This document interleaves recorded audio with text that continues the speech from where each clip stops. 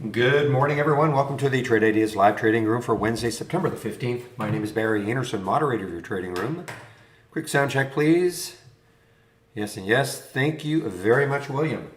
All right, guys. Well, let's take a look what's happening. First of all, remember this G-Sky? Last week, we were waiting for a little breakout for a G-Sky over a certain level. Goldman Sachs has bought them. That is the big news for them. Look at this. Look at this move. Announced pre-market, was halted, and turns out Goldman Sachs buying Green Sky.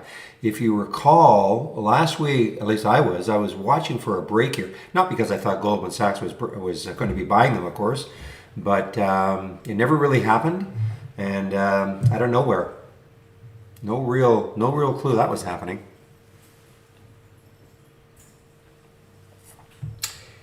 Now, a couple of interesting ones. INDP, I know you guys have been talking a little bit about INDP.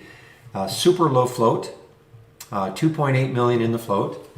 Let's see what the news is. An allowance for a strategic patent. So there's the big news for it, 2.8 million. That's the bigger news for us if it's really going to move. And obviously, it's already moved 67%, but with that float, anything could happen now. So, obviously keep an eye on this one, INDP. And IRNT, you guys are talking about that one also. This is, I believe it's an earnings play, IRNT. I believe it's an earnings play. Let me just see. Yes, it is an earnings play. Released earnings after hours yesterday, and no real big reaction. There's the mauve area. In fact, it looked like it dipped, but it is up now. 13%, great volume. Not a high float, not a low float. Is there WSB on these guys? Okay, thank you.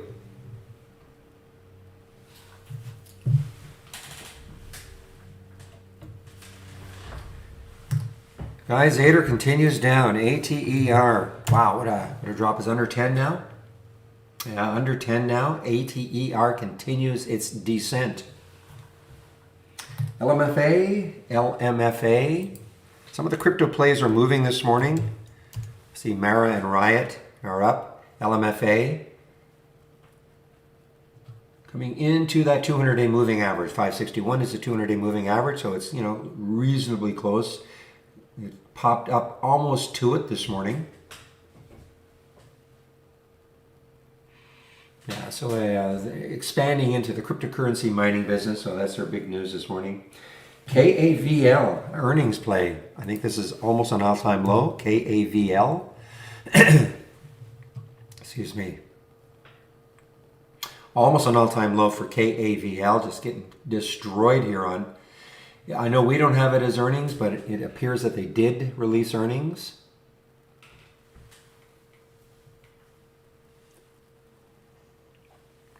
Another low float situation.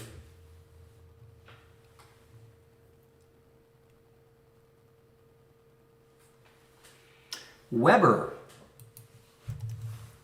Anybody in the barbecuing or barbecuing fans, you know Weber. So this was an IPO back here, and they've already released earnings, and so far so good. Not too many shares traded yet, but 92,000. But this was on, sort of a steady decline from the highs, $20. So it dropped about a third, but a little bit of pop up here for Weber on earnings, WEBR.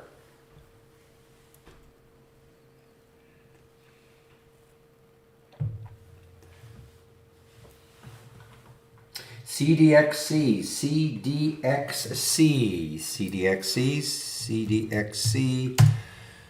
I keep repeating myself, but some people have said, could you repeat the symbols a little bit more? So that's what I do. CDXC, I guess they have lost I guess they were suing somebody as a patent infringement, and so far the ruling has gone against them. They're going to appeal, but right now this is down 26%, and that's CDXC. HUT. HUT, some of these smaller companies doing financings. HUT is doing a financing at $8.55, so it's just a little bit above the financing price. They're raising a lot of money, $155 million.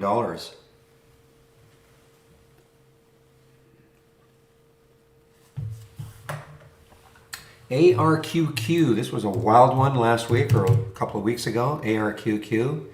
Actually, I think has some news, some kind of a deal with Jupiter, JNPR. So say we're ARQQ. Remember this one got up to what, $26? Looks like last week.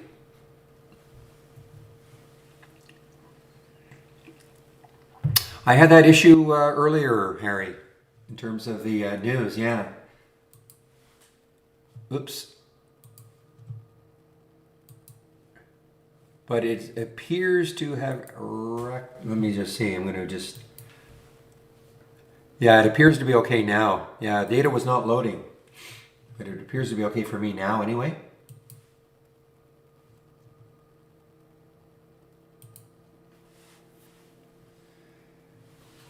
And TBPH, boy, this catastrophic down, TBPH, this is a bio-negative phase 3 results.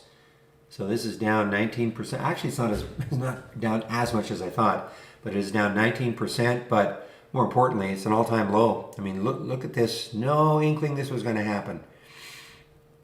Okay, I mean, maybe here, I can't remember what happened here, maybe there was, maybe this is just a further confirmation of this negative phase 3.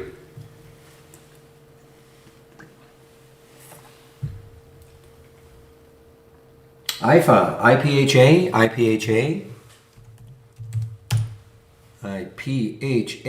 is gapping up a little bit. I'm trying to see if I see any news on it. I don't see any specific news for IPHA and the gap up. Yeah, agree. I had that one up, so I don't know. Of course, no shorts available yet. For me anyway, at Interactive Brokers, that is typical. MITC, forgot about that one. MITC, I think this is an earnings play. MITC.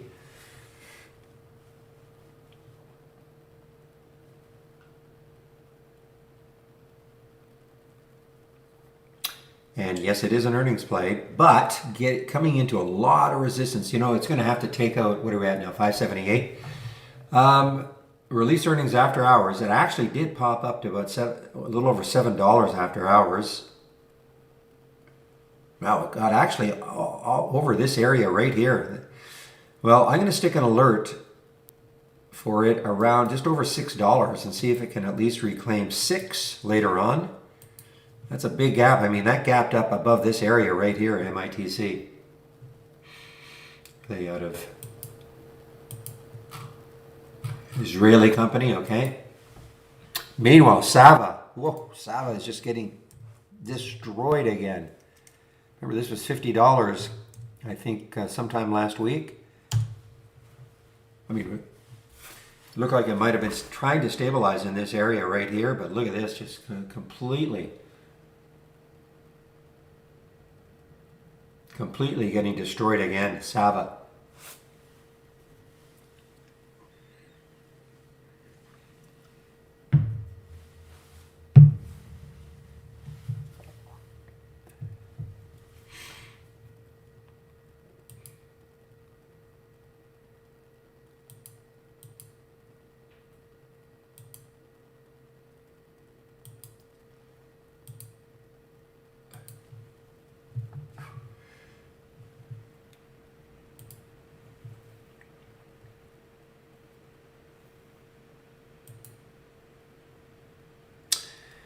All right, 9:14. Let me do a quick check to see what sort of upgrades and downgrades we have this morning from briefing.com.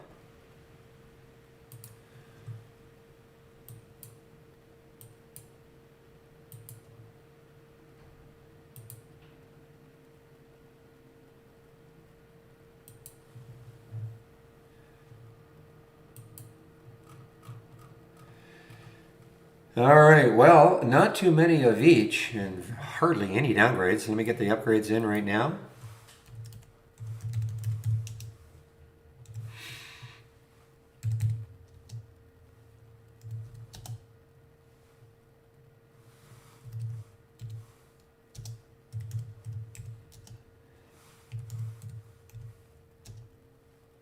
Ha! Why are you downgrading SRPT? Oh, I'm sorry, I'm thinking of support. This is Sarepta.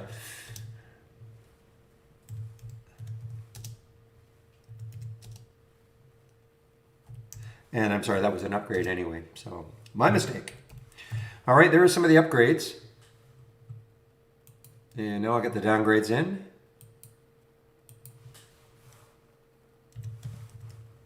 And there are hardly any.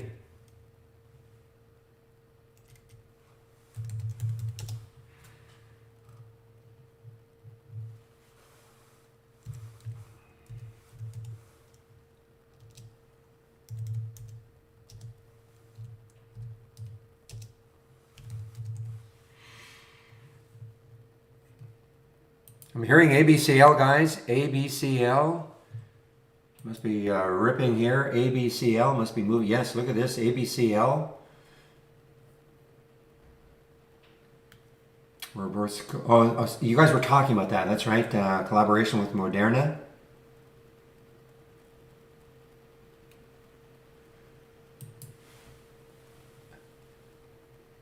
Interesting. Now that I'm clicking on my headlines and IV, they're loading lightning fast. Not that they're that slow usually, but way faster.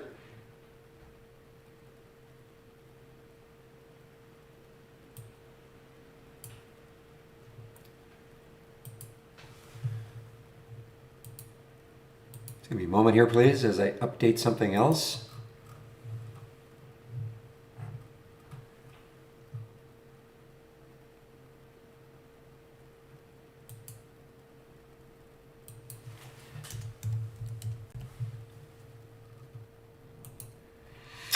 All right, let's take a look at the sectors. I didn't actually have to reboot, Harry. I just kept at it, and now it's actually faster than normal, as I said before. When I click on my headline, it's like instant. All right, let's take a look at the sectors, see what's happening. We're in for actually the SPY has recovered. I see. I was looking down here. It was a little bit negative. SPY is recovering just a little bit. So let's take a look at the sectors, the major sectors, see what's happening. Pre-market anyway.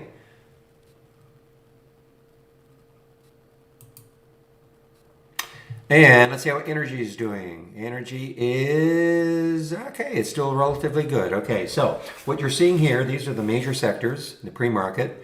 What these percentages refer to is in the energy sector, the major ETF, XLE. These are the stocks that make it up. 95% of them are right now above yesterday's close. That's what that percentage means. Okay, the utilities, worst, not a good performing sector right now. And I lost my top list. Just give me a moment. Do a little reset, see if that brings them all back.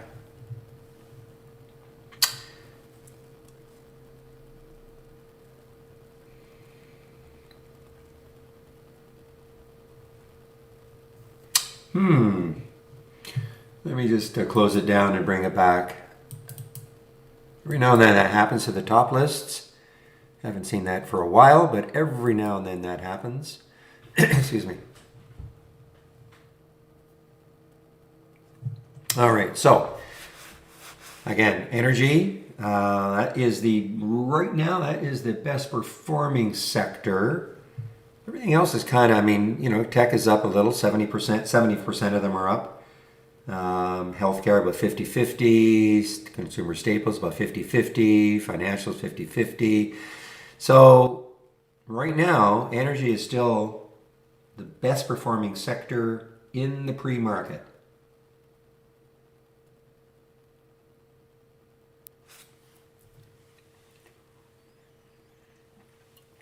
I don't know. It certainly shows up for me, so I don't know why it wouldn't be showing up in the gap ups.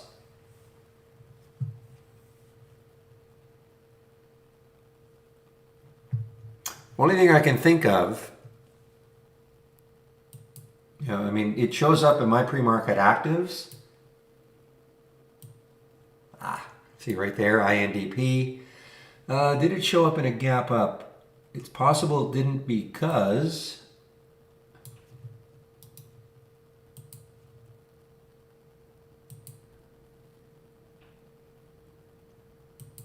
Okay, where's INDP out of?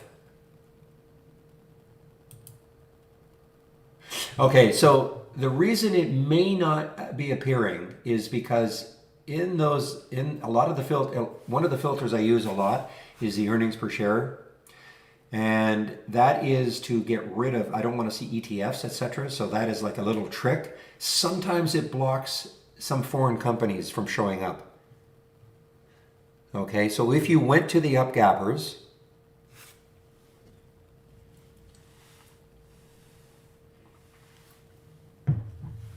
my guess is, let me just see if I can show you what I'm talking about. First of all, it may not show up now because it has to be a new high, but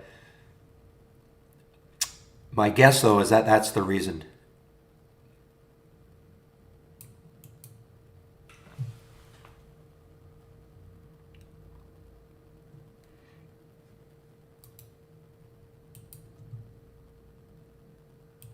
Yeah, so if I take the earnings per share out, my guess is going to show up. Again, it happens every now and then, you know. And there it is. Okay, so that's the reason, if that makes sense to you, Jeffro.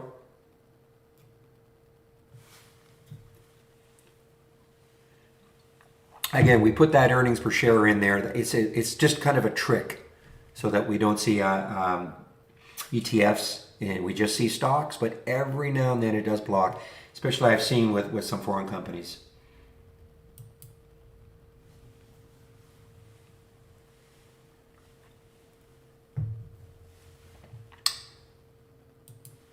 Well, it's funny, guys. My IB is working lightning fast now, so I didn't have to reboot or anything.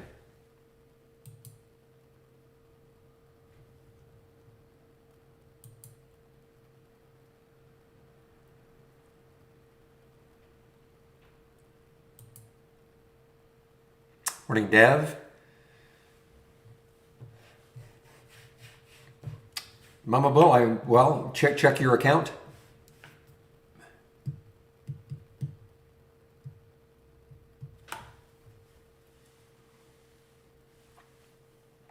If you had SPRT yesterday, what does your account say today?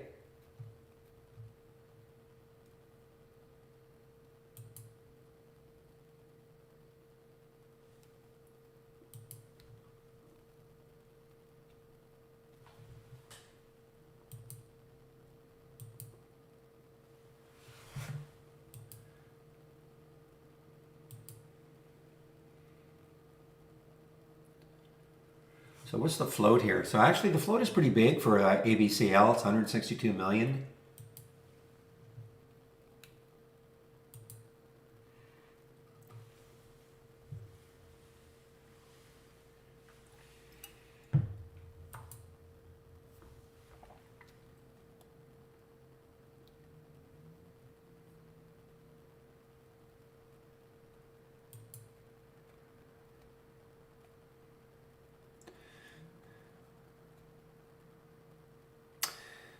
All right, guys, I'm just kind of looking at some of the movers. Weber is still pretty strong. WEBR. It's at the highs. Released earnings pre-market.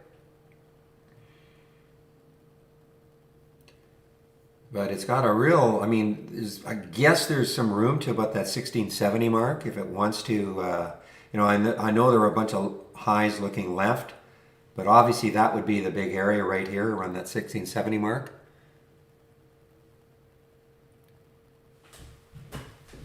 So memorable, what did it say?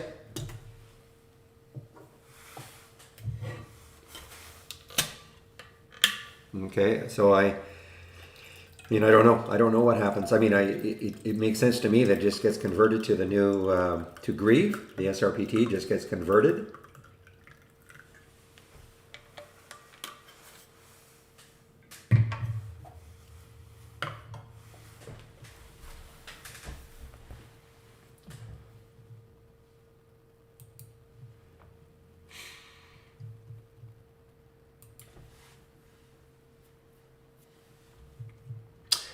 Yeah, what was that? Excuse me, what was that? There's a small one, AMPE was also triggering, fired up, got up here.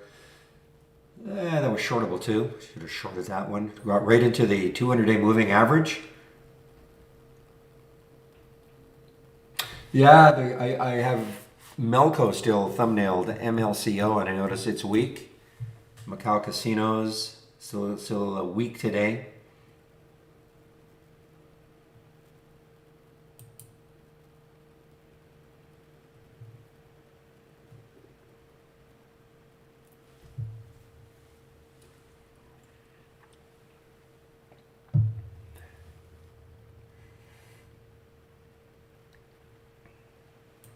Well, I can't help you, Mama Bull. I mean, you have to, it should appear somewhere in your account, though. You'll have to call D-Trade, obviously. I certainly can't. I won't be able to help you there.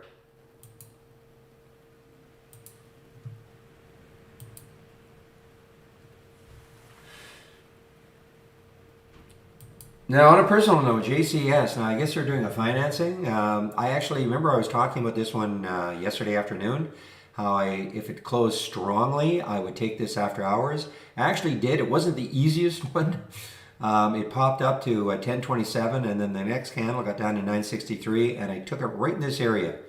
And it got all the way up to 1058, and then it started sliding. And now I see that they're doing a financing. So it wasn't the easiest one, but it kind of met the bill. Well, the E-Trade question was, somebody said they had SRPT holding, and now wondering where is it in their account now. I mean, in my opinion, I mean, it should just be now somewhere. It should be saying GRE somewhere. But that won't, I'm sure that doesn't affect you, William. I'm sure you did not have SRPT.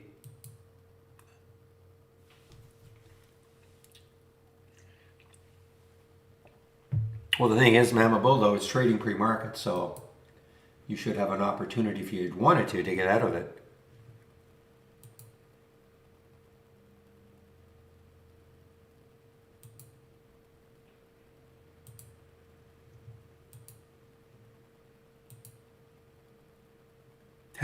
Zach.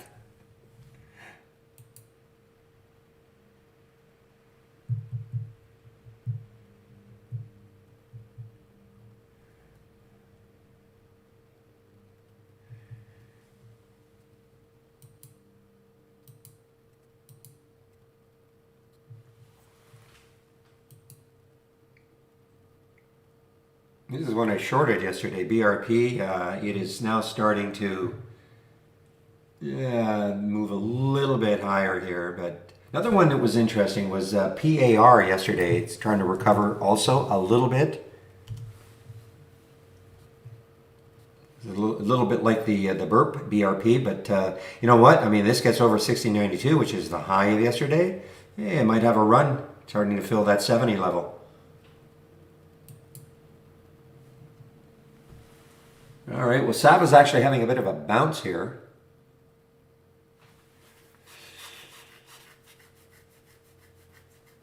Oh, but Mama Bull, I would have no idea. I actually have never had a stock that changed symbols the following day, so I have no experience with that.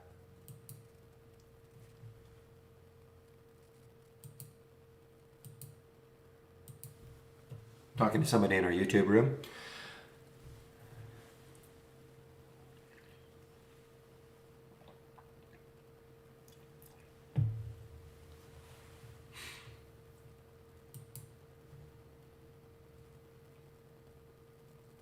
All right, guys, we are going to be opening in less than 1 minute. Let's have a great trading day, everybody. I'm going to shut down my pre-market docked channel and get ready for this open.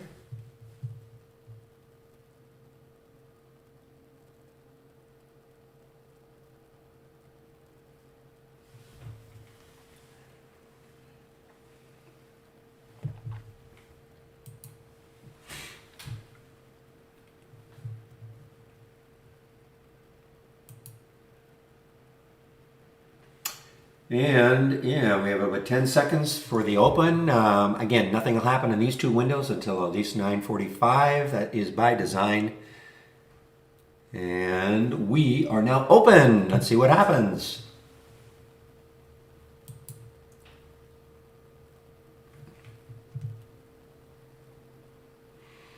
All right, we have par and burp, BRP and par both running higher here.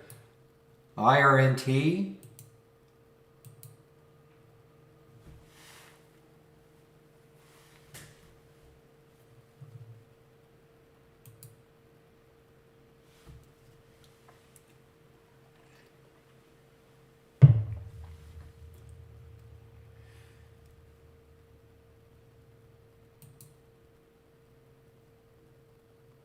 So Saba is all over the place in terms of the spread. I'm waiting on a 39 break. I might have to take that short on a 39 break.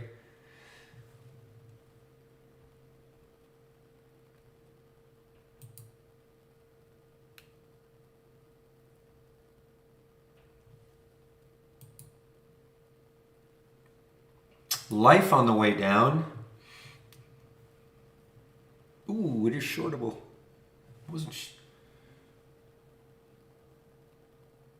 Okay, a little early. I don't like to take trades in the first 15 minutes. INDP, yeah, it's basing nicely actually. INDP is basing nicely. With that float, man, anything can happen.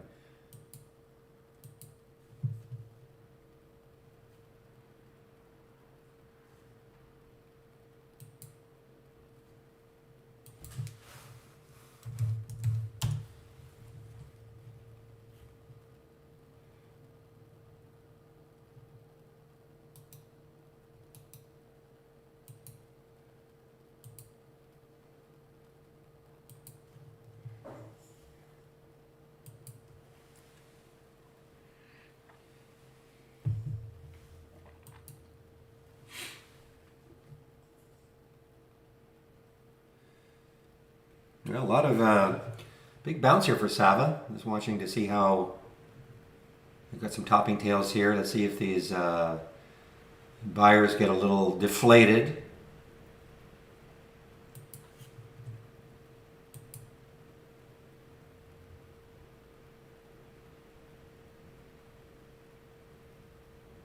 Okay, Weber actually taking a bit of a header here, guys. WEBR. All right, MITC. Oh, MITC earnings play and above 6 now. The next high looking left is 670.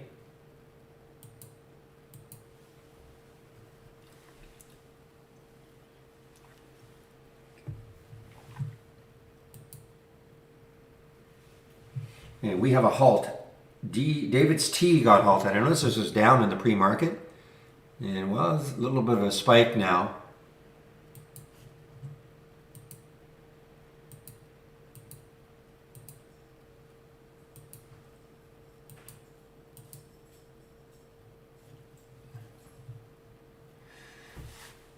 Did have earnings. Yes, it had earnings after hours, but it didn't look good. I mean, there's the reaction. There's that move area right here. That's the reaction. So not good.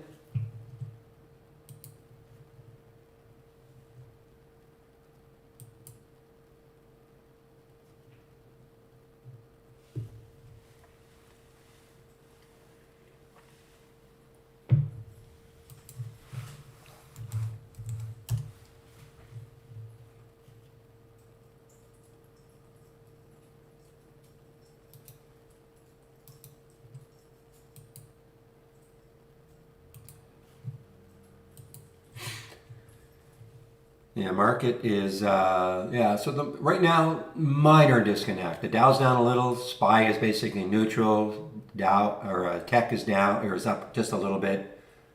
So really nothing devastating yet.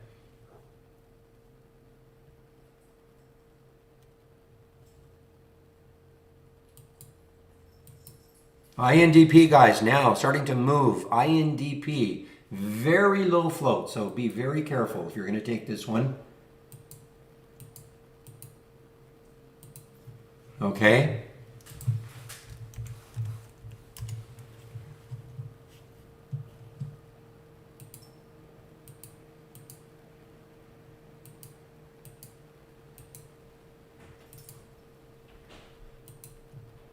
I think it just got halted.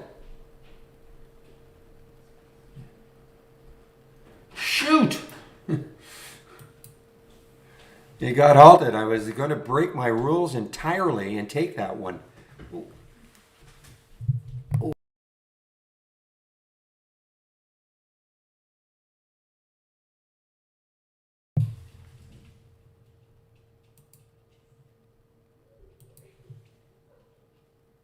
let's see if that's a good thing or a bad thing. Man, oh man, I was going to break my rules. I thought, you know what? Take a little bit of this, and because obviously the sky's the limit. Low float. Well, we'll see if it was a good thing or a bad thing.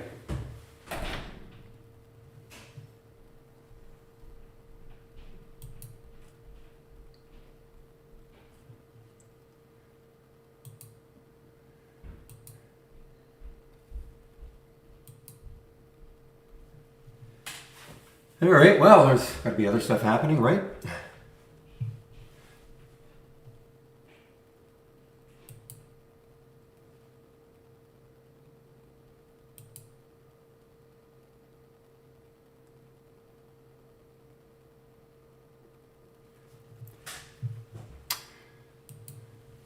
Meanwhile, Ader continues its march down here. So what's the next low looking left for Ader? And that would be 855, I guess. So there still has $1 to go.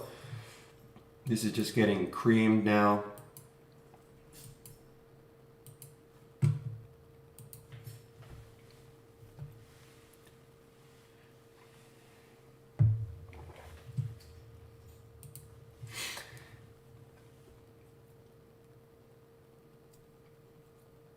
Look at the volume that came into INDP. I mean, this is going to be, it's already traded the float 5.8 times, okay?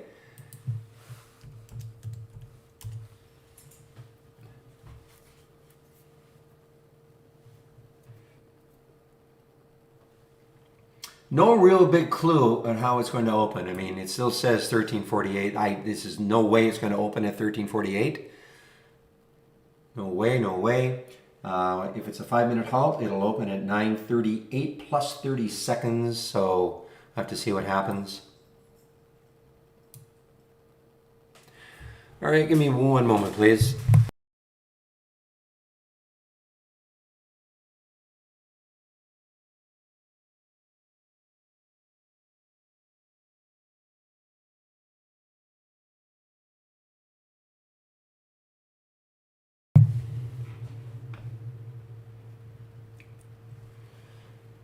All right, David's Tea just resumed.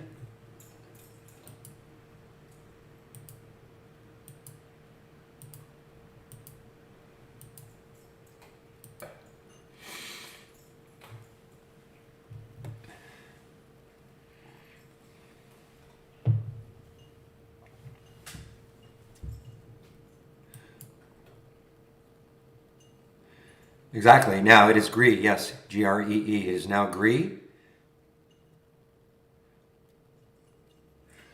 IRNT was halted also. Yes, IRNT was halted also. So we got a couple of, the eyes are wild today, guys. INDP and IRNT both halted.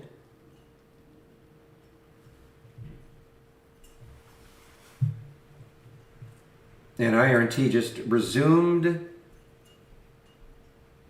Oh my goodness.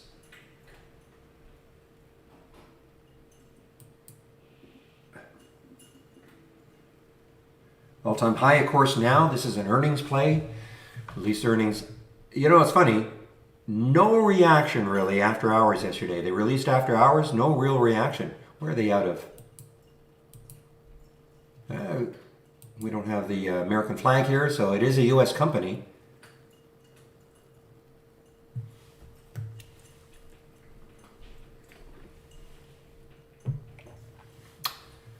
This will be active all day, of course, because it is an earnings play. Yeah, I wonder if this will be able to trade the float. 60 million in the float. It's traded 6 million already, a tenth of it.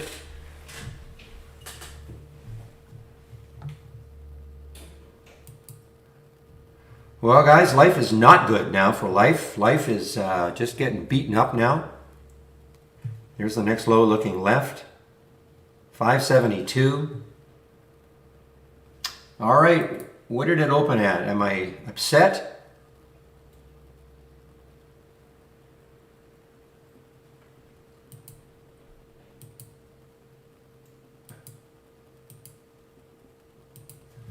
So guys, INDP, let's see if it really rips from here.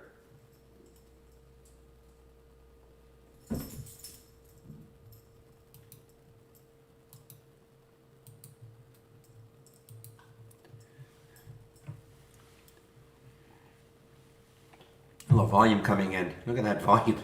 7.3 million. That's wow. I mean, you traded so much in the pre-market.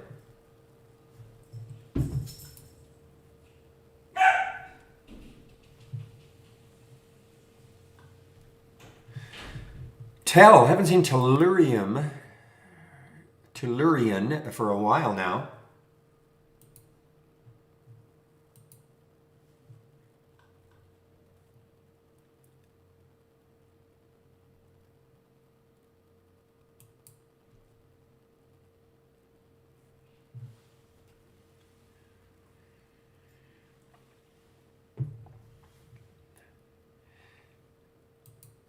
Boy, this is one I used to be watching up in this area here for a 50, like a 10 break, a 12 break, and all that. And then look at this, just got thumped.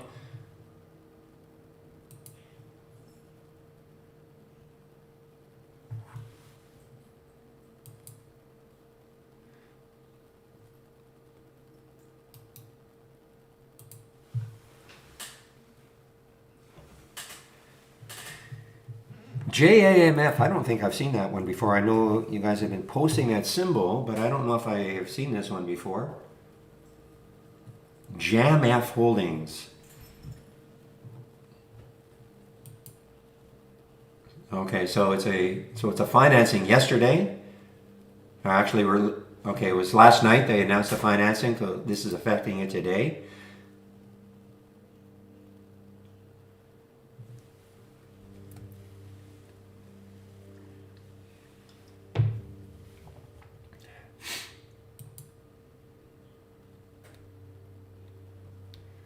Yeah, no shorts, which is typical. I'm not going to dump on IB for having no shorts for GRE. Typical when a new symbol, or it starts trading as a new symbol, merger, all that.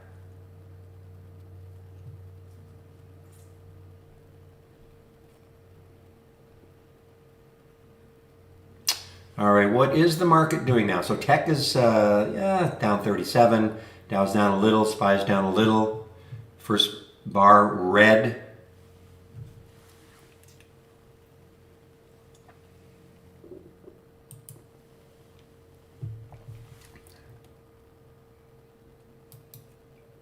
Yeah, keep an eye on that INDP for a big 14 break. It's pulled back a little bit, as Zach has talked about.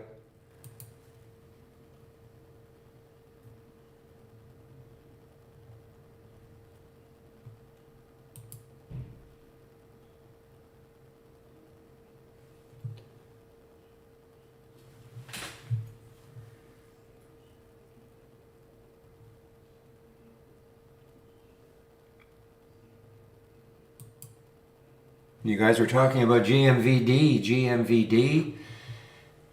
So, what's the float? Okay, first of all, had earnings, pre-market, not a big reaction.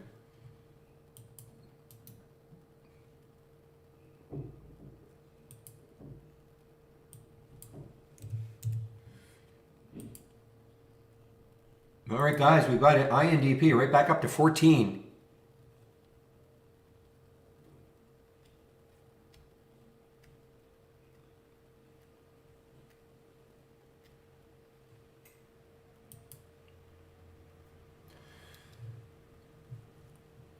And now we are rocking here with the INDP.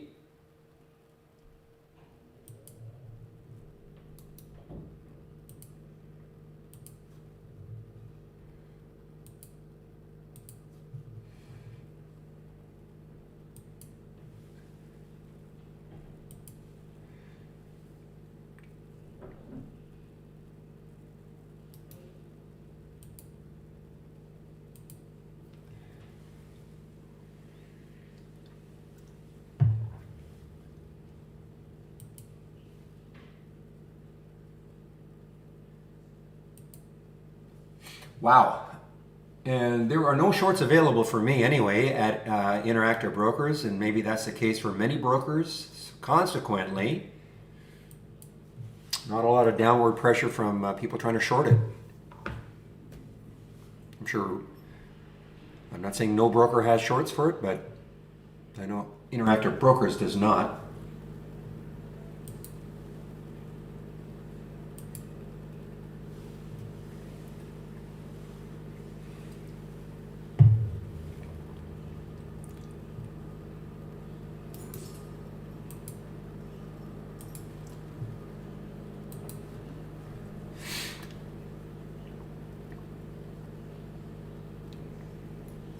Well, let's see how well it holds 14.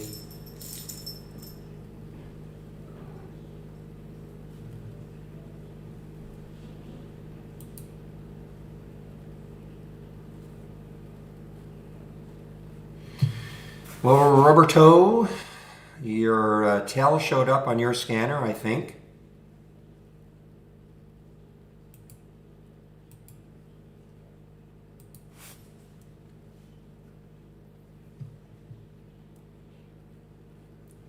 There's a lot, well, there's a room, definitely room for tell.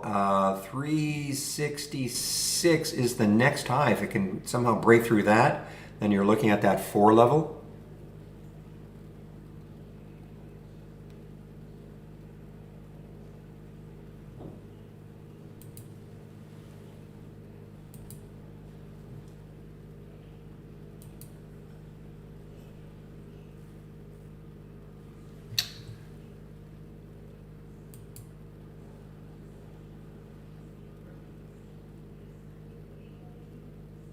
All right, I didn't even notice we have a couple of alerts from the AI, 4 alerts from the AI so far.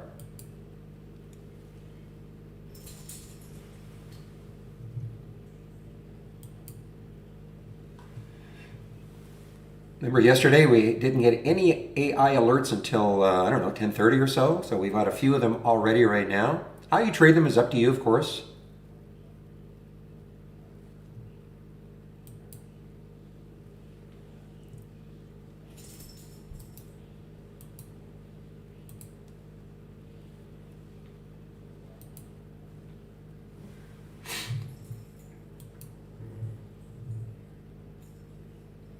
Okay, guys, Weber is right back up. WEBR right back up. Okay. I think a big bottoming tail down here. It's an earnings play. It's first earnings play, I believe. Well, it's an IPO back here, so the first time it's released earnings.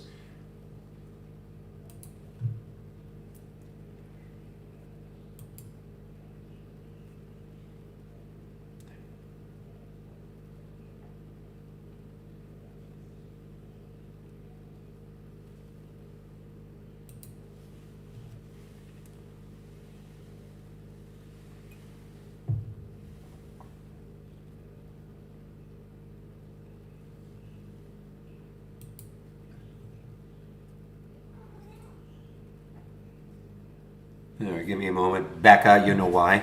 Just a minute.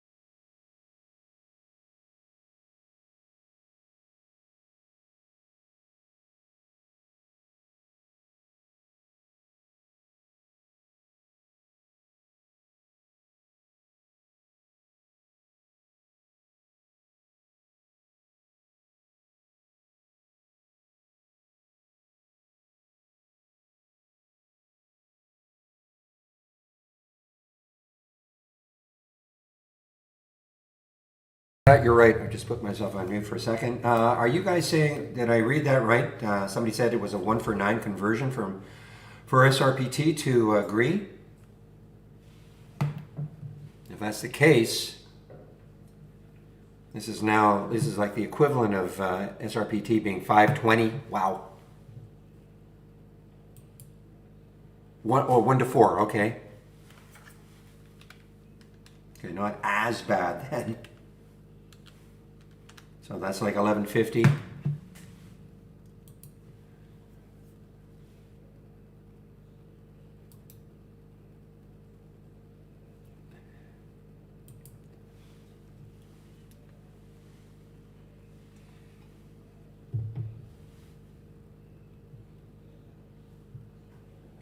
You are a brave man, Mr. William.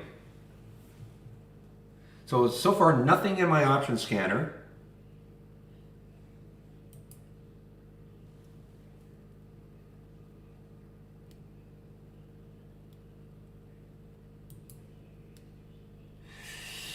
I don't think, well, I shouldn't speak for everybody. Maybe Zach can pipe in here. If Centerpoint has shorts available, they'd probably be super expensive. But typically most brokers will not have any shorts available for agree.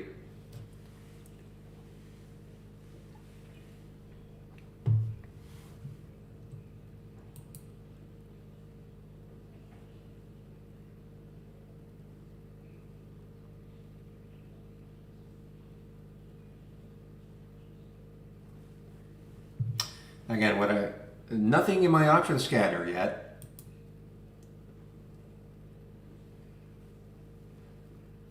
Yesterday at this time we had about 4 or 5, so a bit of a different day so far.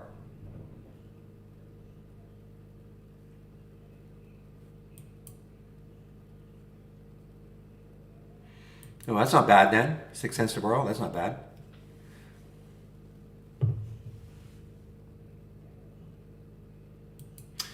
Here's another one I think that did a financing. NUWE did a financing. All right, guys, INDP on the move again.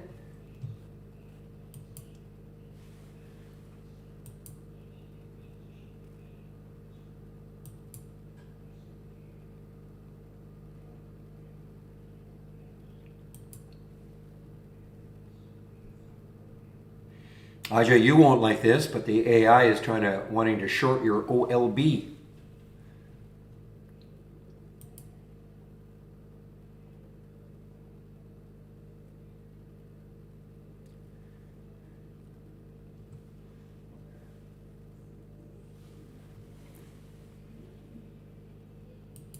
Here it goes again, guys. Man. Holy smokes, did it ever go again?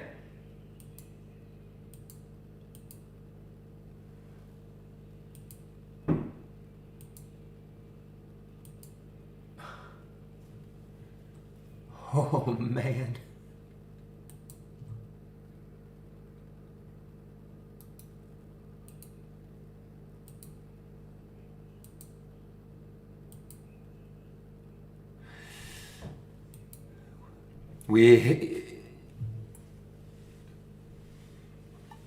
I did, April. I did. It's, again, a break from the norm for me, taking something in the first 15. But it just had that look.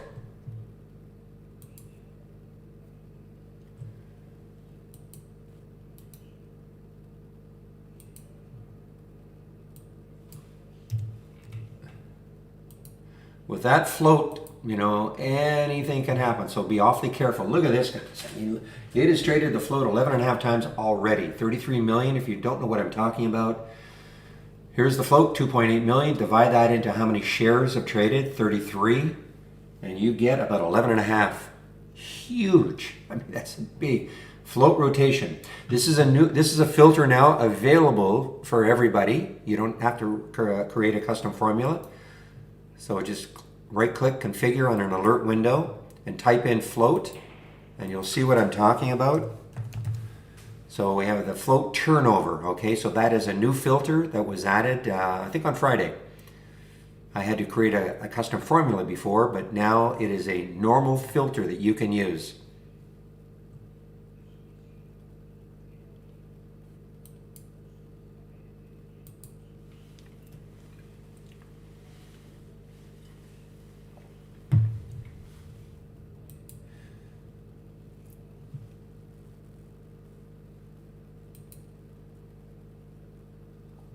Oh my goodness. Well, I hope Zach's right. It gets close to 7 to 20.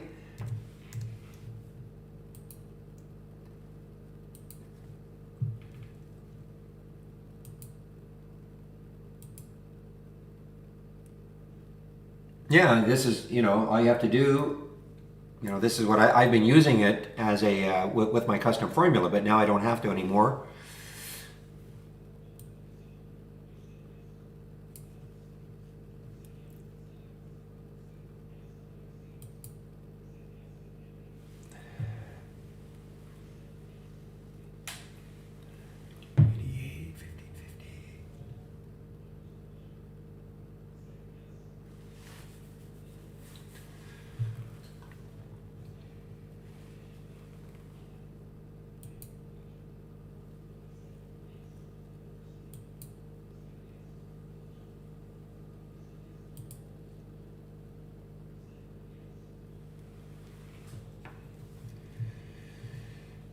So when you say it's slow, it doesn't even load up. I mean, I don't know exact. I know it's slower than what we're used to, and they completely are aware of it. But I don't know what you mean. What doesn't load up?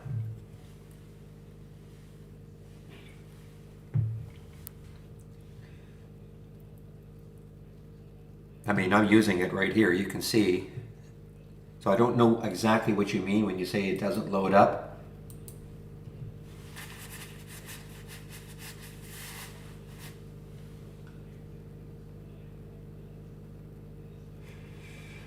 Maybe just try doing an account reset then or something, okay? I mean, I don't know how I can help you.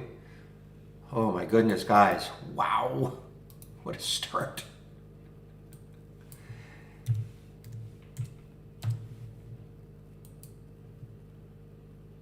So why can this happen? Again, I'm going to, hammer this point home. They're risky as all get out, but this is what can happen when you have a float of such a low float, 2.8 million in the float. Now, be awfully careful because it just got halted. Oh man.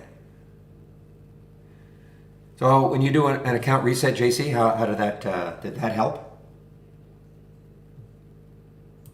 I mean, that's not normal. I mean, you should be able to load a layout very, very quickly.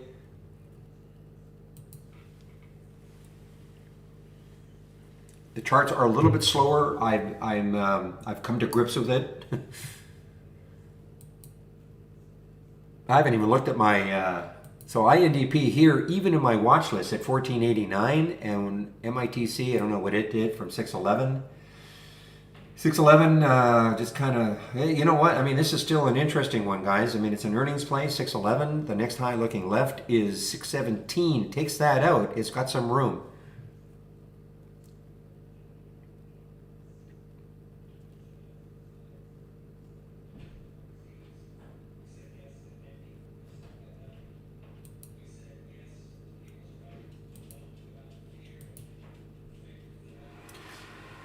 So now, what are we looking at here for INDP? Any sort of a clue? This is what I'm talking about. So this is going to fluctuate. This is from Interactive Brokers, guys. Nothing to do with trade ideas. This is giving you maybe a clue about where it's going to open. You notice how it's changing. All right, we do now have something in the, but nothing is going to match the the INDP today, I don't think. Yes. Yeah, go to account and reset connection, yes. See if that helps. If not, you're going to have to go to our True Tech support, which I'll give you the link to.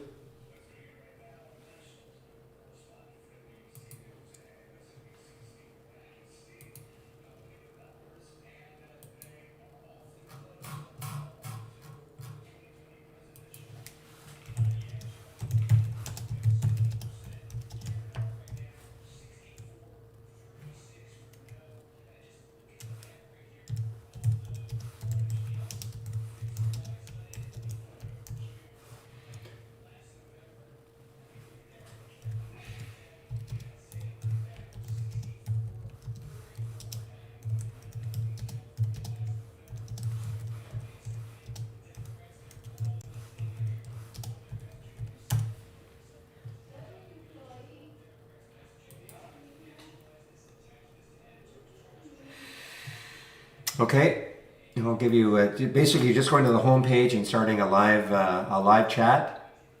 It's really bizarre though.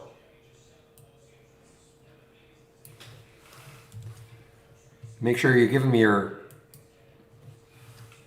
Oh, well, then you know what? Okay, before you do anything, then if it's completely froze up, you might have to do the Control Alt Delete and then get out of the program that way, and then try loading it again.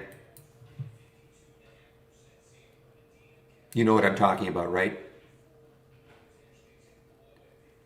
You don't have to do a complete reboot of your computer, but if you do the Control Alt Delete and then end the task. Okay, try that and end it and then reload it again before. Okay, try that again just to see.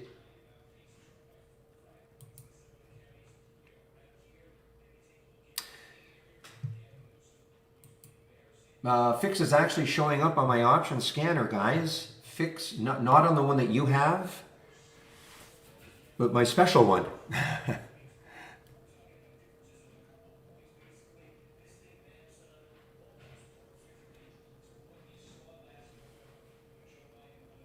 Yeah, nice one from the AI, guys. Jam F is a nice one so far from the AI.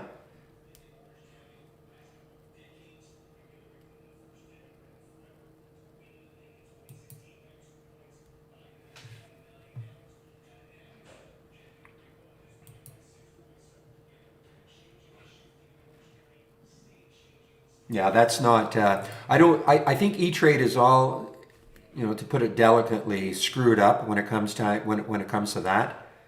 I would trust IB way more.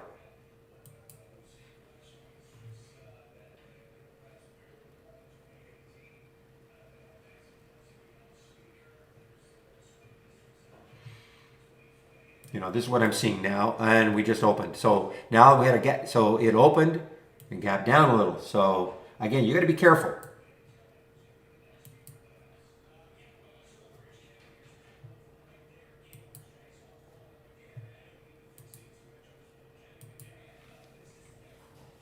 I don't think I wouldn't trust E-Trade on that. I think IB has a much better handle on it.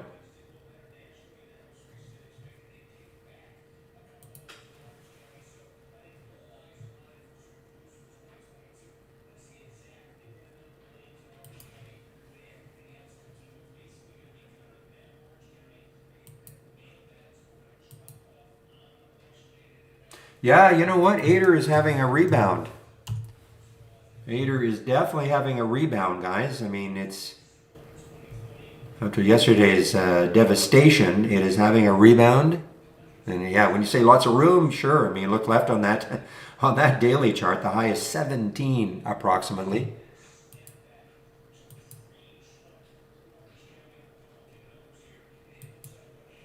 Yeah, our rule of thumb since we've been had our Pulse Resume scanner. I can't remember when we introduced that as a filter a few years ago. But the first halt is usually pretty good. Pretty good meaning when a stock gets halted on the way up, and usually when it resumes, there's a nice gap. The second one can be okay. We find the third one is the one that is troublesome. Doesn't mean the play is dead for the rest of the day. Yeah, Burp is Burp is doing well. That's from the AI guys.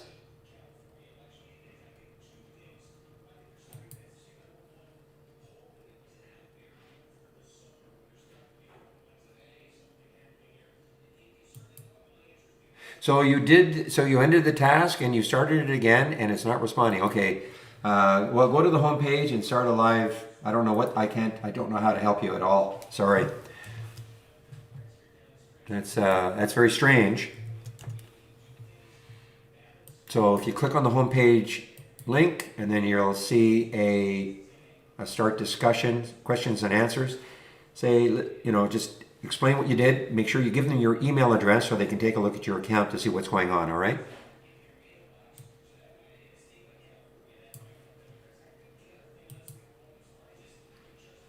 Wow.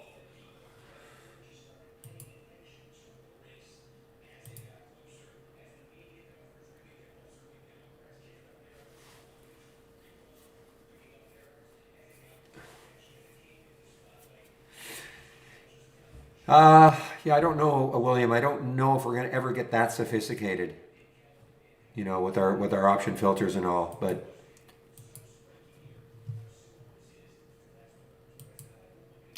so we've got some small ones showing up on the scanner, the option scanner. WTI. Let's look left. 371. Yeah, I mean, I say this all the time, and I mean, just we get an alert from my option scanner. They're not necessarily okay. Just pile in and take the trade. Start looking left to see what sort of room it has.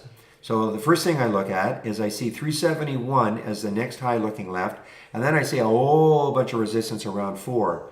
So this is not something that really interests me. I'm not saying you can't move, but it's not as interesting as something that has a lot of room when you look left.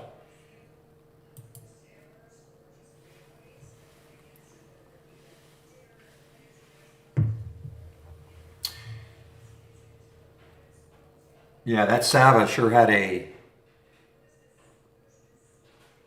Yeah, so that's what Rubber Toe did. Rubber Toe did. That's what I did. I took his concept with the option ratio, 0.1 max. Okay, and then I added some filters.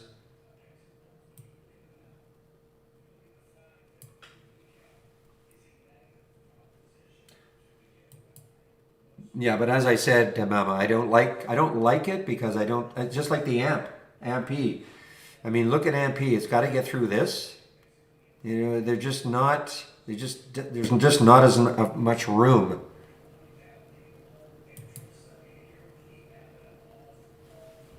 The put call ratio. So if you want to have way more calls than puts. Okay, as an example, you want to have way more calls than puts. So it's in theory, very strong. So you would put 0.1, this is going to be a huge ratio, of course, in the max.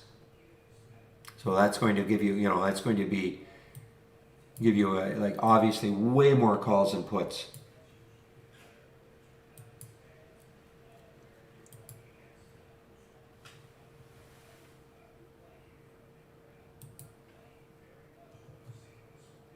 Yeah, 10 to 1, exactly. So a 0.1 is going to be 10 to 1. Now, I know somebody's going to pipe in and say, we don't have to change. Look, I'm still having, this is my original, okay? I've just added this one to see what happens, that's all. And I've taken some of the filters in here are not quite as strong. I mean, 400,000 shares, current volume, 2,000 contracts. I don't even have, so I don't even have the fact that it is like 300% of the norm. If I put that in, I'd probably get no alerts. Yeah, INTP, guys, is just...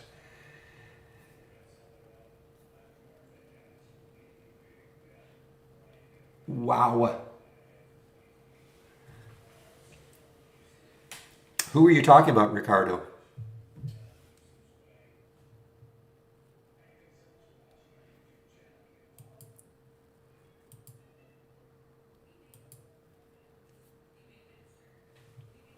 And of course, halted again.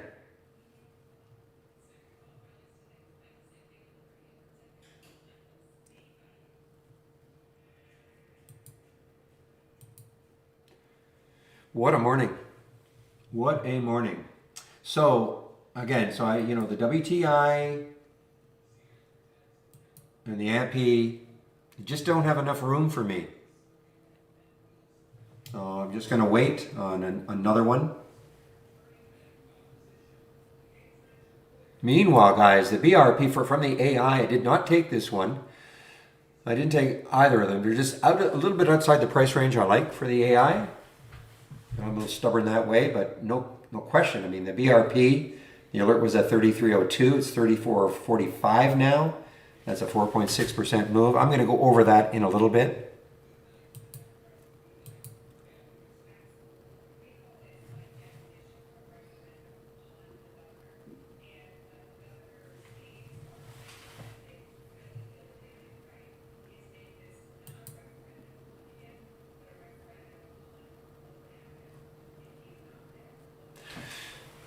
Keep an eye on blue, guys. BLUE. This is now starting to sneak in. It doesn't have quite the right number of contracts yet. I need a minimum of 2,000, and that has to be 300% for it to show up in the called the main option scanner that I'm using. But it's getting close. And of course, look at the room it's got. Look left. 633 was the high yesterday for blue.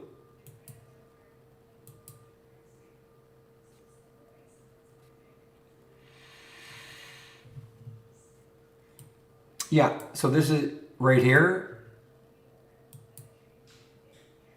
So this is what I'm using here in this one. So I guess if I, so, you know, again, you can change the price range. I've got 1 in 30, current volume is 4, minimum 400,000 shares. That's, this is now making it as a real. William said 10 to 1 calls to puts, 2,000 contracts, and up at least 4% from the open. And then, of course, if it makes a new high.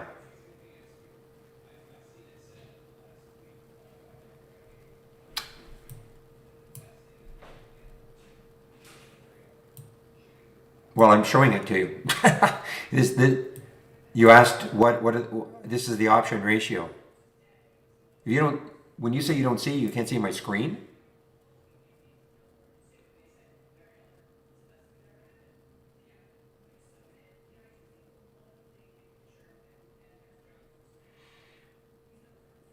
Well, I thought you asked me, you said, can you show me the settings on the summary section again? I thought you were referring to this option ratio of 0.1. Okay, so that's it. Here are the settings.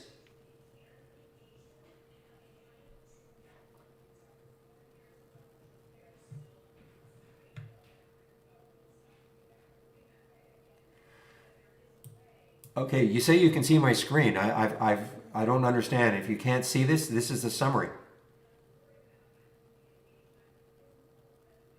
I can see your screen, but not what you're referring to.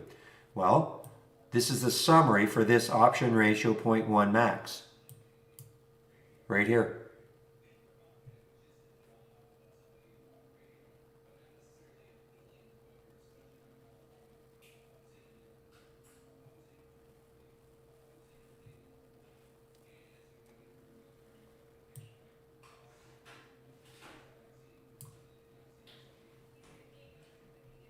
Yeah, I've got to move on, JC. Just give me a moment here. Well, if it's a 5-minute halt, it'll resume at. Okay, this is going to be longer now. It's not going to be a 5-minute halt. So I can't tell you when it's going to. It's not a 5-minute halt though. It's going to be at least a 10-minute halt. It was halted at 10:11 plus 25 seconds, and I'm sorry, my math is horrible. It could open in 5 seconds. 3, 2, 1, boom! Yeah, so it just opened. And this time it gapped down a little bit. The point in theory is this, is that when a stock gets too exuberant, okay, the SEC is determined, well, let's have a little pause, okay. If it goes, if it goes up too fast, I mean, this is not the strict definition, but too fast in too short a period of time, it's like just a pause, let people have a breather. I mean, I don't agree with it, but it is what it is. So the SEC decided to do that. I can't remember how many years ago. But it's basically just a computer program kicking in. It's not some guy sitting in his undershirt going, I'm going to pause this one.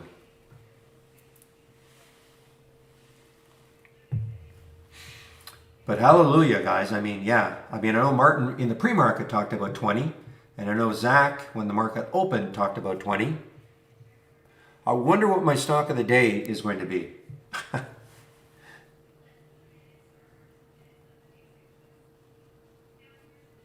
Wow. Talk about now it's through 20.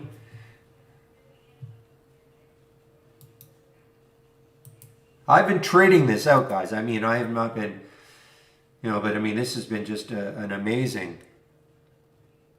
an amazing move here. And now, lifetime range, so obviously, I don't know what happened here. It looks like an IPO. So I guess because of the price of 10, I'm assuming this was a SPAC before, and they merged with this company. And whatever the symbol before was, it must have really rocketed higher, because when you look at the position in the lifetime range, it's just under 50%. That means at one point, whatever this SPAC was before they merged, it was probably up at $40. Okay.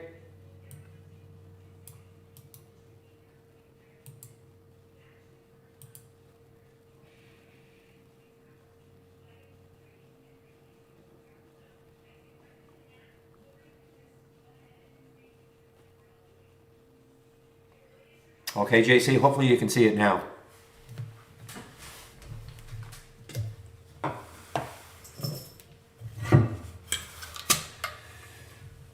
What a morning.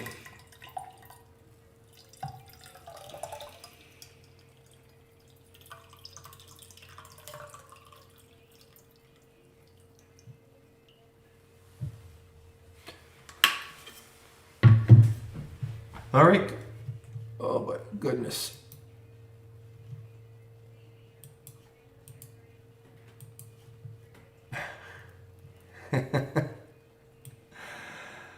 I might have to pour something stronger into that coffee today than just, well, I don't put anything in my coffee, but wow.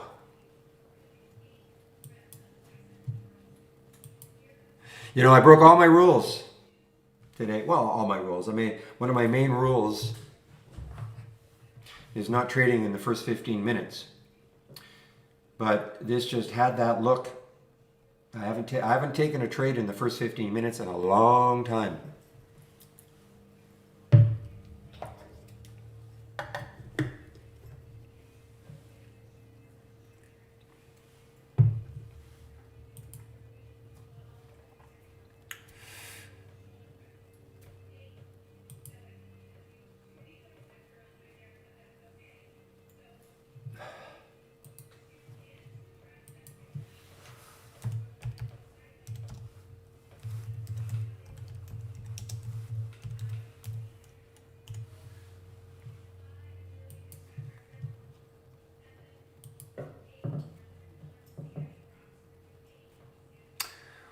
What do I think about the stock? Love. Well, it was certainly active last week. I haven't seen it this week.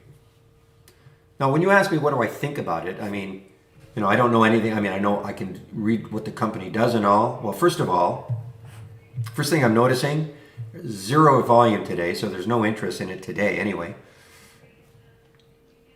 It is a low float. It's one of those really, really low floats. I mean, obviously it had a huge run from about 6 or 7 days ago, from 50 all the way up to 70. It had earnings, so that was the reason. It was an earnings play right here, I guess. But at this point, I don't know what to say. I mean, there's no interest in it right now. There's no volume. If you're asking me what I think about the company, I don't think of stocks in those terms. But all I can say is that there's just no volume right now. But it's a super low float for that price of a stock.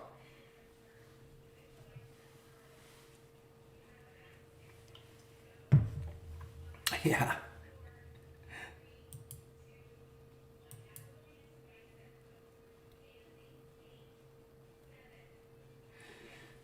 Yeah, I mean, if you can overanalyze things. I mean, there are some that get very upset for these sort of moves.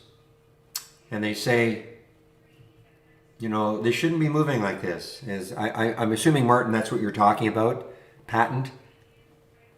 I don't even think I saw the news on it. Yes, allowance for a strategic patent. Yes, I did see the news on it. So, and some might say, well, what's the big deal? It doesn't matter what we think. It honestly does not matter what we think. You can drive yourself crazy thinking, well, they shouldn't be doing this. Yes, it should be, because the market is telling you it should do. Okay? Now, is this going to last? Probably not. But boy, I mean, you take advantage of moves like this.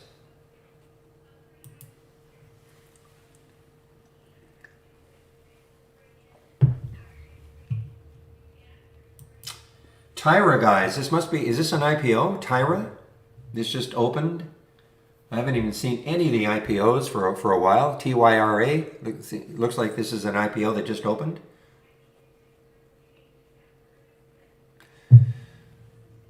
Whew, what a morning. Okay, guys, well, time to welcome everybody into the room. If you haven't been here before, welcome. This is the format, Monday to Friday between 9 a.m. and 3 p.m. Eastern Time. Sharing my screen live on the mic.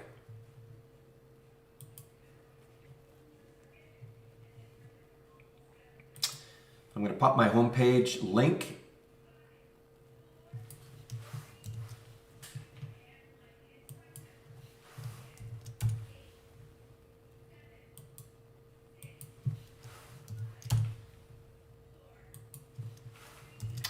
All right, so I just popped my homepage link in.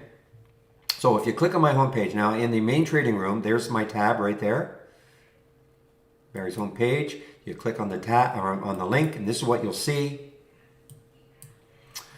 So first of all, if you want to take out a subscription to Trade Ideas, here is a promo code you can use, and you'll get 15% off. 15% off the first month only, or the entire year. You click on Get Trade Ideas just to give you an idea about how much it will cost you. We have 4 plans. We have an annual, and a monthly for premium and standard. Annual premium is $22.68 a year minus that 15%. Standard is $10.68 a year minus the 15%. The big difference is the AI, which I'll go over in a little bit. You don't have to take an annual. You want to go month to month, that's fine.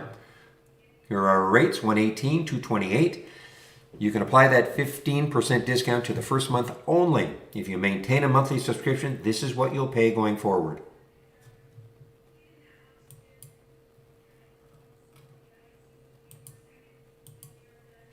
All right, now a lot of information on my homepage. My recommendation, save my link, okay, because there's a lot of information here. Trade of the week, stock of the day, and the education section, these are all free. So you can sign up for the trade of the week. It'll be sent to you before the market opens every Monday morning. I do a stock of the day video around noon Eastern. I wonder what that one's going to be. And education. So this is mainly about learning how to, what Trade Ideas is all about. The introductory lessons, what is a top list, building a top list, alert windows, price alerts, back testing, the AI, which we nickname Holly, and down to Brokerage Plus. So all the basic features are explained. Daily support sessions. Today is Wednesday. So today, between 12 and 1, Steve Gomez will take over for me in our YouTube room. That's when I take a break. And so you can ask him questions. He's more of a swing trader than I am. He's also the main originator of the trades of the week. Before I leave on my break, I'll put the YouTube link in. Daily webinar. So there is one today. This is the rotation we're on this week is Monday, Wednesday. So today is Wednesday. So there is the Q&A with Dan and Brad, co-founders of Trade Ideas. This is the one I help out on. Next week, it's Tuesday, Thursday, but you can sign up for them all right here. Educational videos, more educational videos about trade ideas, all right?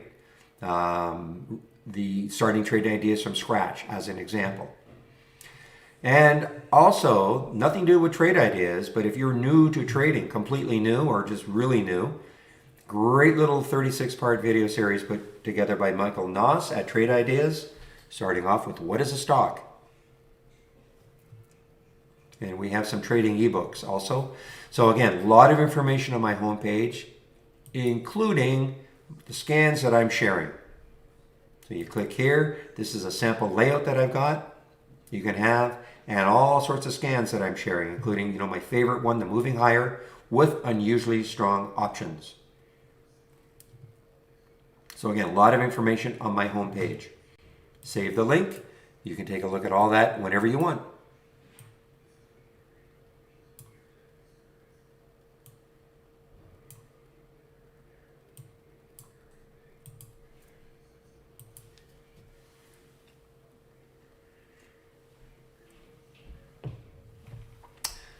Okay, now just briefly what Trade Ideas is. We're a scanner. We scan the U.S. stock market.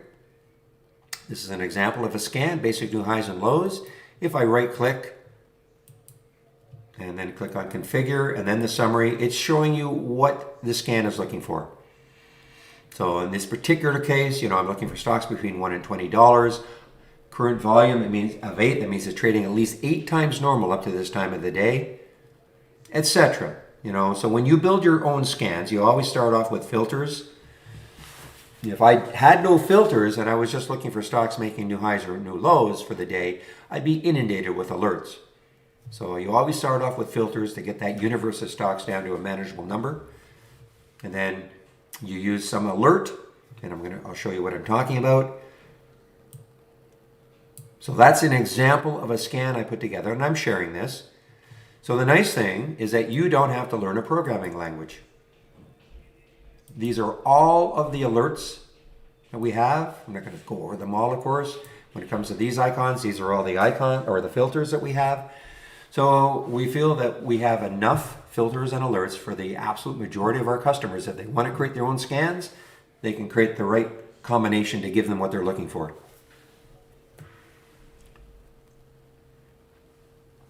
So when you start off with Trade Ideas, you don't have to know how to create a scan at all. You can take mine, or if you go to our channel bar, the dock channel bar, all of these channels that we have here are themed channels.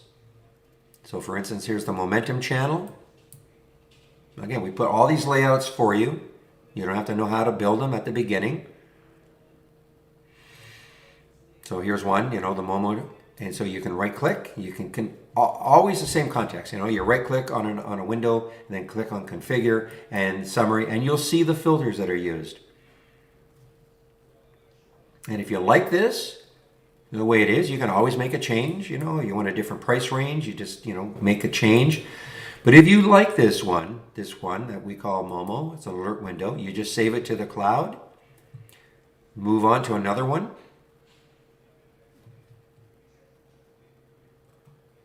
Stock surging. We've got something called the action is heating up right now. If you like the idea of this one, again, you can save this scan to the cloud. What I'm trying to show you here is that you can go through each one of our channels, extract windows, scans that you might like, and then you save them to the cloud, and then you just file load from cloud. And if I'd save them, you would see them up here, and you just load them one at a time. And there, you can create your own layout.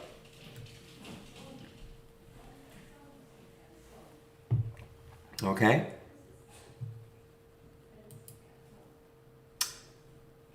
So I have no idea what you mean, Ricardo, when you say the features in Trade Ideas is astounding, but the service is not working well. Just give me a moment.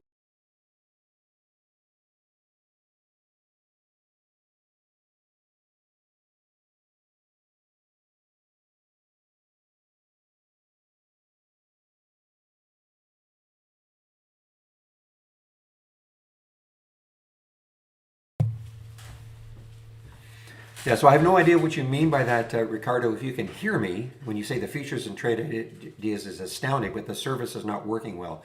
So I would need a little more information. Now I'm talking to somebody in our YouTube room.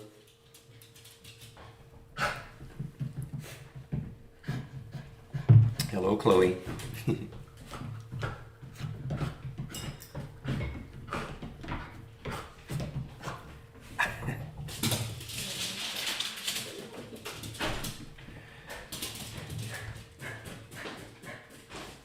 All right, now I want to go over the AI, nicknamed it Holly.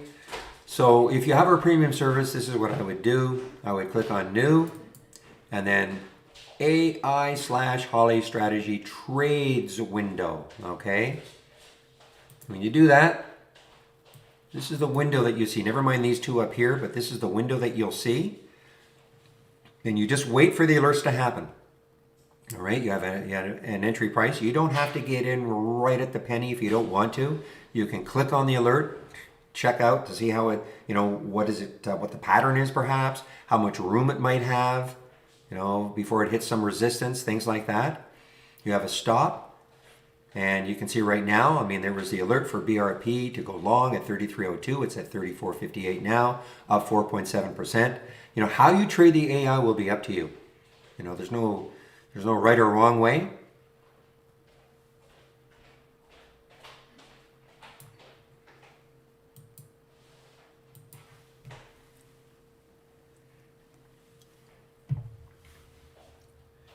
I think if it looks like a word, it'll do it. You know, that's when it tries to. But if it looks, if it's close to a word. But I mean, is it that big a deal? I mean, really, is it that big a deal?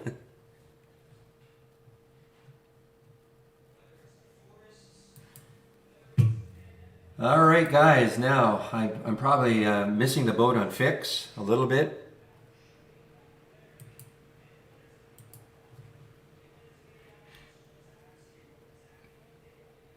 Yeah, but the whole idea is that you're clicking on the alert. You know, I mean, whether I mean you know, of course, Scooter, that you should only have one window with text to voice. So I'm not, you know, I mean, it to me, it doesn't, all I know is, I mean, I actually have text to voice for this window. So I know when I hear, even if I don't understand necessarily the symbol name, but she's saying fix pretty clearly to me, I know to go to this window, and I know it'll be right at the top.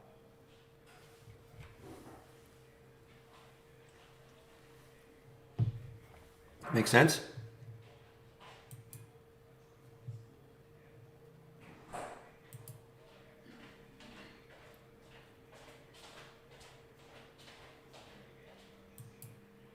So maybe Ricardo cannot hear me, so I have no idea how to answer him.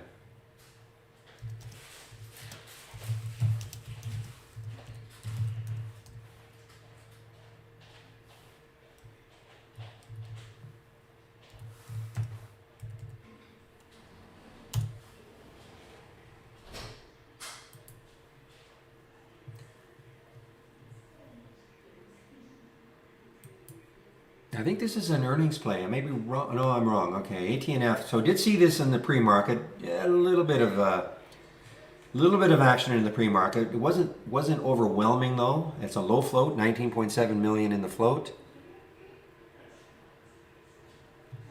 And when we look left, what do we see? So first of all, here's your first. There's the 200-day moving average.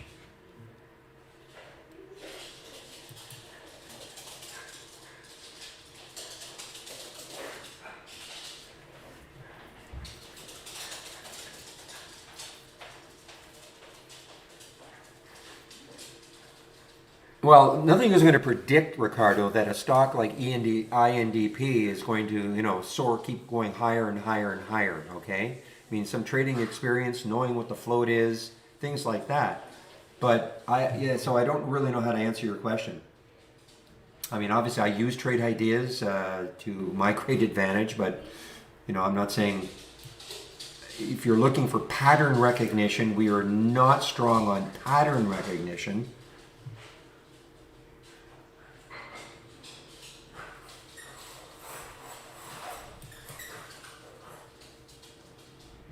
But for instance, my option scanner has been a real solid producer for several months now.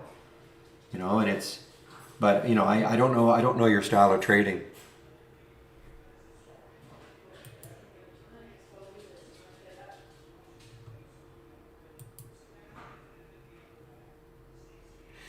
Yeah, so Topanga, in an alert window, right click, and then properties. Actions. The question was sounds, how to have alert sounds, okay? So let me start that one again. So in your alert window, right click, properties, actions, and check that play sound, and now you go through the setup sound procedure. Now, I said before, you can have one window text to speech. The reason why, if you want, you don't have to. But the reason why I say only one window, the whole idea of sound alerts is you put a different sound alert on the different alert windows.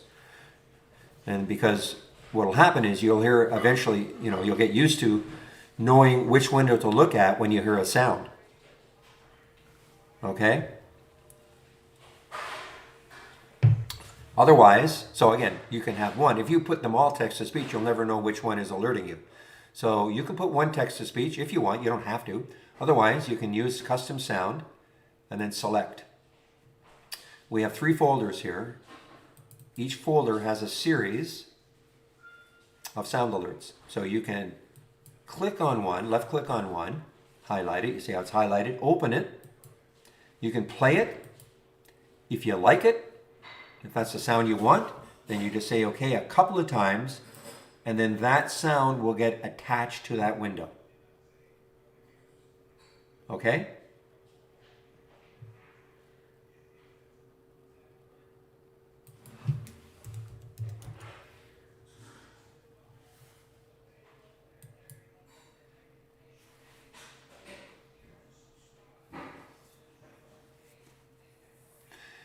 Yeah, well, as I said before, April, I mean, I don't usually take stocks before 9:45, in the first 15 minutes, but it was the float, the float and all the room it had. So it was just one of those ones where, I mean, it had already traded an extraordinary amount in the pre-market. The float is only 2.8. It had, people are looking at this, even though this was a SPAC and it was a lot higher, whatever the SPAC symbol was, people are looking at this and thinking, there's no resistance. So it was one of those that I said, you know what? You were taking this. And I tried to get in just before the halt. And then I got in after the halt, the first halt.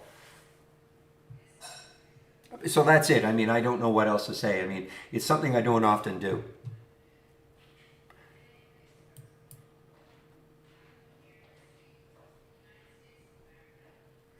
Okay, so Topanga, did that, you can also do it if you have our premium service. It's the same menu. Right click, actions, set up the sound. It's the same idea, okay?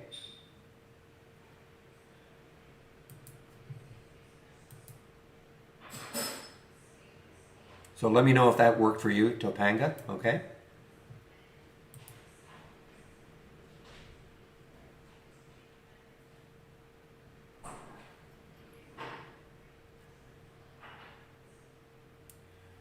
The Bollinger Bands, I do. Yes, all of them.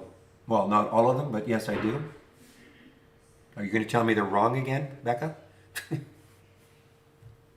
Like you did a few weeks ago?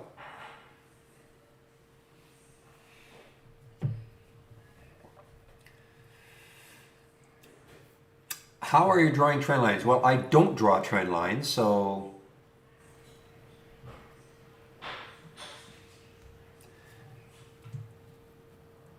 But let's see, how would I draw a trend? I don't draw trend lines, but let's just see. Trend line. So I would start here. I guess I have to start. I guess I drew one. Is that a trend line? I don't know. I don't draw trend lines, so let me just see. So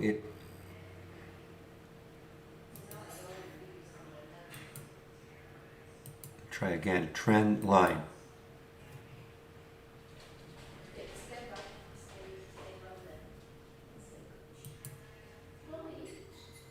Okay, so if I wanted the trend line to start here, I would click on it and then I would just start to draw it. And then click where I want it to end.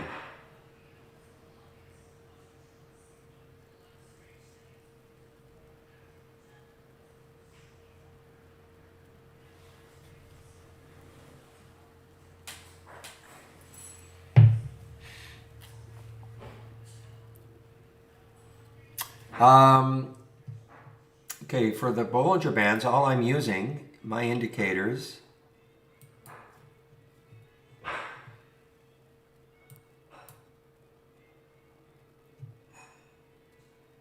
let me just see here.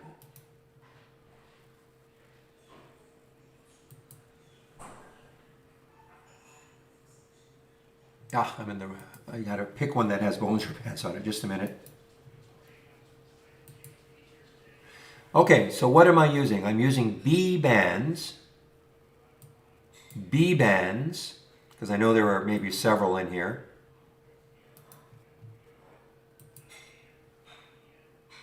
So I think I'm just using this one, Bollinger Bands. I'm not using this one. I don't even know what this one is, Bollinger Band width. No idea. So I'm just using Bollinger Bands. And I don't know why you're not getting the lower one or the upper one, whatever you're not getting. Yeah, Trade Ideas has real-time data. Yes, Ricardo. Yes, you can see right there, for instance, an INDP, there's a lower one. There's the lower one.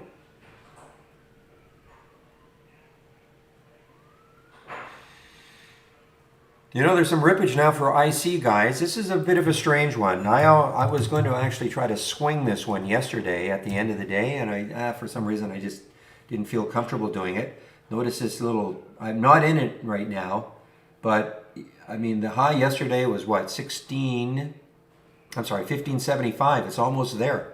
Is that right? I thought it was, yeah, 1657, I'm sorry. Yeah, so all these are real-time alerts, Ricardo. And in an alert window, they're all real-time alerts.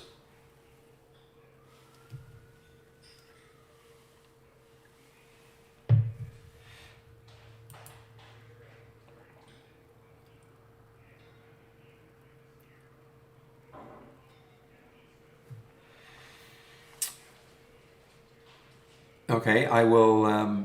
So first of all, Elijah, did that? I just want to make sure Elijah understood what I was doing on the trend line. So you do your trend line, click first, and then start to draw, and then click.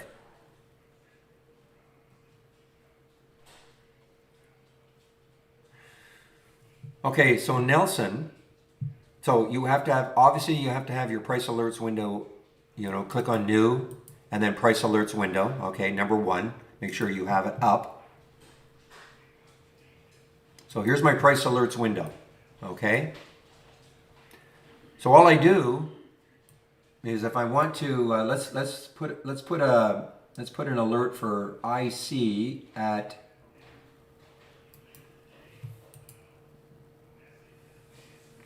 I want to see if I can get it to trigger almost immediately. Yeah, you see it. Okay, I didn't want it to trigger immediately, so I'll put it at 1582. Okay. So you see it's down here. There it is, 1582. Now, if I minimize it, then when it hits, the window is going to pop up.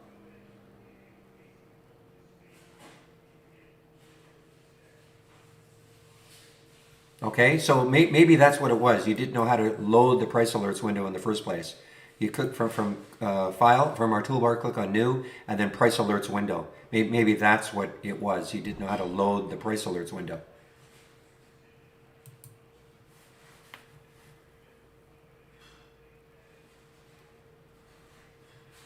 Ricardo, I don't know what your game is here. I'm not going to tell you you're ignorant.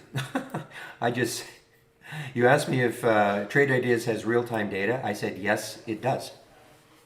So I'm not sure I don't know what you're trying to prove here.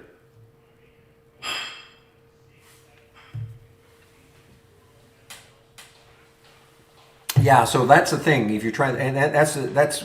I used to have my price alerts window open all the time. I do have the screen space for it, but you know what?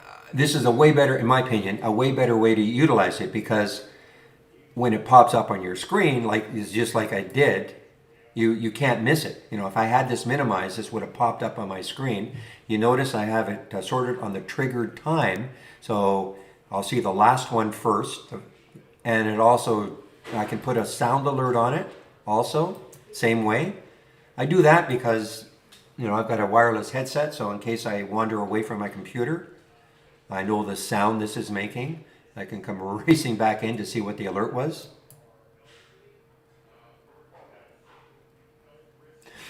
Well, if it's not real time, Ricardo, then are you a subscriber? Then I have to send you to our, I'll have to send you to our support.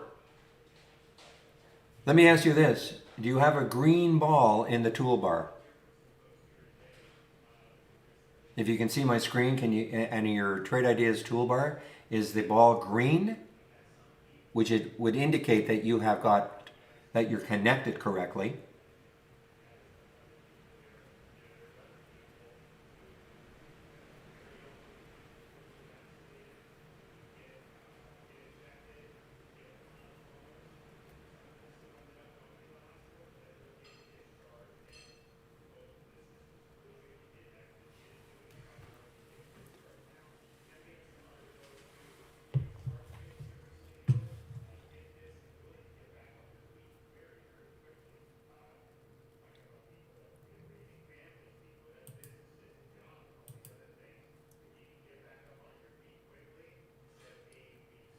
All right, Ricardo, I am trying to help you, so I don't know. You know, you have to tell me if you've got a green ball, which would mean that you are connected. If it's red or orange or something else, that means you're not connected.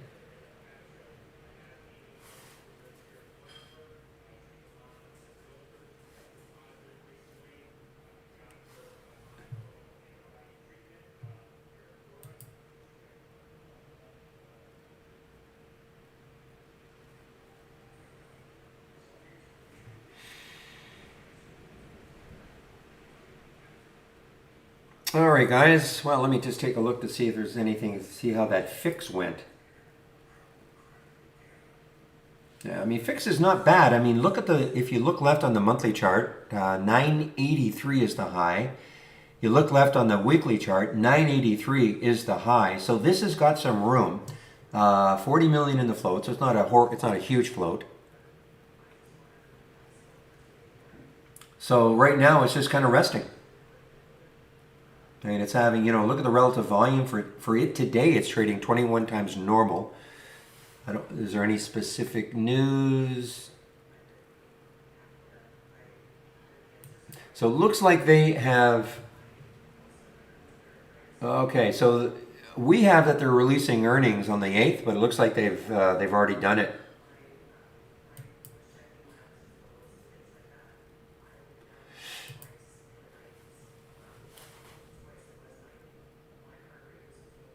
Yeah, I'm really trying to help him, but he's not answering me. I mean, I need to know a few things, and the only other thing I can tell you, Ricardo, is to maybe, if that ball is green, which would indicate that you are connected, and like David is saying, sometimes people, they think they've completed the exchange agreements, but they haven't. So what I would do, okay, Ricardo, okay. Then what I would do is go to the home page. I just put the home page link, all right, and start a live discussion and say, and give them the email address, okay, that you use to sign up. And they'll take a look at your account and they'll see whether or not those exchange agreements were filled out correctly. Okay?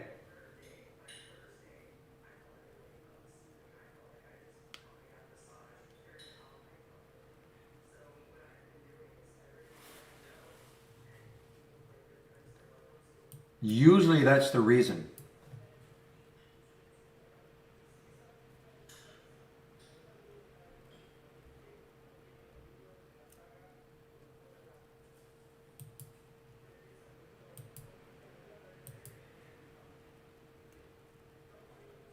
Well, again, just go to the home page and start and just say, hey, I'm not getting live data. I don't think I'm getting live data. They'll check your account and they'll see if there's something going on with your account. I mean, that's the best I can do for you. I can't do that, so.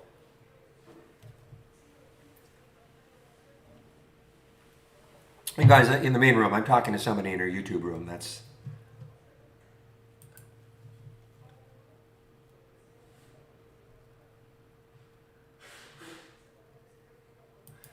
Meanwhile, you guys were talking about FCUV was halted several times.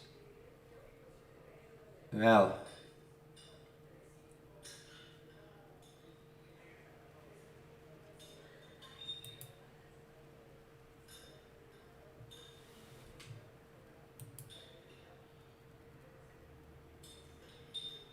Oh, producer. Okay, so if you, I don't have the stats, but if you go to info at trade-ideas.com, I think somebody might have a PDF or something that you can check. It's sort of a comparison how the AI does compared to the SPY. Okay.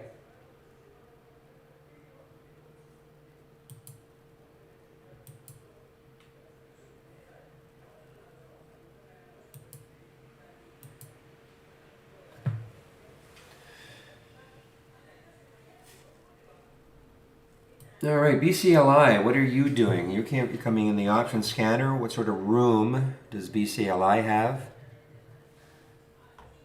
So the alert happened at 3. Getting some cheap ones in here. The ones, the problem with the cheap ones, unless there's a massive gap to fill, I just don't see that they're going to have that much room. I think let's take a look at the MP as an example. 170 was the alert. Look, if it gets through 2 somehow, then it's got some room. Again, this is one of the scans I'm sharing. This is what I'm talking about right here. Moving higher with unusually strong options.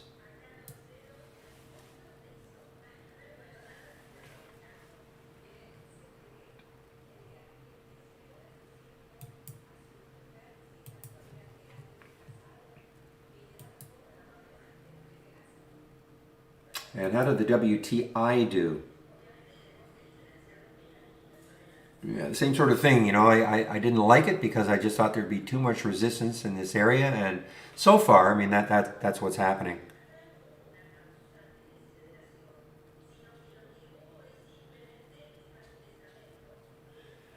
Ooh, that's a tech support, definitely a tech support question. Not me tech support. I'm what you would call minor tech support. Okay, so again, go to our homepage. Okay, and start a live discussion. And we've got some tech support guys who are there who hopefully can, well, I'm sure they can answer the question. No, I just still no word when the insider tab is coming back, other than it's being worked on.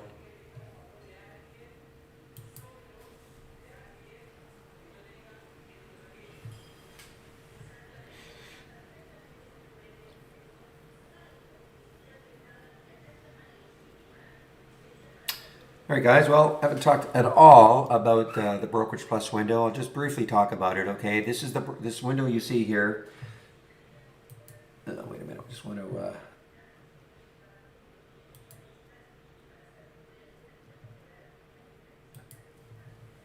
All right, I want to pop this link to a couple of videos.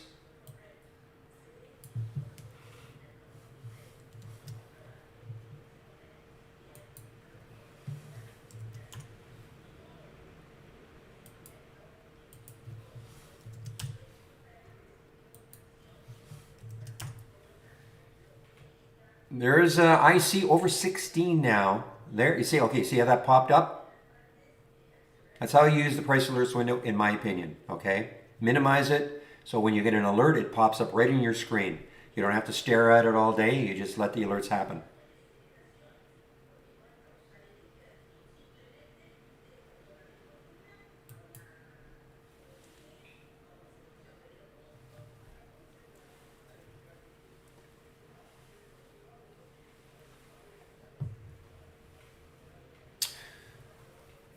Well, one of the things, Aviator, I'm wondering though, when you said trading as a side gig, so you had income coming in, right? Obviously, and now you're trying to do this full time. It's different when you have to. I'm not trying to put words in your mouth, but if you have to make money trading, it's a lot different than if you have some, if it's kind of a sideline or.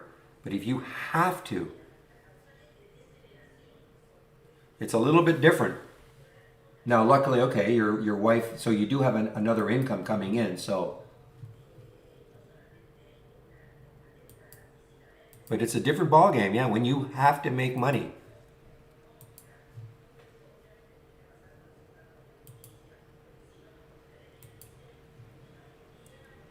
I mean, well, I would say I don't often talk about something like that, but I mean, if you literally have to make money in order to, and I'm not talking specifically to you, aviator, but to, you know, to pay the bills, to pay the mortgage, to buy food and all that. Wow, that's a tough, tough, tough nut.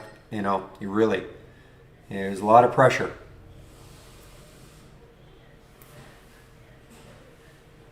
Boom, INDP. So the Brokerage Plus video, or the link, has two videos. The little video, the short video. If you have an interactive broker's account or E-Trade account, you can use this window that we call Brokerage Plus to actually trade from within Trade Ideas, okay? Watch the video, it shows you how you can connect. If you don't have an IB, Interactive Brokers, or E-Trade account, you can still use Trade Ideas. It just means you can't use this feature that we call Brokerage Plus. It's a nice feature, but absolutely not mandatory. I don't use it. You know, I mean, I trade from within IB. I don't use it because what I really, you know, my main focus is to use it as a simulator to show people how they can practice trading before they actually commit money to the market. Because the second video goes into a lot more detail about how you can use this window. Okay, now this window is only available if you're using our downloadable application. It's not available if you're using our web-based version. No, well, I doubt we'll ever have a Mac version. The only thing we're trying to do with the Mac, with the web-based version, is just trying to increase the functionality, okay? But I can, you know, unless something dramatically changes, we will not have a Mac-based version. You can take a look at this podcast that was done by a couple of guys at Trade Ideas who have Macs. Okay, showing you how you can use, you know, I mean, if you're willing to use an emulation program like Parallels or AWS, Amazon Web Services, or something like that. I know Microsoft has something now too, of course, or it seems to be a little more seamless than AWS. Then you can use the app, or you'll just have to use the web-based version.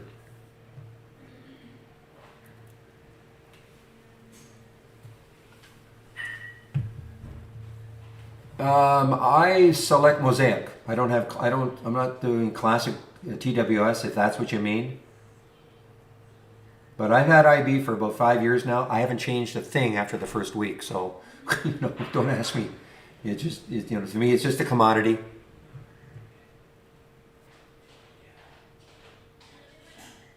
The web-based version should work on an iPad. I mean, you just use Safari. I mean, it should work. I don't understand. It absolutely should work on an iPad. Because it's browser-based, so whatever browser you're using.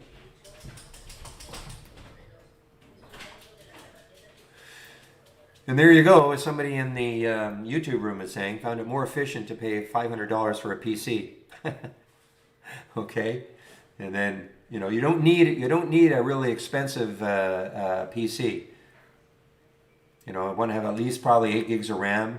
But other than that, you know, you don't have to go all out. We do most of the heavy lifting on our servers. So, all right, then somebody's saying it works better on iPad. It works better with Chrome as opposed to Safari. Okay, interesting.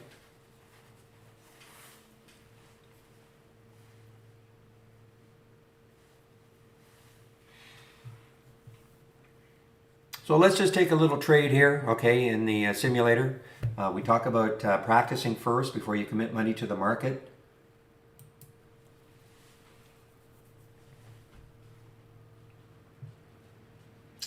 Let's say I wanted to take fix here. Is fix still hanging around that 8 level?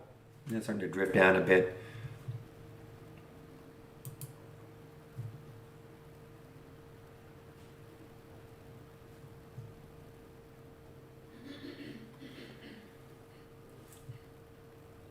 Just trying to find something because I just want to talk just a little bit about money management.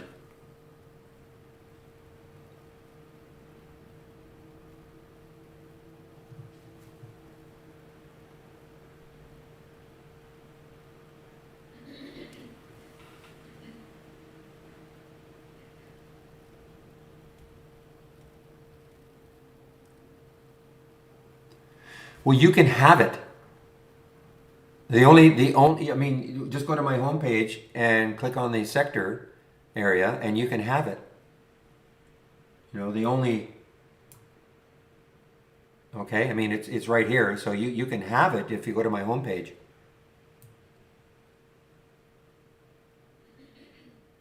The only addition I made was making sure that it was up from yesterday's close. That was the only thing I added.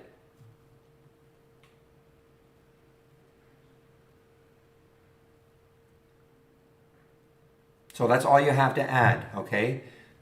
Just make sure that you don't have to though. I mean, you don't have to. All I did was I said, you know what? I want the stocks to be up from the previous close, okay? That's all I said. Well, that is a different one, okay? This is the main one. This is not in my, this is just something that Rubber Toe actually talked about, I don't know, three or 4 weeks ago. So I mean, this is my main focus, you know, no question. This is my main focus. This gives you some alerts a little earlier or different.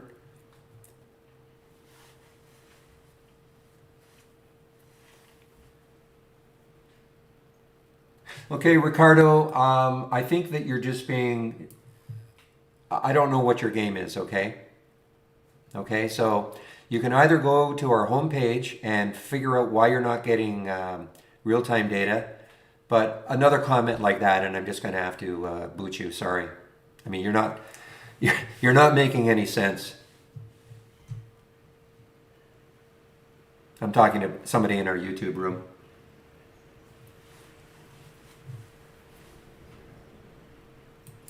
I'm doing my best to try to help you, but if you're just going to make comments that don't make any sense, then you're just wasting everybody's time.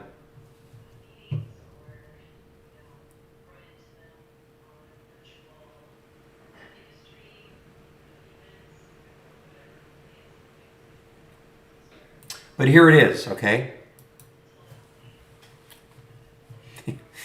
Here it is. I'll just put this is a screenshot, okay, of it. On the right. Yeah, it's on the right, okay? If you want the put call ratio, do you want 10-to-1 calls to puts, then put 0.1 max here.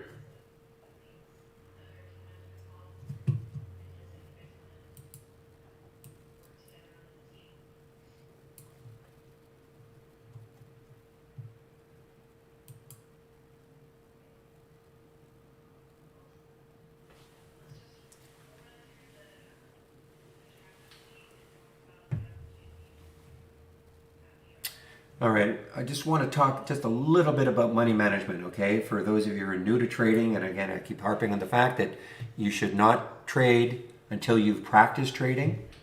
Let's just say I wanted to take BCLI right here, okay? I'm not saying this is what you should do, but just to show you, you know, some money management techniques. So I'm going to take 500 shares of it. I'm going to buy it right at the market. The spread's only 2 cents, so I can buy it right at the market. Okay, I just want to answer Michael. The charts are delayed by 8 seconds, okay? Not delayed, they refresh every 8 seconds, but the alerts are real time. So when you get an alert, it is real time. When you click on it, the chart is real time. Now, I've explained this before. That sounds crazy, even though I'm an intraday trader. I thought when TradeIdeas introduced charts about 4 years ago, and they said, well, they're going to refresh every 8 seconds. I thought, well, that's crazy. I can't use TradeIdeas charts then. So I think I had eSignal at the time, and I had my eSignal charts side by side with my TradeIdeas charts. I ran for 2 weeks because, you know, just because I think I was working for TradeIdeas then. Yeah, I was working for TradeIdeas then. But, you know, if I didn't find it comfortable, then I wouldn't be using the TradeIdeas charts. Anyway, I ran them side by side. So this is what I found. When I would click on an alert, and I'm looking at the chart here. Now, my next focus is in my order entry and my time and sales within my broker, IB. So I'm not so concerned about what is happening in, the next 2 seconds, 8 seconds. I'm looking here, and by the time I look again, it will have changed. I found quite astounding to my, because I was very skeptical. It made no difference whatsoever, okay? Now, would I like, would it be nicer to have tick by tick? Sure, but it made no difference to me. All right, bye.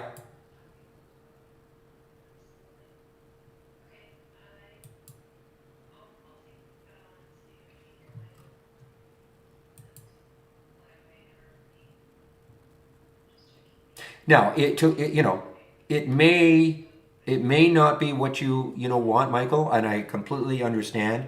But believe me, I'm an intraday trader. That's what I do, and I wouldn't be using the Trade Ideas charts if I found it a real detriment. I just didn't find it.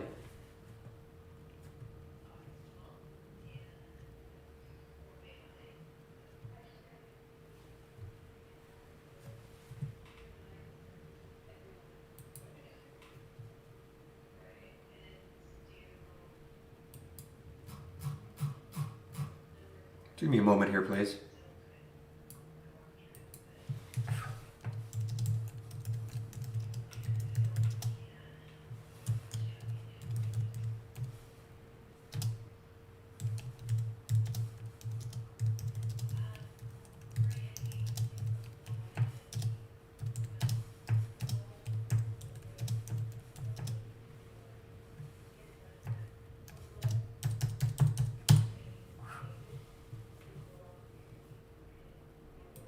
All right, so sorry about that. So now I'm going to put a stop in, okay? I just want to just go over this quickly.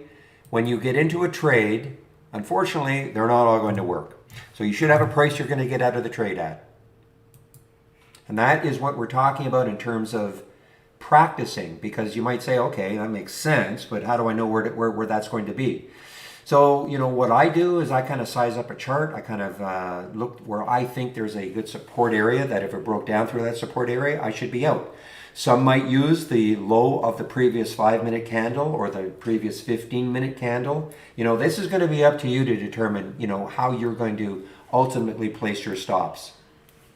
And that's why practice is so key. Because placing my stop now, knowing, when I get into a trade, I know where my stop is. Again, I'm just showing the mechanics of this. Notice I put my stop 20 cents away. Not because every stop is 20 cents away, but because I wanted to make this math easy. So, if my stop is 20 cents away, this is going to share size me. Notice I took 500 shares. Why did I take 500 shares? Notice the stop right here. It says, if you can see this red line, you'll see it says minus 97, which is close to $100. So if I get stopped out on this, I'm going to lose $100. That's what I wanted to risk on the trade. If you have a $5,000 account, you shouldn't be risking $1,000 a trade. So in the simulator, I'm always risking $100 a trade and I risk the same amount in the simulator each trade. So that's why, if you do some quick math, your entry is 361, your stop is 341, that's 20 cents. If I divide 20 cents into 100, you get 500 shares. That's why I took 500 shares. So your share size will vary depending on the difference between your entry and your stop. Okay, so that is basic, the way I trade anyway, that is just basic money management. Don't let your ego get into the way. Just because you get into a trade and everything seems to be, you've checked all your charts, you should have charts. You should have kind of a checklist. When you get in, you should find reasons for not getting into a trade. Okay, and your checklist shouldn't be 20 long. Then you'll never take a trade. But you should have a checklist, maybe 3 or 4 things that have to make sense to you. And if you can check them all, then you can get into the trade. But you should be finding reasons for not taking a trade before you take a trade. But let's say you've checked them all, everything makes sense to you. The trade still may not work. Even though maybe the earnings blowout or some press release that looked awesome, or there's all sorts of chatter about it. Sometimes it just doesn't work even if everything is set up perfectly. So you get out of the trade, you move on. with a manageable loss. Don't let your $100 manageable loss start turning into $200, $300, $400, $500 before you finally sell.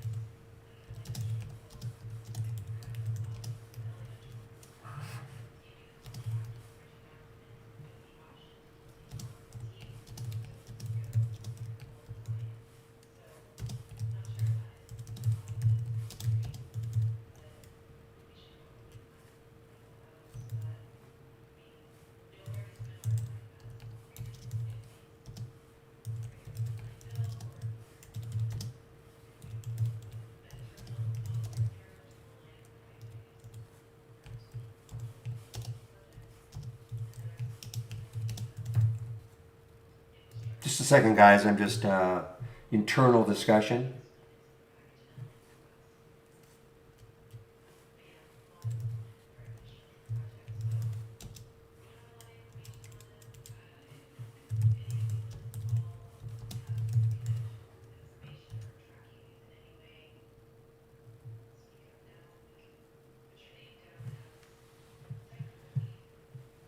Okay, let's see. Am I all caught up? All caught up with questions?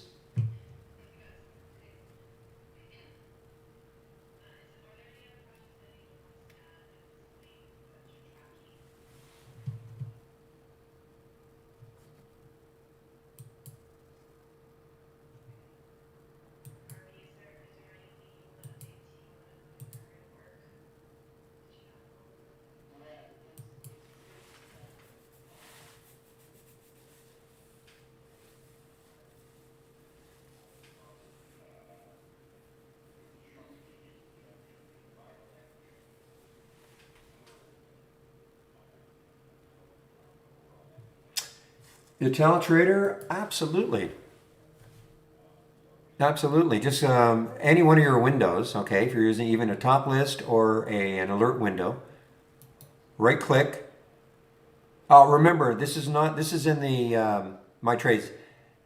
This is just a demo, okay, in the simulator. This is not something I wouldn't have taken this. I was just trying to demonstrate, money management here. That's all. But anyway, so don't let this fool you. Okay, I didn't call BCLI. This was just demonstrating how to use the simulator. Okay, does that make sense? All right, so the question was, how do I find stocks that are above the VWAP? All right, so if you right click configure and then search and then type in VWAP. So distance, never mind all these other ones, but the distance from the VWAP 1, use that one and add the filter and then just put, you can put as low a number, 0.0001, okay? So that means it will be above the VWAP. Now obviously if you want it to be above the VWAP by a certain percentage, you would put that in.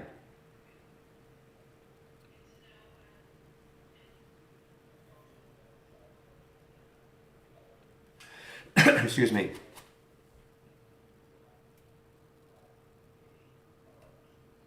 Okay?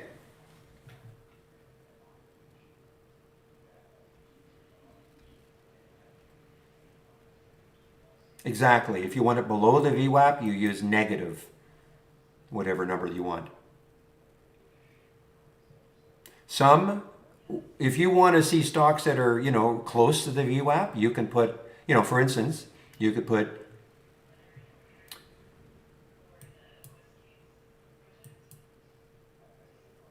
you would put a, believe it or not, you'd put a negative, like for instance, if you wanted stocks that were within 1% of the VWAP, check the summary now. Okay? So you could have a top list. If you just wanted to see stocks that were right near the VWAP, okay, you could create a top list, and it's up to you to whatever number you want to put here. But if I put -1 in the min and 1 in the max, that would show me stocks that were within 1% of the VWAP on either side, as an example. So you could create a top list, if that's what you were interested in, to just show you stocks near the VWAP. With other filters in place, of course.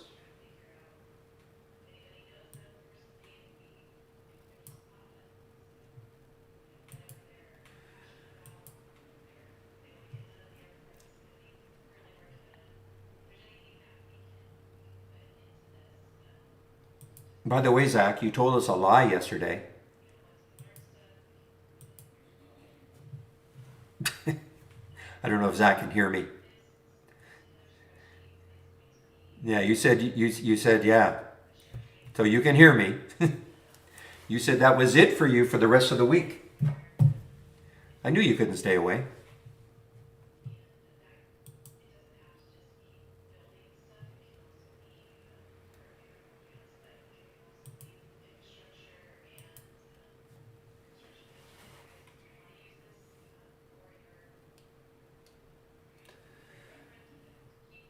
Now, also, these are hotkeys. So if you want to get out of position, you just flatten it. You can get out a half, or you can double your position. If I leave this, if I don't exit this trade at the end of the day, then this will carry forward. So you can practice swing trading using this also. Yeah, I see almost trying to take out that yesterday's high. Look at that, 1657. I thought hard about taking this one after hours yesterday and holding a bit.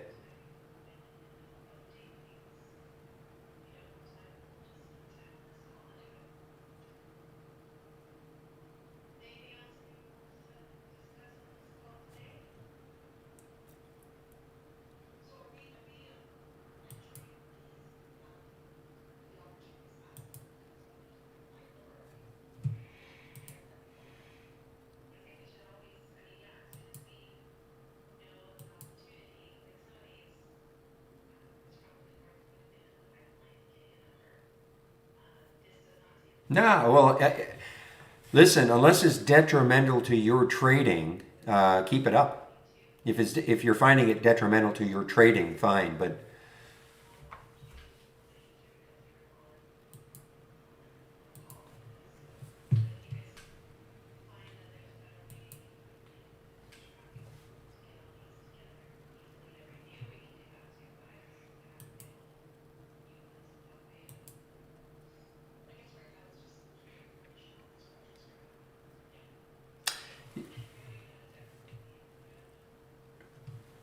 all right, guys, let's see what's happening on the AI front. There's not one there that I'm looking at that I like. I just like the ones under 20. So right now, nothing under 20 that interests me. Somebody's asking about any on the move.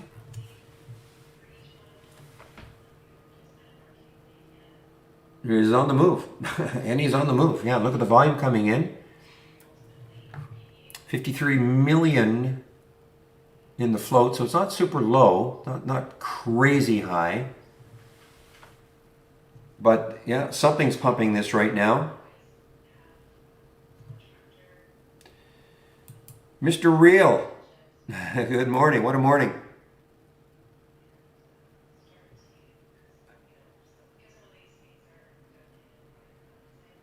Seeking Alpha article? Probably. I mean, there's got to be a reason for this little pop.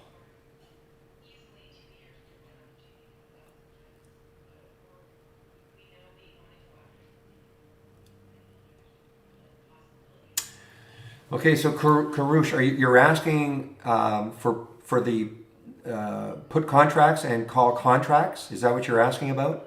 Like how many?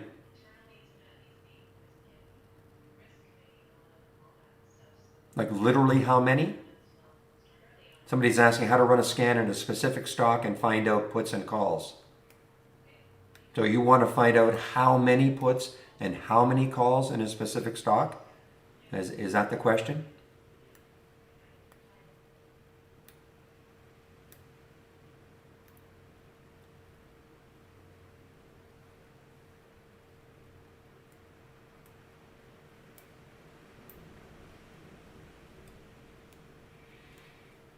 Just need an answer? Because what you can do is in the single stock window, you can add those two filters, the puts and calls. And so when you input a symbol, you'll see that. But I just want to make sure that that's what you're actually looking for.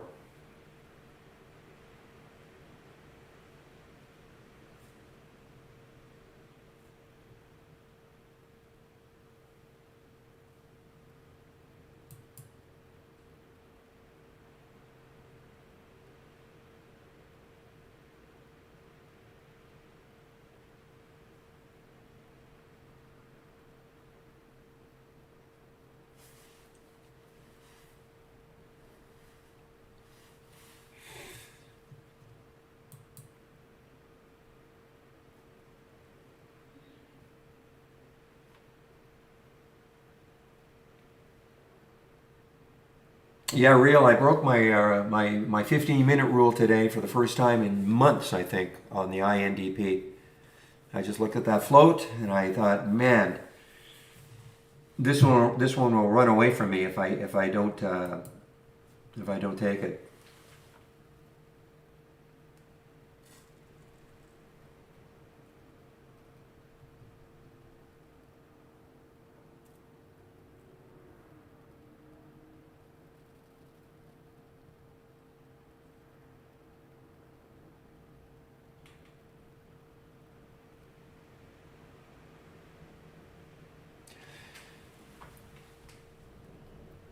Oh yeah, this is not for everybody. I mean, as you know, real, not for everybody.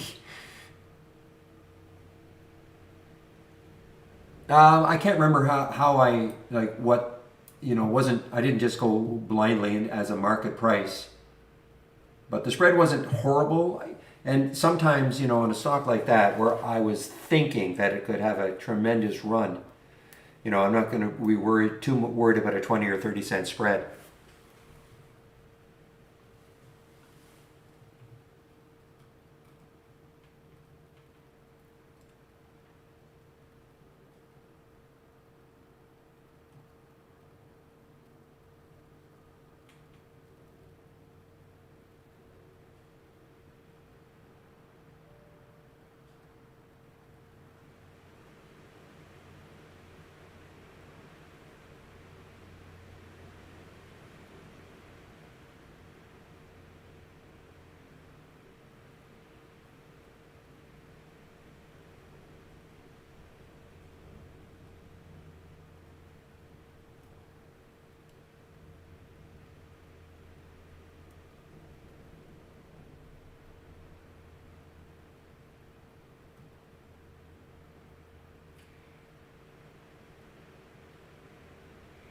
Just a minute, guys.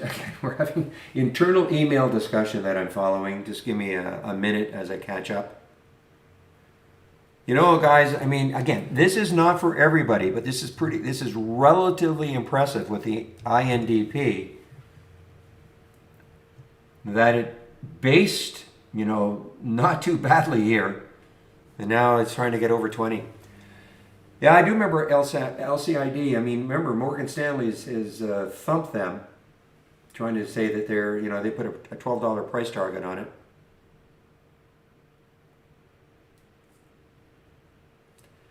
Their thumping is not working yet.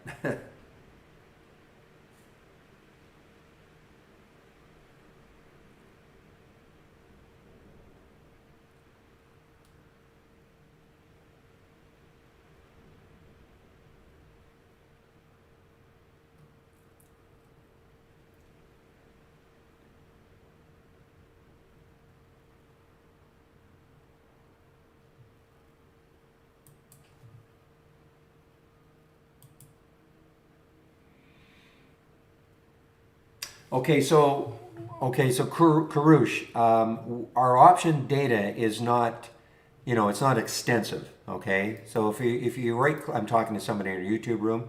If I right click, configure, and I type in options, this is what it's. So you're talking about a specific strike price. No, we have the put call ratio. Yeah, so no, we just have the put call ratio, option volume. That's the average over the last 10 days. Total of puts and calls. Option volume today is obvious. Put volume and call volume today, and then this is the key metric right there. Option volume today percent. So if you're looking for something, which I put together in my scan, I want to only see stocks that are having abnormal option trading days. So I put 300% or 3 times. So in other words, the stock has to be trading 3 times what it has normally done over the last 10 days for me to see it. But if you're looking for specific strike and all that, no. We don't do that. We can't do that.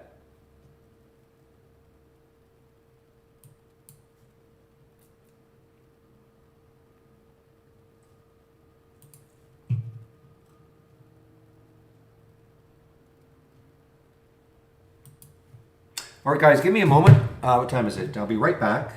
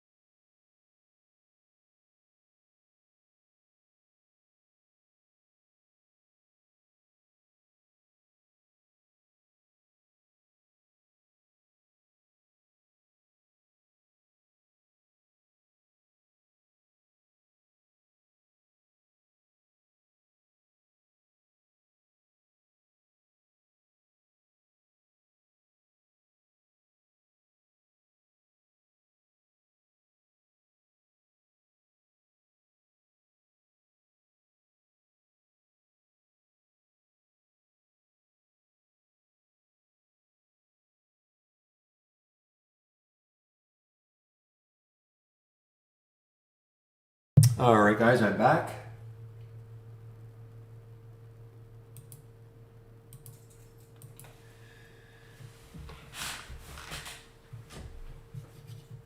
What channel is more weekly trading ideas? Are you talking about more devoted to perhaps swing trading? Is that what you mean, Karush?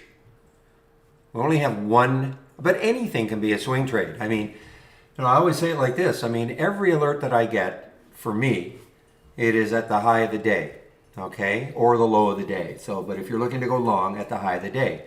So, yes, I'm not a big swing trader, but if I saw something that, it's at the high of the day, and then I'm looking left on the daily, the weekly, the monthly chart, and I see a lot of room before it hits any sort of resistance, well, that becomes a swing candidate, right?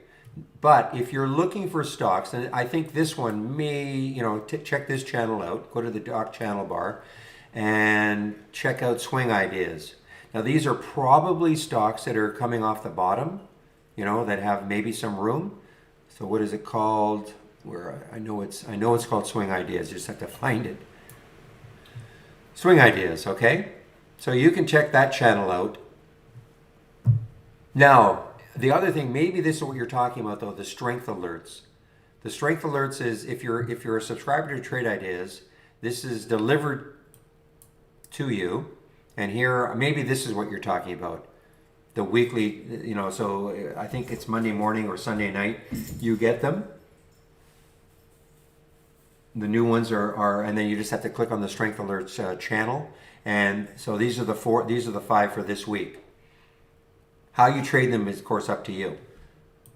This is very entry level. This was designed for people that don't have trade ideas at all, but looking for a real entry level type of a subscription.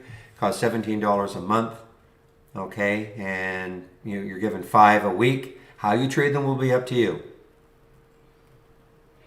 But if you're a subscriber, doesn't matter whether you're a standard or premium, there it is, the Strength Alert channel. You're not sent an email, but the email that people get is just this. So you just have to look. You have a suggested entry, a suggested stop. Again, how you trade it will be up to you. So does that answer your question?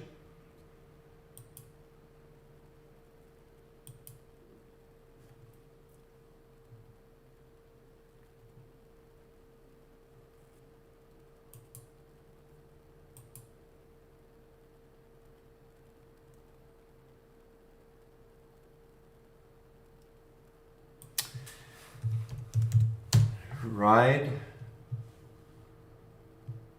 Another one. Yeah, another high there. Oh boy, these ones.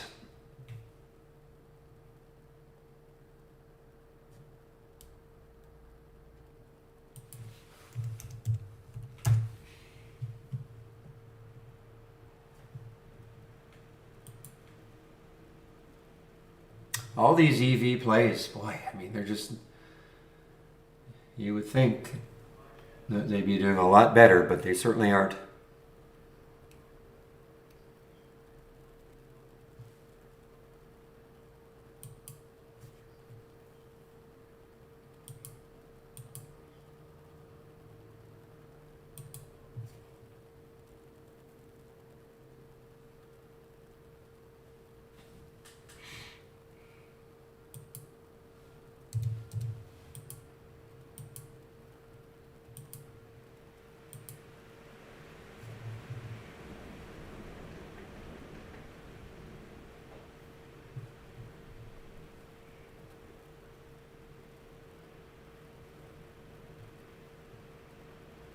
All right, guys, it's 11:42, so at just before noon, Steve will be showing up.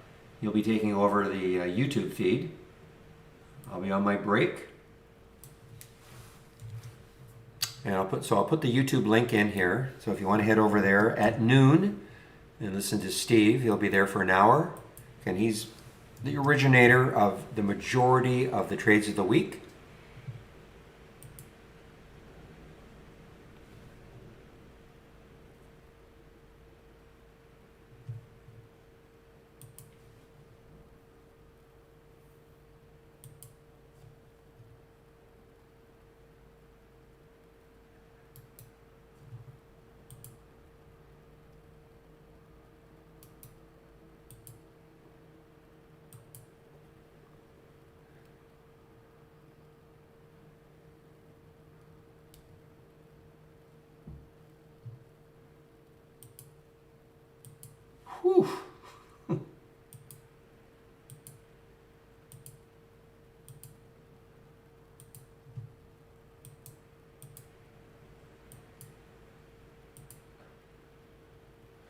Well, guys, I'm just mentioning, I mean, look, not easy, as Rio pointed out. This is not for everybody, but you know, I mentioned that the INDP was holding that 20 level nicely. Had that nice base right here, held very nicely, and now look at it.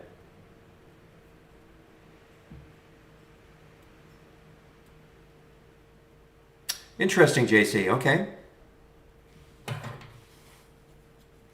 Multi-screen PC charts. How many screens do you have, or how many monitors do you have?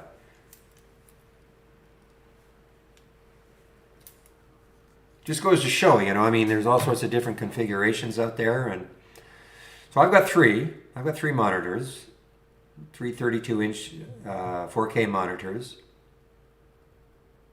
But obviously, every you know, the configurations can. There's different permutations and combinations out there, and so I guess unfortunately for you, interesting.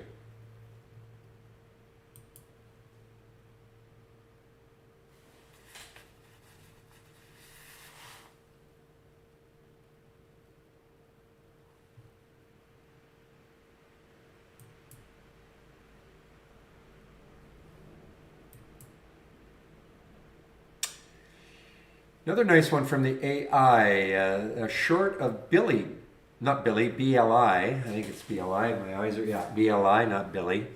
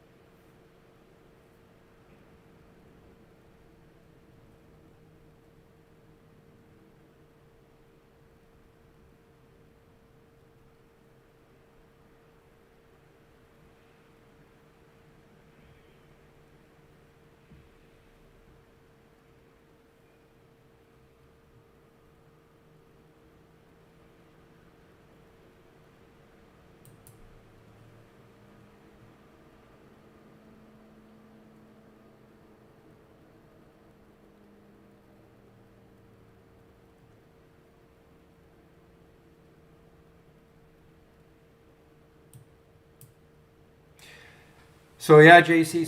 So you had multiple single stock windows open. Okay. Okay. Here is the deal.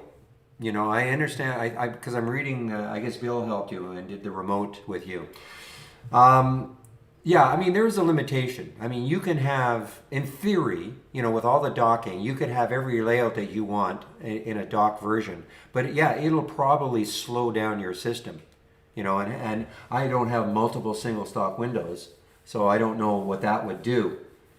But for instance, you know, you'll hear me when I talk about my pre-market channel, my pre-market docked, what do you even call these things?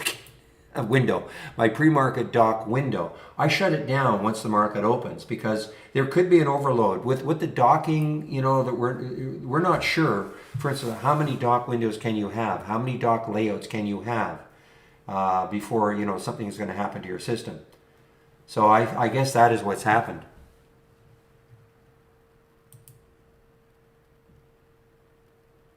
But the 4.2 version, you don't have the dock channel bar as an option, do you?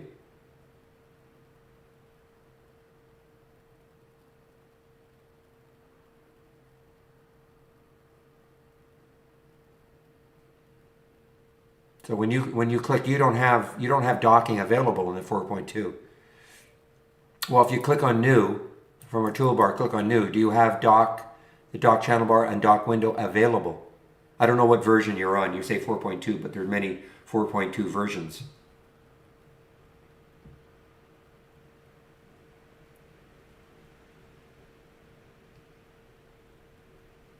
So again, when you click on the toolbar, no, you have channel bar there, but do you have dock channel bar and dock window as options?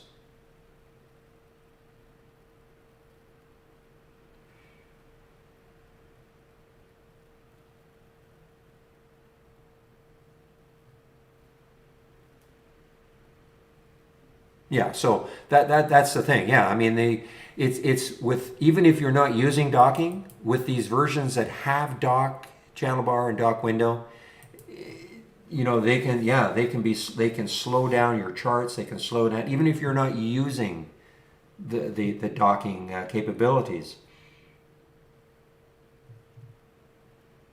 So that's why you've gone back to a pre dock version of our even of our software.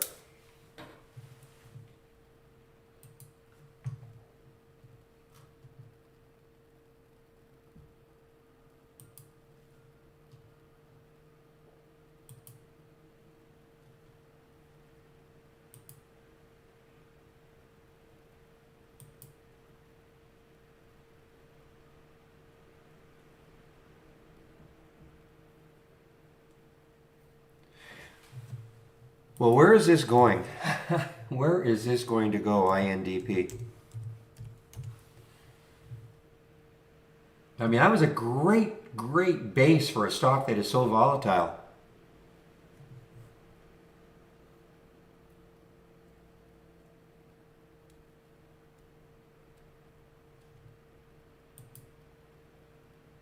Yeah, they are. Yeah, we understand. And the performance is not, you know, I mean, if you're comparing it to your version you've got, that 4.2 whatever, compared, you know, the charts load a little bit more slowly. I still think, though, that you cannot have like every single layout that you want up and running at the same time.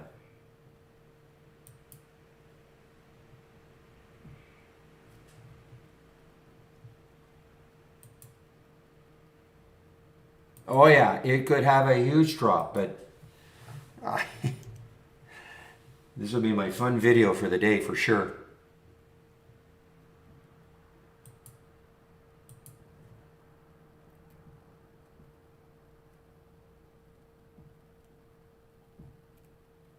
You're only off by $5, Zach. You told us it would only get to 20.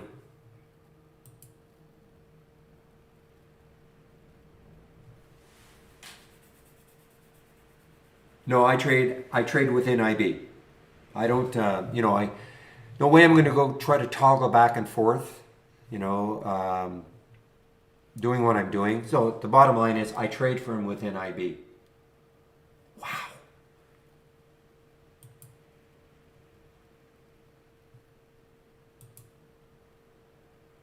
Okay, I'm just pulling your leg. You know that, right?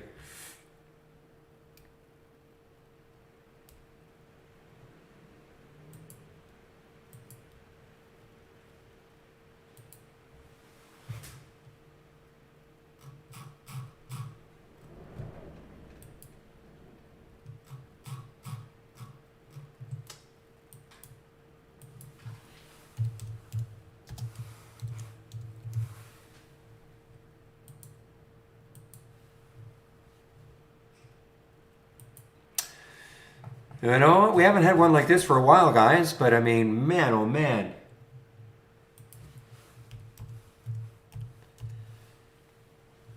Now, this is, okay, 62%. So again, you know, just to reiterate, anybody know what the SPAC was before it became INDP? Anybody want to check? Doesn't matter really, I suppose, but that's why it says it's 62% of its lifetime range. Because when you look at this chart, you think, well, what is that? How can that be? It looks like it's at a lifetime. It's at its lifetime range. Ah, is that what it was?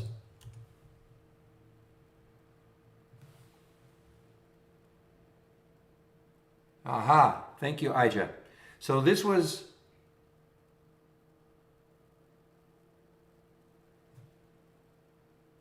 Okay, so this was iTech. So I'm assuming then up here. So this was NTech before it became the INDP.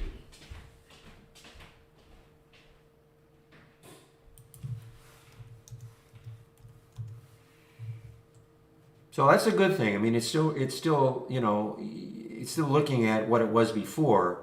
So it's 63% within 37% of its all-time high compared to what it was before, if that makes sense. But a lot of people are looking at this and going, wow, I mean, there's no resistance. And there really isn't.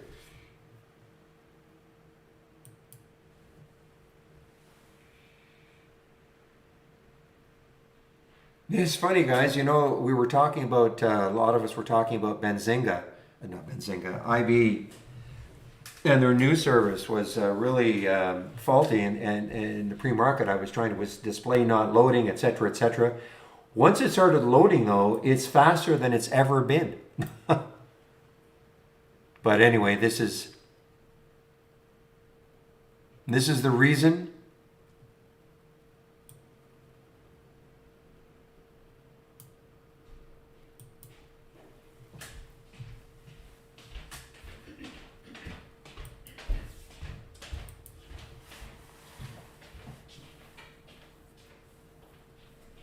Look at the volume.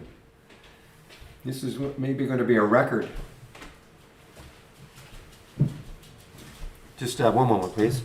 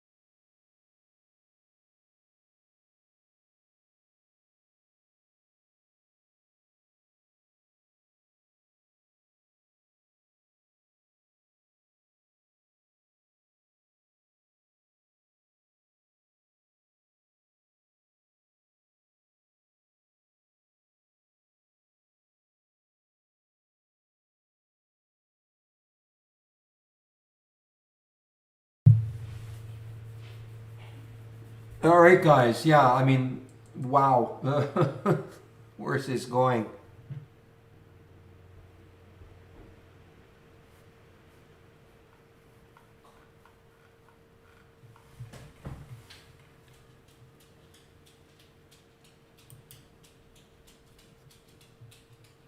$52 price target on it? Sure, why not? That's what I in our YouTube room is saying. Why not?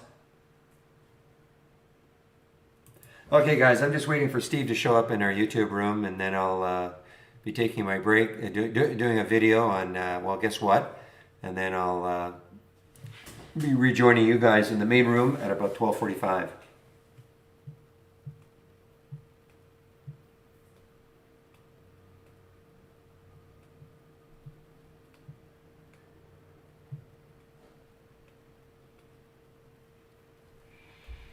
So again, one of the questions could be, well, how did we find INDP in the first place? Well, pre-market, okay? We're going to have a pre-market scanner running. This was almost at the top of the list, okay?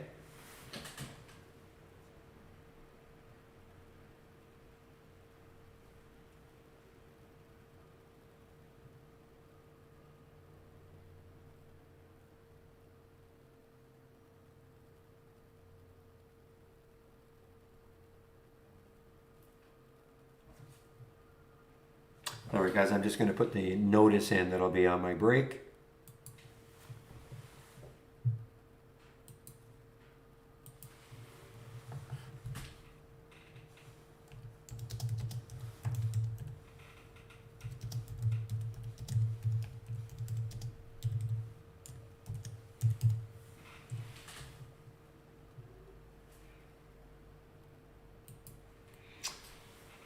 So Eric, yeah, if you go to my homepage, you can sign up for. You won't see it while I'm doing it live. It gets sent to you via email, okay? Sometime today. But if you go to my homepage and go to the stock of the day video, I think I call it stock of the day.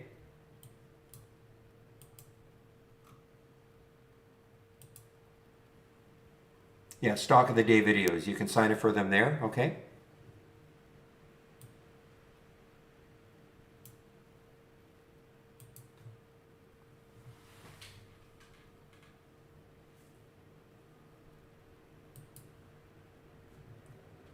Okay, and I'm just waiting for Steve to show up.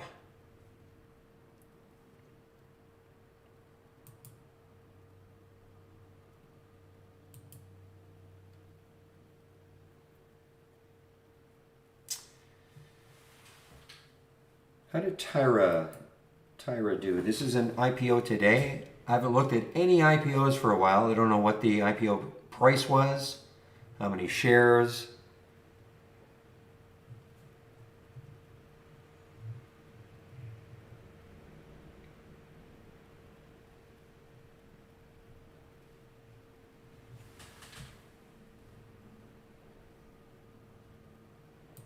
Here's the one that's starting to move. BIREF. Is this a pink sheet stock? Yeah, it's a pink sheet stock. Sorry, sneaking into my gap uppers.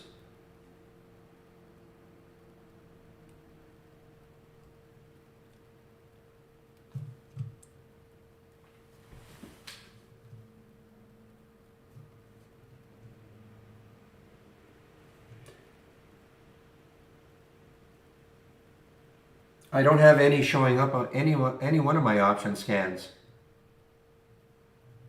No pun intended, but let's see. And why would that be? Okay, so tons, yeah, okay, so these filters are met.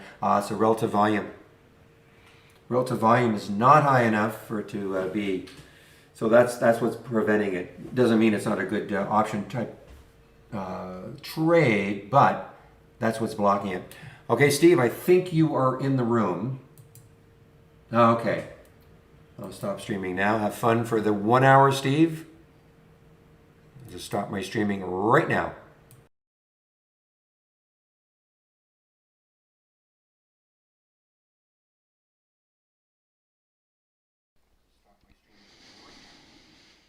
Oh yeah, I'm ready to have fun, Barry.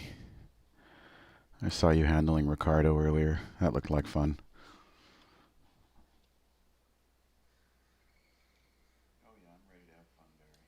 All right, sounds like my audio is working. Looks like you can see my desktop. Welcome everybody to my desktop. We'll give Barry a break here midday. I'm the usual guy on Wednesdays. Been using trade ideas since the inception back in 2003. But that doesn't mean I know everything about it. I know how to make it work for me, and hopefully I can help it make it work for what you guys want to see. That's the purpose of these afternoon live support sessions. Tomorrow you get Jamie, Friday you get Andy. I'm probably most consistent with Andy in the terms of the way we trade. We learn together and kind of just migrated our way through this minefield over the years together, kind of coming to the same conclusions and the same time frames and the same style of trading. And then yesterday you had Michael, who's the auto trading data nerd specialist, and then Monday, Sean. If you have questions about options and how to incorporate options into your trading method, Sean's the guy you want to listen to. All right, hello, Kevin. Or Kevcom, I assume your name is Kevin. Gulam, hello. Can I download the symbol list to an Excel or CVS file or vice versa? Create a symbol list from Excel. Yeah, I mean, the first thing we can always do is, just so you know, you can right-click any alert and click Save As.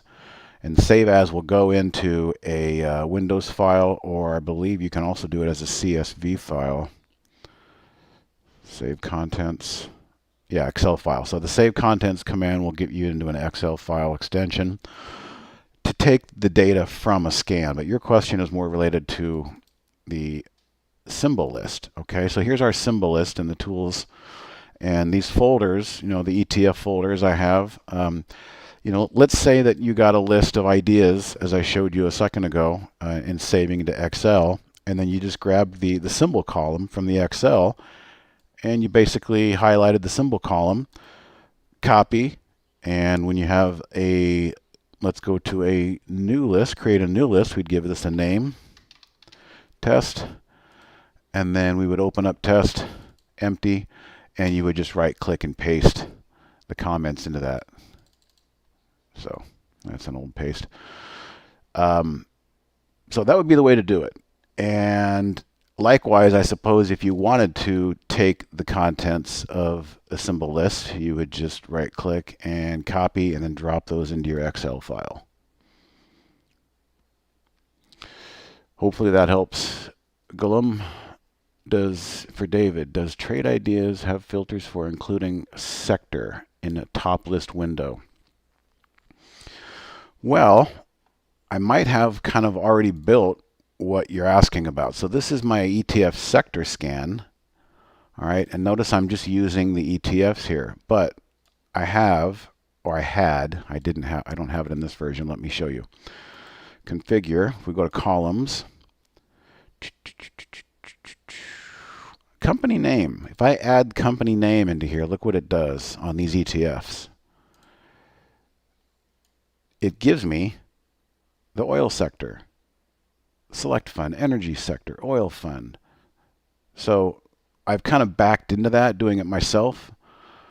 I've created a simple top list with no filters. You can see it's just a symbol list. And the symbol list is the one I was just working with a second ago for Gulam ETF. So those 34 ETF symbols will populate this top list with no filters, no scans, but just a couple of columns that I can see. And one of the columns you can add is company name, and that will give you a description of what the ETF is. So, if somebody wants a copy of this, it's probably easier to just email us, info@trade-ideas.com, and just request a copy of Steve's sector list. All you're going to get is the shell in a cloud code. I can save the cloud code, which will give you the columns.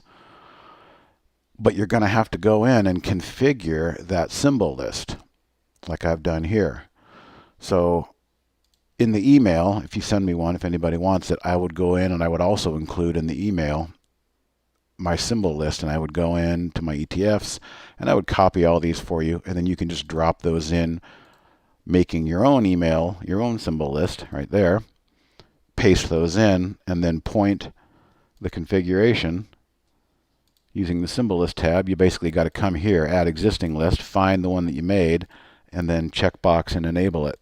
And that will give you what I think you're kind of asking about. Now, the reason I took the company name out was just to save some space. So I'm going to pull that back out after I've demonstrated that that can give you the info that you really need, because I kind of know what's what I'm looking at. So hopefully that helped. Good question. Maybe some people didn't think of that question before David asked it. Hopefully that helped, David. Producer Paradigm. Is it possible to filter a new alert configuration using open interest for options? Okay, so you're correct. When you go and it's a good exercise. If you have a question about what do we have, okay, you go to search, and I think options would be the key word there. So if we go to options, you'll see this is really our limited family of filters, and they all do have to do with the volume, the call volume, put volume.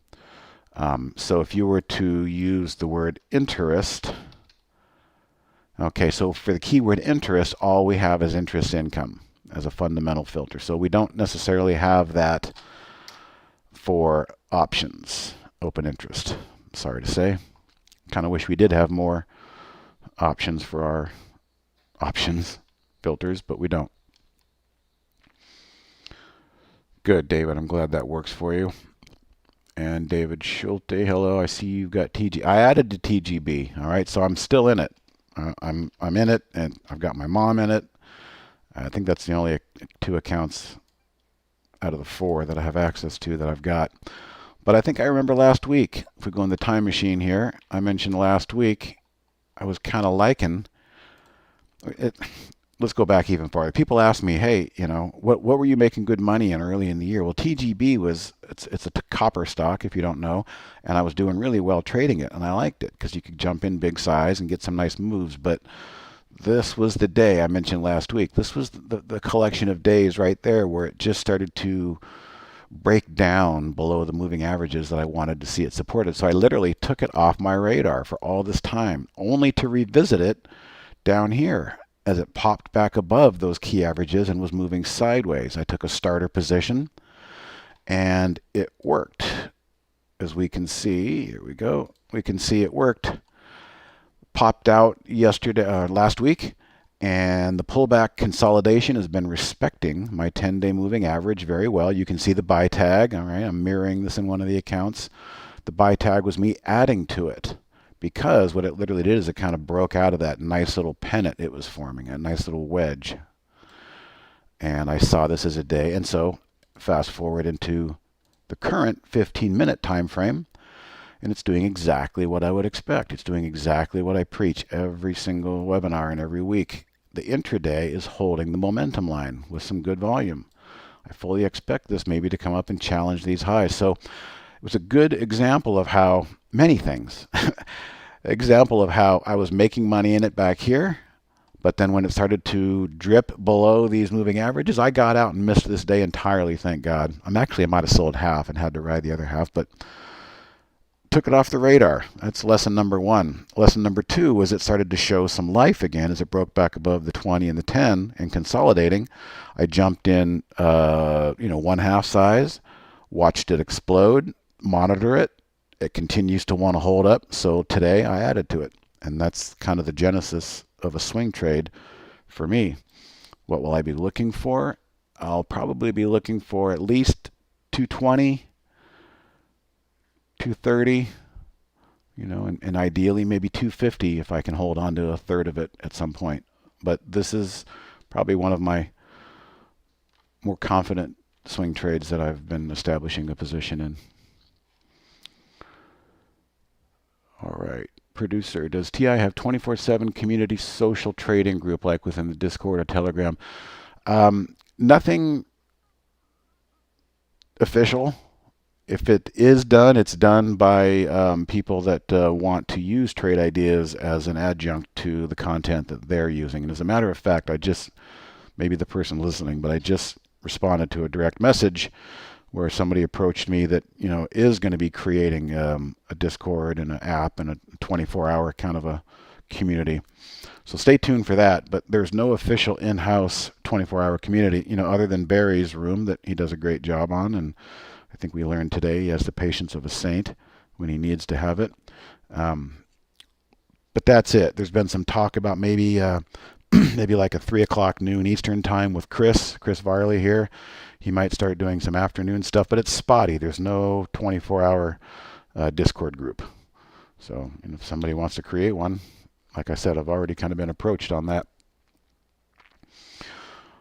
All right, is there a way to dock all the windows together with the main toolbar at the top? I've got several monitors and need to move all windows in one to go to another monitor for convenience. Yeah, I mean, the easiest thing to do, the toolbar won't be in it. The toolbar really controls all the other windows. As you notice, if I minimize all these windows, I can bring them all back by maximizing the toolbar. The toolbar pulls them all up.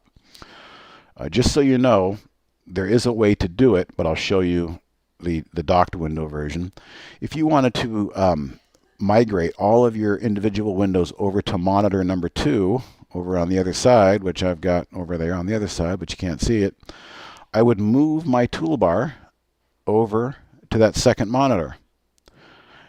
And I would go to options, and in the layout segment of options, we have a box, and I've got it checked, open relative to main window. What is the main window? Well, the main window is whatever window you last saved this parent toolbar on. So I could move the parent toolbar over to window number 2, and while I'm over there, you can't see it, I would say, hey, you know what? Save the layout and save it again and update it. And since I did that on my second monitor, all of these windows will populate over on your second monitor. That's option number 1. Option number 2 is to take advantage of our new docking feature. So what you could say is, I want to open a new docked channel bar. I'll just go ahead and open that. And then from here, I believe you could start loading new windows. Or if that's not the one, you could do new docked window. Okay, and give a title to this window, and you can start adding ideas to that window. And that window, you can just dock it and slide it back and forth, from screen to screen. Personally, I'm not using the docked windows. I'm old school. I'm a dinosaur, so I just use the individual ones and arrange them accordingly. But hopefully those two ideas would help you there, Gollum.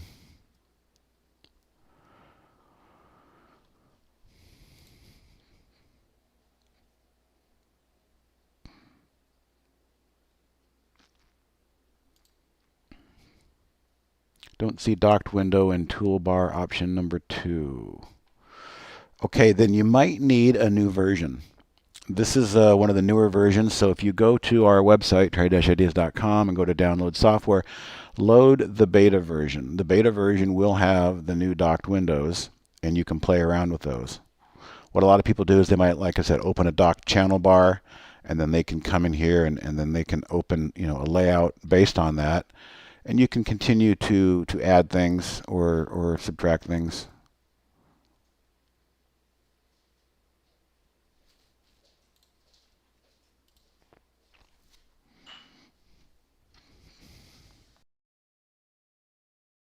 Pretty good volume bar there in this TGB miner, copper miner that I've got a pretty good position in. Let's check what the other stuff is doing. S&P, I've got some thoughts on that, of course. Today is the first day that we did not gap up and sell off, in 4 days. A lot of red candles on this downward move, where in the past we would just have kind of a plunge and then a bounce. A plunge and a bounce from the prior. Well, this has been more of a grind, slower, with some pretty decent volume as well. So I've been saying to people, that like to joke and say, hey, we'll be back at all-time highs by next Tuesday. Well, Tuesday came and went, and that didn't happen. I said, we're much more likely to test, and that's why I've got my price alert there, at the 50-day moving average. We're much more likely to test the 50-day moving average before any such thing could happen, and there's no guarantee this time. Even when you look back and see all those times it's bounced, probably 3 times now, there's no guarantee that if we do come down and test this, that it will necessarily hold as easily as it has in the past. It might. We just have to wait and see. But I'm not very bullish at the moment. I've got just a few things working, and like I said, TGB, TGB is one of them. I also did buy a little insurance in the VIX. This is kind of the S&P fear index, and if things do get a little bit more dicey and fearful, then this will be an insurance plan that pays off. But I'm not into trying to pick stocks long up here at these high altitude levels where the air has been pretty thin. If we come down and test this today or tomorrow or Friday and bounce off of it and start to build green candles off that 50-day moving average, then maybe I'll start looking again to add to more long-sided positions. But for now, I've just got a couple simple longs, TGB being probably the most confident of them, and I've got some insurance there in the VXX.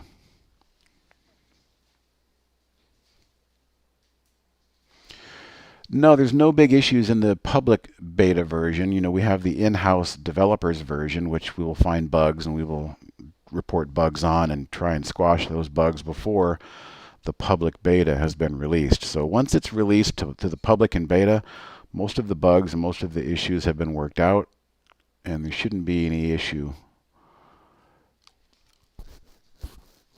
with comparing that to a current version.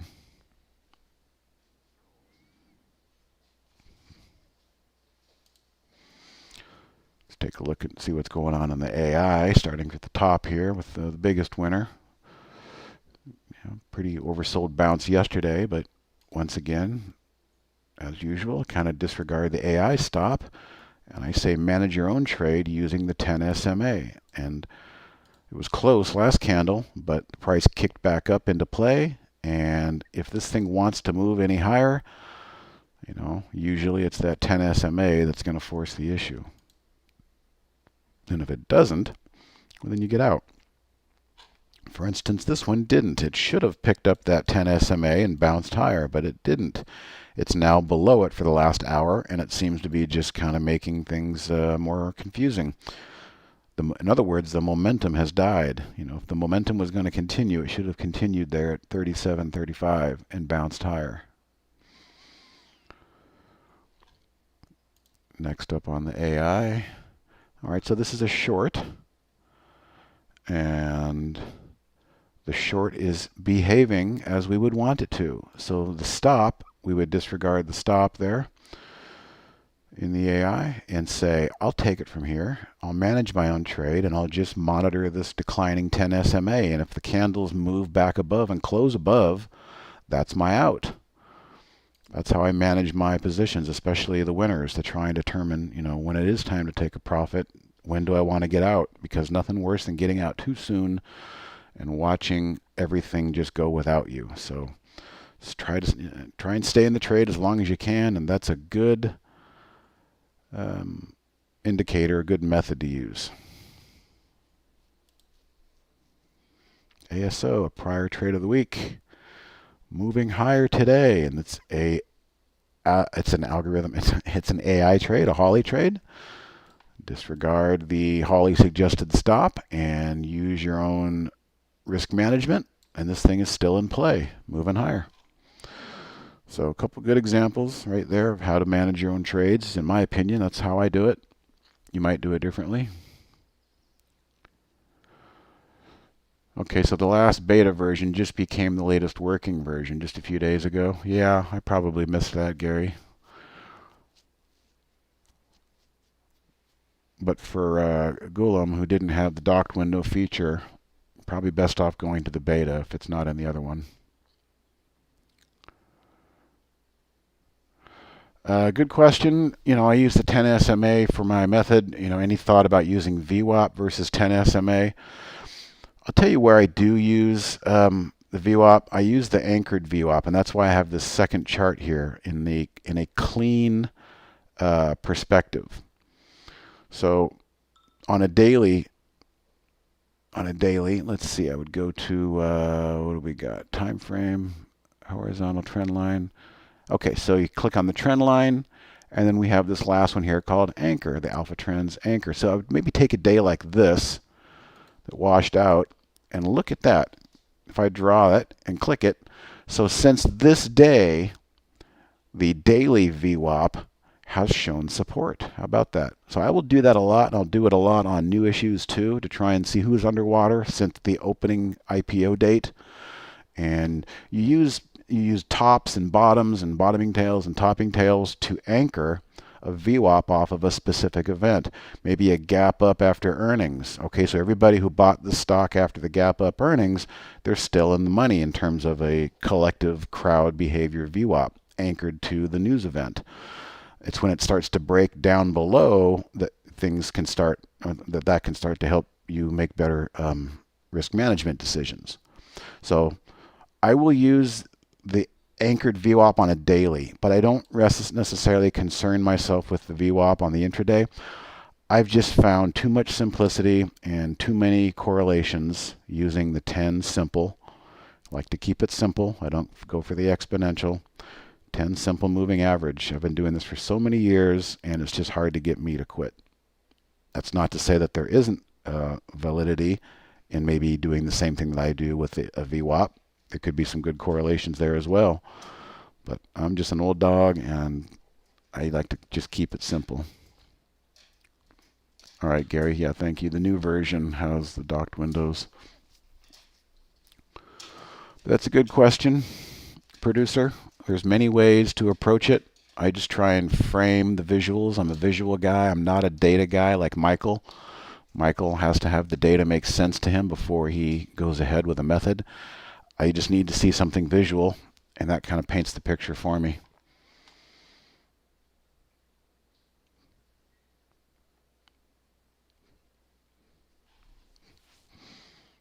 S&P is trying to go to highs. DSX, the trade of the week. Not bad. I decided that I was happy with the profits, and I should have taken half, but I took it all on this day here. And it's exactly what I had just mentioned. One of the ways to try and avoid feeling left out because you sold your position too soon, we can use the 10 SMA, or we can decide to only sell half and keep half on the table, which if I had done, I would still be in this. But the problem was I got a little too caught up on that big downdraft day, right? Last Friday going into the weekend. That day right there, a lot of technical damage was done. I said, you know what, I'm just going to take what I have and risk missing out. And I missed out because the market kept selling off. But this was a good trade of the week call. This was a very nice consolidation. And then we have a situation here where, as I always say, the chart needs to confirm the story. What's the story? Well, we're hearing about a supply chain and shippers and shipping rates going through the roof. And, TK and a couple other shipping companies had just been doing really well. Matter of fact, TK is doing some nice sideways action here. I would probably come in here right there and create a price alert. And it will alert me if the price moves off. Maybe this was support on the 10 SMA. But back to DSX, this was a sector move that hadn't really taken place yet. So it all unwinded perfectly. The news started coming out. They're expanding their fleet. And I feel like I probably left a lot on the table from last week's trade of the week for not selling half. I got too caught up in what the general market was doing, not realizing that, the story with the shippers is probably a lot bigger than the general market, and definitely left some on the table there. Didn't follow my own advice. Now we're getting a pop in the S&P, so kind of a relief day. The blue line here on my intraday is probably where I think the S&P might go to, and the SPYs might start finding selling again. So maybe over the next day and a half, who knows, we get up to this blue line. I fully expect sellers to at least take a stand here. I don't know if they're going to win, but I fully expect the selling pressure to pick up again if the price of the SPY moves back into this declining blue line, which, by the way, is nothing more than a simple moving average with a 130 value. 130 candles will give me a perfect rolling 5-day moving average using 15-minute candles, all 130 of them. All right, the trade of the week is it's not derived by the AI. It's sometimes it might give an idea, but I'm the person who writes the trade of the week every weekend. I'm the one who's got to face the music if it doesn't work, and I'm the one who gets to toot my own horn if it does work, like DSX. It's based on trade ideas, technology, and me, a longtime user, a longtime trader, and the human trying to pull together the timing of what might be ready for the week. So again, back to DSX, going into Friday, that's what it looked like. That is my perfect setup. That's what TGB kind of looked like. Breaking above key moving average, consolidating sideways and working off some of the energy. But once this rising 10-day moving average comes up, it starts to force the hand. It starts to force the issue. And at some point, DSX is going to have a bit of a correction, but likely it will be at the 10 SMA, and I might be there waiting for that to happen and jump back in on a pullback. You will never see me call a trade of the week or jump in one of my own personal trades on a chart that looks like this right here, right now. Too much movement, too much separation between the price and the rising moving average, too many green days in a row. It needs a little bit of a bath or a shower before I'll get interested again.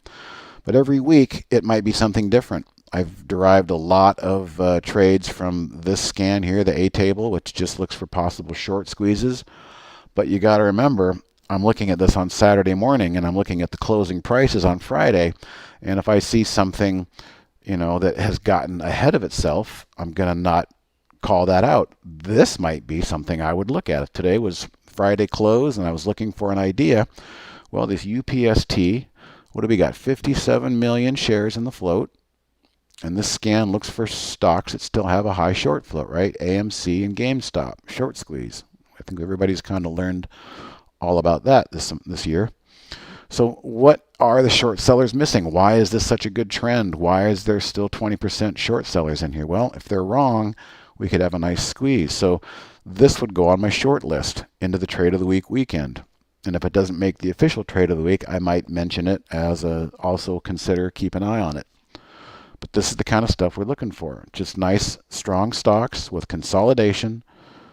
And hopefully the timing is right going into a weekend where we can say, hey, Monday morning, if this thing breaks above right there, that's our trade of the week. So there's no one right answer to how do we find the trade of the week. It's not one simple scan every week. It's a lot of human discretion from me coming in to try and make sense of it all. I noticed the NASDAQ was not participating. Well, now it is. Okay, it's starting to play ball like the S&P was. So we're probably going to have a little bit of a relief rally.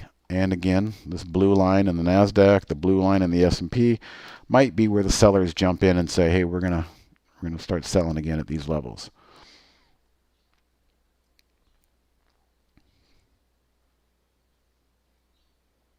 Okay, so there's no beta available currently. All right, so I guess whatever the most recent version is for download, Gulam would be the one that you want. I'm going to guess it probably has a newer version than the one you're working on. Oh, hey, there's DSX as I speak, just continuing to make new highs.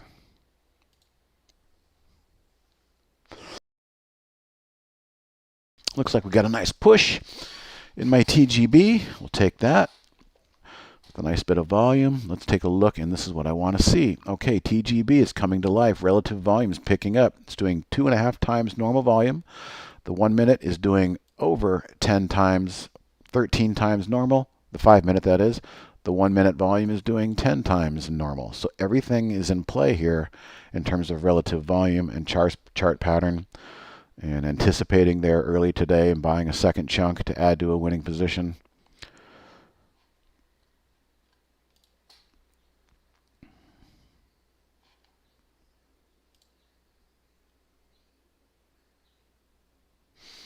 All right, looks like we're all caught up on questions. Obviously, you can keep sending them my way. If your question consists of, well, maybe I'd like to see what Steve thinks about this trade that I'm in, or if you want me to look at a chart, I often do that, and I can give you the unvarnished, unbiased, honest opinion of what I really think after staring at these things for 25 years. I wish I could have a better answer to the question, does TI have a crypto market trading alert? I wish I could say it's coming. It's still kind of in a concept phase, because what you have to understand is the genius that built Trade Ideas, who doesn't get talked a lot about, his name is Phil. Phil built the architecture, in the early 2000s to fit the market that we had at the time, which pretty much was New York, 9:30 to 3, and then we added pre-market, we added post-market filters as well. But the Trade Ideas process, which includes the AI and includes our daily alerts and all of our data, it literally has to go through an overnight process. It has to sleep. The platform has to sleep and get its rest, and get its 6-7 hours worth of rest, so that the next day everything is up to date and configured properly. Well, you could imagine that takes a 24/7 market like crypto or some other things, and literally turns it on its head and never gives the platform a chance to sleep. So essentially, Phil, his next main project is to think outside the box and figure out what type of server architecture or configuration could allow the platform to be up and running 24/7 to monitor cryptos, but at the same time still get its beauty rest. How do I save added? I added to the docked window. Okay, so once you've added anything to any config, chart, window, dock window, or what have you, the best thing to do is to save your layout and allow Trade Ideas to call it the default layout. And it'll ask you, do you want to overwrite it? I've got nothing to overwrite, so I'll click out of that. But that's what you want to do. Anytime you make a change or open up some new scans or configure or size windows or position things, and if you leave the program without saving it, you're going to have to do that work again. So it's a good habit to get into saving your layout and let Trade Ideas name it the default layout so it just opens right back up with where you were, where you left off. That's hopefully will help MB. Peter, were you referring to last week's trade of the week? Yeah, okay, so let's talk about last week's trade of the week was DSX. It triggered, it worked, it did exactly what we thought. If I go to this week, PXLW, and if I pull up my content, the instructions are the trade of the week will not be considered live until it gets above Thursday's high at 588. So technically, you see that blue line there at 588, it has not triggered. This is what it looked like going into the week. Very strong stock, pulling back to the backstop of the 20 SMA that I call it, using a little bit of slop. The 2-day high of that candle right there would have been our trigger.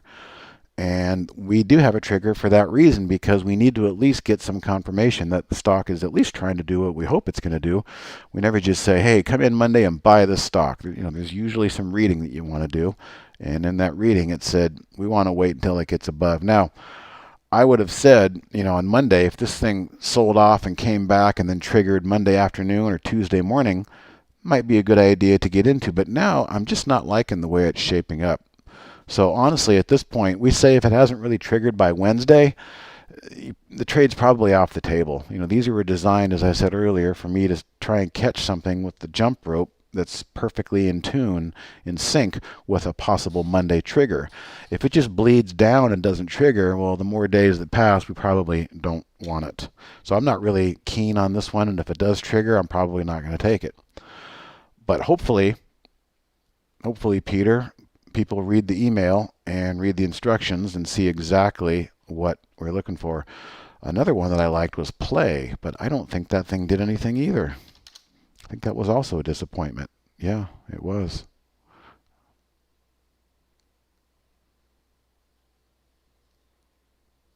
I don't think that was the one. I wonder if it was. I wonder if I might have had a typo. And I did. I just realized that went out as a typo. It was supposed to be Plan. Let's look at Plan.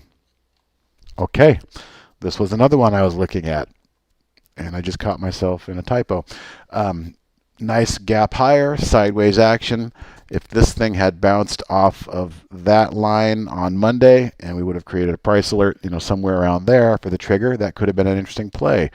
But as we all saw, I had Play in my mind, the market just kind of fell apart, and it wasn't really conducive to things moving higher. So I think the general backdrop of the market prevented those two ideas from literally triggering this week, and I'm okay with that. So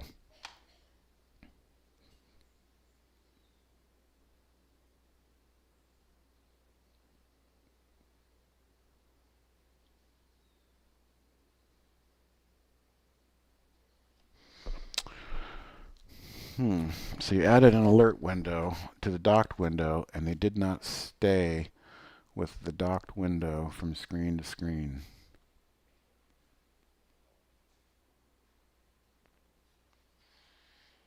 Let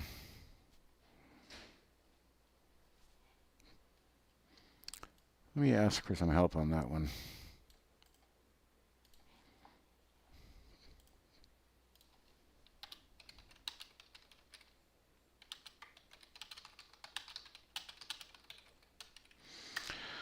I'm asking for some backup on that one, MB, because again, I don't use the docked windows, and I'm probably not as up to speed on them as I should be, but your question is probably a common one, and so I asked for some support on that one. I copy and paste it. We'll see if somebody gets back to me.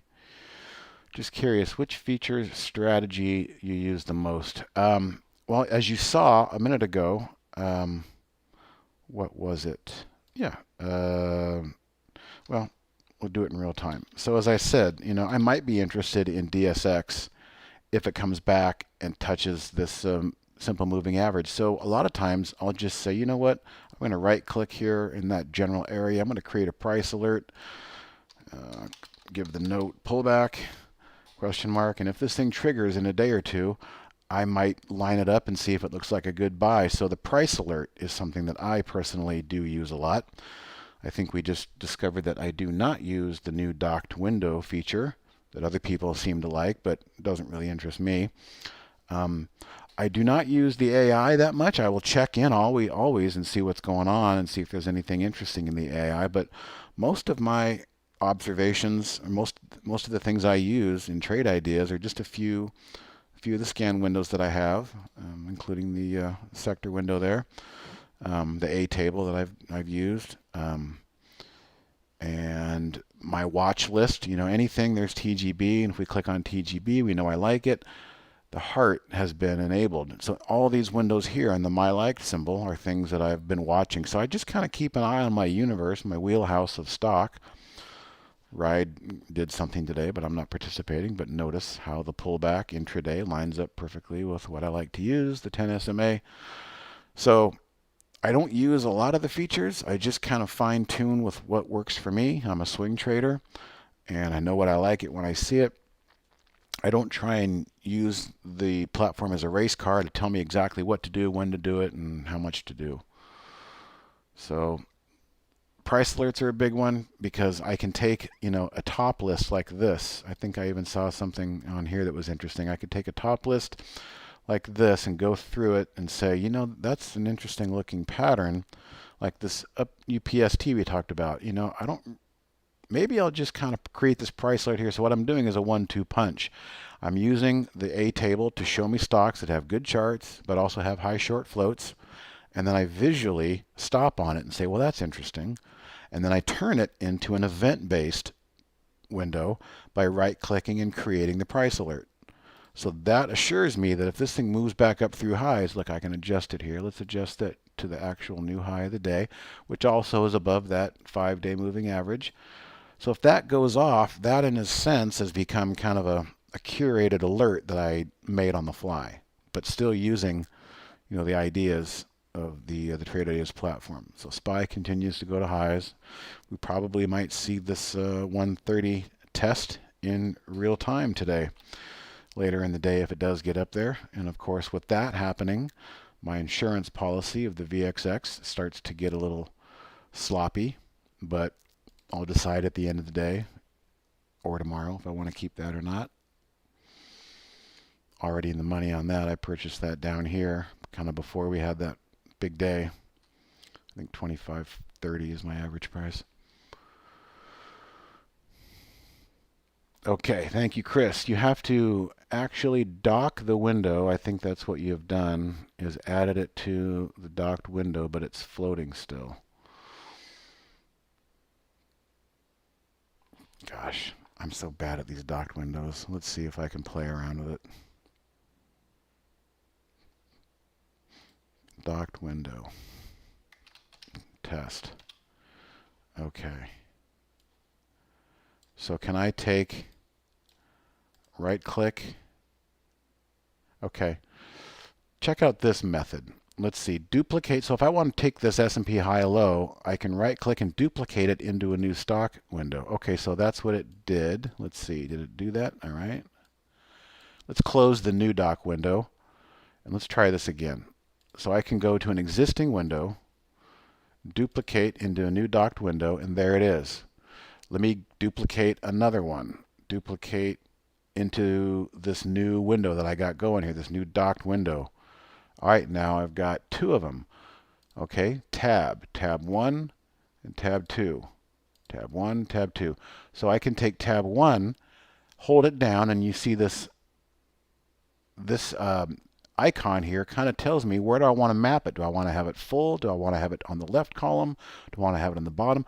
I think I want to make this a right column. Now I can see both docked windows, both new windows inside of a docked window. So I think that might be the best procedure for you, MB. It sounds like you already know what you want to duplicate.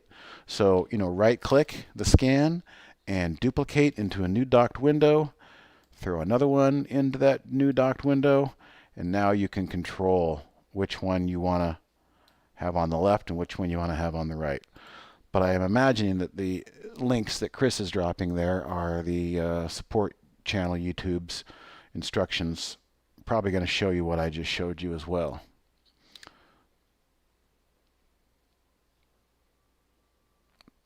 So between my answer and Chris's save, hopefully that will help you get in the right direction. And then once you've got that docked window, of course you grab the header panel to that docked window and slide it over into your other monitor. I forgot about that option. Again, clicking into duplicate using a docked window. Oh, look at this. So we might even actually have a good example of, let's see if the sellers show up at that declining blue line. We might get that. What's going on out there? Did a Fed governor find a microphone or something? It's usually the case.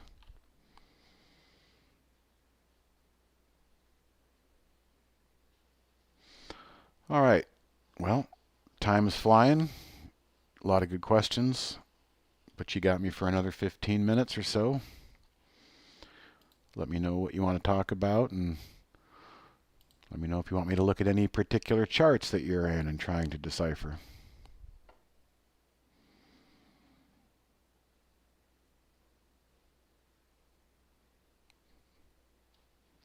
S&P 500 high-low is just screaming. All I did here was, and I can always tell when the market's doing something because this thing just turns green or all red as S&P 500 components make a new high or a new low.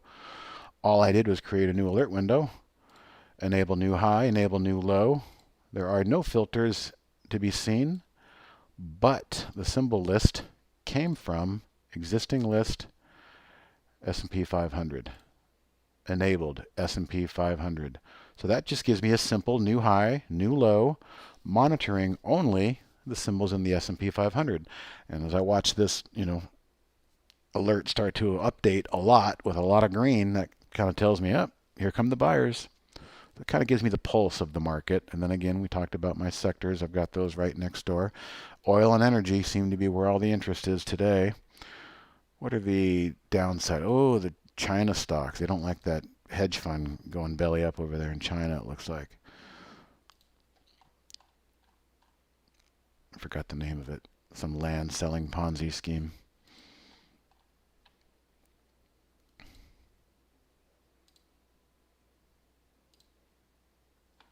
Yeah, we're getting a little bit close to that declining 5-day. Let's see what happens. I think the sellers are going to maybe take advantage of that. Doesn't mean they're going to hold, but at least they're going to try. Oil sector's been hot. Thoughts on COG? Oil sector has been hot, and this thing almost looks like a uranium stock. It's just done very, very well. It can't even find itself to consolidate. It's got what we call red bar ignores. 7, 8 green bars. One attempt to take a breath, and that is mitigated the very next day. Another attempt to take a breath, and it's mitigated today. So extremely strong. Very nice candle today. At some point, the music will stop and everybody will look for a chair, like musical chairs. And, if you're not in this, well, maybe you want to look for that pullback to the 10 SMA. And ideally, it grinds sideways a little bit, works off some steam, and then continues higher. If you're in this name, there's no reason to get out unless you've got more than you want. Then in that case, you start selling a little bit here and there as it makes a new high. Make them reach up and pay for what you already have. But that's a very strong looking stock indeed. What's ConocoPhillips looking like? Maybe not the same as Cabot Oil and Gas, but still breaking out. Look at all these days here. This is what I see when I look at that. Rejected, rejected, rejected, rejected, rejected. 6 or 7 rejections at the blue 50-day moving average, and that's where a lot of stocks individually have been finding their ceiling. They've been in a downtrend, but they find a nice oversold bounce. They trade up for a few days, and they run right into the brick wall that is the 50-day moving average. And so when a stock can recover and reclaim it by closing an actual daily candle closing above that line, well, then that starts to portend possible good things to come. So it's worked its way out of that range, and ConocoPhillips is looking a lot better. The oil service in general basically did that a couple days ago, and it's also got its 200 day. So a huge crossroads here in the oil service, and it's starting to get a little bit weak. Look at how it broke my intraday momentum line. Once you have a close below the intraday momentum line, your momentum is probably done for the day. And I would say OIHs might be done for the day here, just based on that. All right, Doodle Dumb, great name. ABCL. What does ABCL look like? Okay, so ABCL did what I was just mentioning here a little while ago. Rejected, rejected, rejected at the 50. Regrouped itself on this day here. Reclaimed the 50. And once these stocks reclaim the 50, it seems like they're kind of breathing clean, fresh air again. Got a little choppy the last few days. That might be market related. Biology, pharmaceutical. But it's holding, okay? Again, another example. There's your midday breakdown of what started off to be a great day. But this is I call it the signal candle. This is the doomsday candle. This is the one that if you don't heed, you're probably just going to suffer some more pain and anguish, at least for the short term. So once that candle broke and closed below the intraday 10 SMA, that tells me that the momentum is probably dead for the day. But that's just today. Looking at the bigger picture, there's nothing that says this thing can't bounce, in this range and kind of pop back into play. And over the course of the next couple days, you might have yourself a nice range, which is kind of what I'm doing in TGB. Let's check in on TGB. Okay, all things are looking good. And as I kind of showed you there, once they break above, they get a little squirrely, but this is what I saw in TGB. And now it is resolving itself in the way in which I would hope. I hope we continue to make new highs and get up around $2 today. And that would be a very convincing break above that wedge. And so that's kind of what I see forming there in that ABCL for you. Yes, I've got the 200 day as well. ABCL, which I think showed up on that one. No, it didn't. ABCL. We do not have a 200-day moving average for that because we do not have 200 days of candles yet. Probably going to come in soon.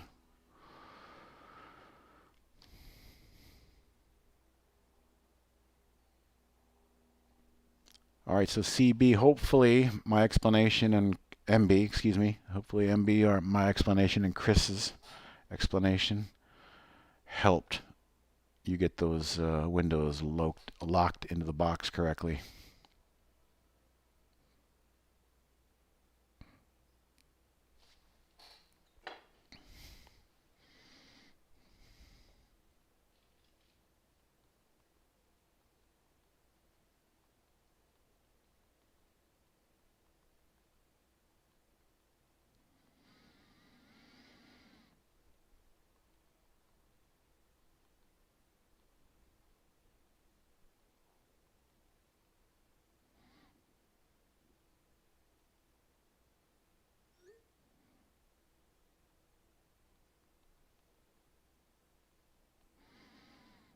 Sorry guys, I gotta respond to this.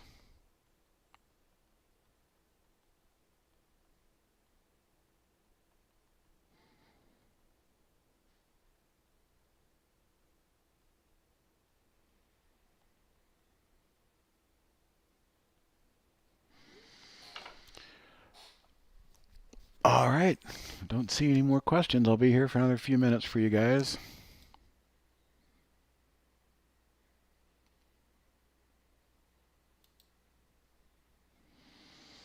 Sure, you want to look at Fix, which was a good 80s band. All right, very nice candle today. And notice what it was doing before it came into today. Moving higher into clean air, broke above its 50, came down, tested the 10, 3 or 4 days in a row, but all I really see here is kind of working off some nice consolidation sideways. And when we have sideways consolidation, like I was saying earlier, when I look for the trade of the week, these things are the ones that get interesting. Well, lo and behold, today it did what everybody had hoped. Exploded with higher volume. I don't know if there's news in there or what. Fast forward here to the intraday, we've got a little loss of momentum. So all of this steam that was worked off in the morning is kind of giving some back. And it's not to say that it can't recapture it by the end of the day, but in my experience, the general rule applies that once the candles do close below that 10 SMA, the momentum seems to die out. And there's nothing that says that tomorrow there can't be another regrouping and some follow through higher.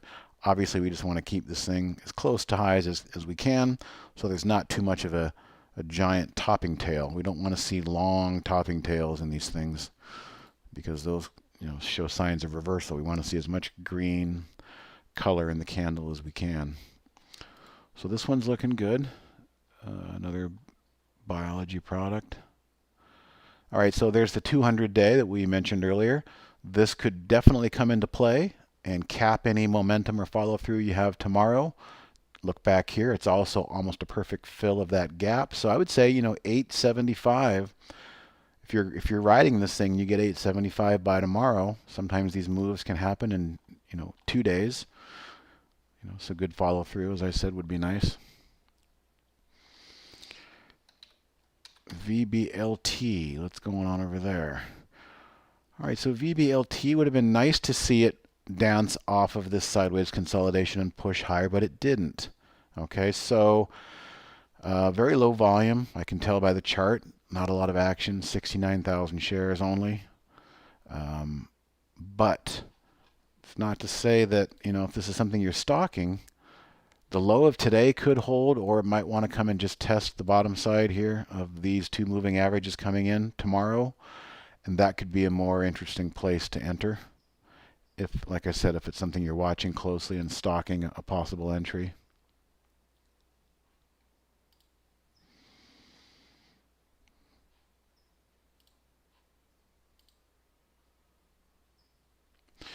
No dumb questions. 10 SMA is 10 simple moving average. So it takes 10 candles, and the reason it's called simple is because it gives each and every one of those 10 candles equal weighting.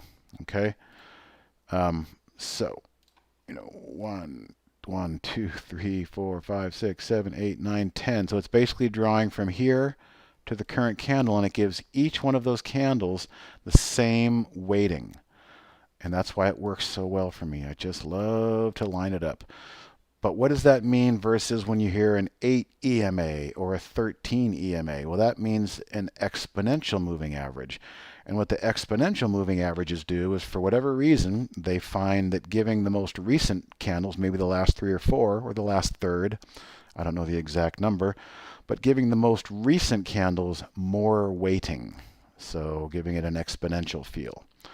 And I just always jokingly say I like to keep things simple, so I use simple moving averages. Now this one translates. It's a 15-minute chart, so it's only going to count the 15-minute candles, 10 of them. Whereas the daily, it's going to count 10 days. So anytime you hear me say 10 SMA, it's going to correspond to the time frame that I'm using. And that's the difference between an SMA simple and an exponential EMA. Some people swear by the EMAs, and more power to you. There's no one right way to do this. Trading is an art form. It's not a science. Even though some people try and make it a science, they eventually get a little frustrated when things stop working that they think they've cornered the data on, because the market is ever evolving. What worked 3 months ago probably doesn't work right now. So you have to always kind of be tweaking. Not tweaking on meth, of course. All right, guys. Well, I'm about ready to call Barry back in. I can look at one more chart or one more concept before we do.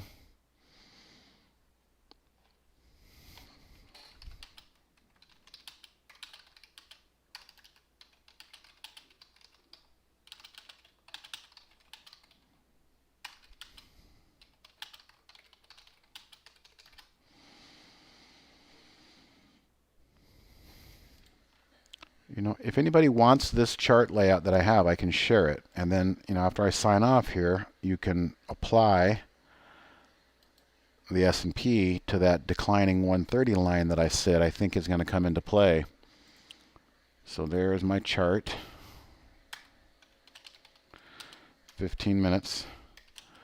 And later in the day, you can see if sellers do show up at that declining 130. And these are all the little components that I just kind of put together and try not to overcomplicate it. All right, one more from Asia. We'll check out LIFE. Monster move 2 days ago, and I often say sometimes these moves can come in a day and a half. And on the second day, which is this day right here, if you get that giant gap up, that's probably going to be your half a day. Take it. Don't look a gift horse in the mouth, as they say. And look what else we can do here. What was the moment that the momentum died? It was on that candle right there, the first candle to close below my momentum line. That should have been where the price should have bounced if it were to go higher, but it didn't. It closed below. And look at all the headache you could have saved if you were holding on to this and just hoping for a reversal all day this day, and pretty much half of today. But look, it has reclaimed. So maybe it's shifted and it's starting to build. But when I go to the daily, there's so much volatility on that. It's kind of sketchy. It could go either way. But if you're going to focus on the intraday movement, it looks like it's trying to rebuild. It's using that bottoming, kind of like holding a bird in the hand, I say. And ideally, a bird in the hand will fly away. So it doesn't look bad. It just depends on what your time frame is. If you're a day trader, you got something that might be working here. But as a swing trader, what I see is day number one was huge. The follow through came overnight, gapped it way up. And when you have those types of moves, you better be hitting sell on at least half of it at the opening bell, because it's likely not going to hold. And greed gets the best of us and tries to keep us in those things. But again, that's why I just really try and focus on that signal candle, the doomsday candle. The first candle to close below the rising momentum 10 SMA usually portends a bit of difficulty around the corner. So I'll leave you guys with that and let Barry know I'm all talked out.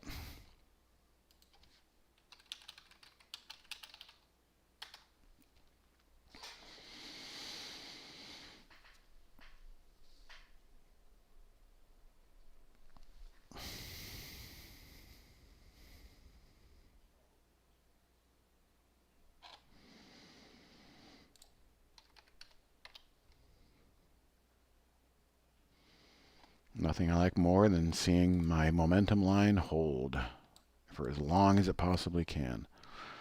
And I'm not thinking about taking profits. And again, I just added to it. It's a swing trade.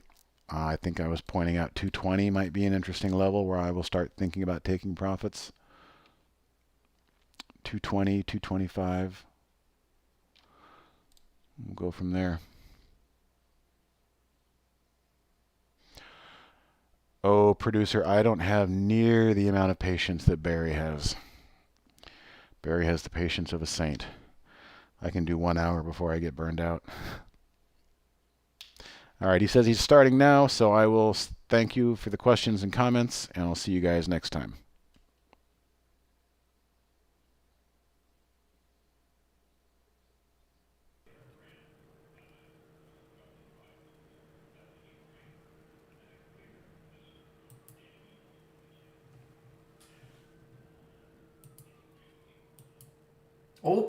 OPAD is still strong, guys. OPAD, look at this little move for OPAD here. High left, or looking left, the high was 1228. So, I mean, the all-time high is up here, around 16. OPAD is still strong, but shortable. I'm just showing, guys, now what I'm showing are stocks that may be topping out, okay? No guarantee.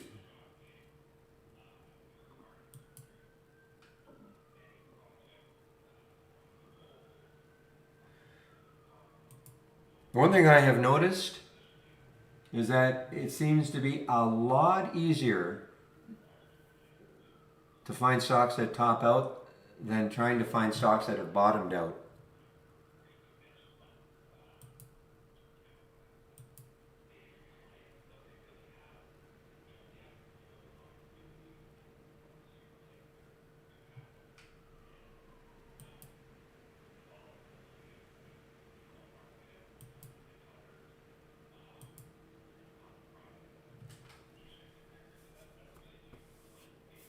Yeah, I think people are way more willing to flee something, when it's rather than. I mean, it's nervous. You have a nervous time maybe trying to pick something off the bottom.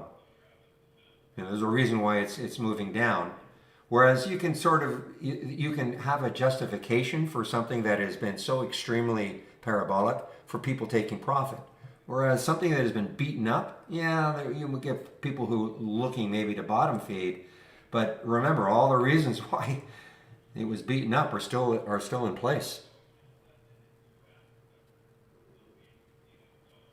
Yeah, but are they bottoming? Are they showing good intraday moves, Ija?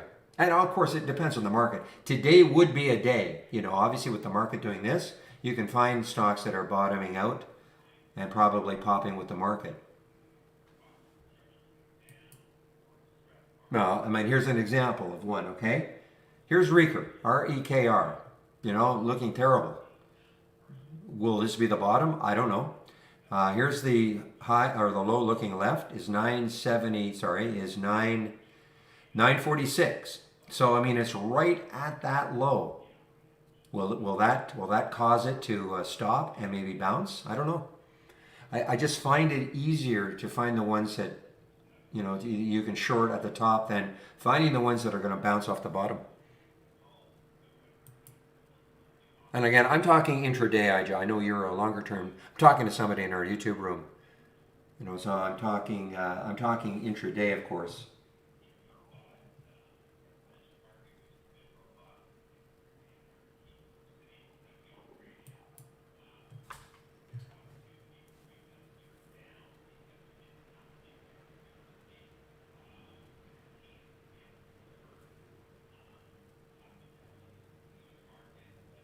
All right, I'll take a look at life, just to see.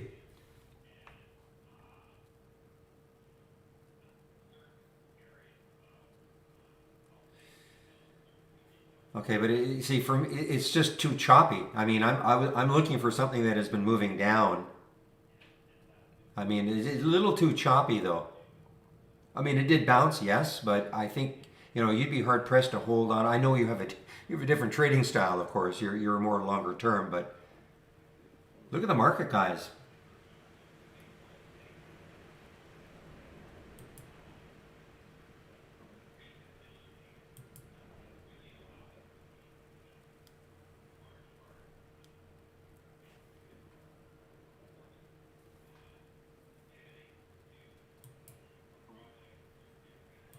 If you had shorts available.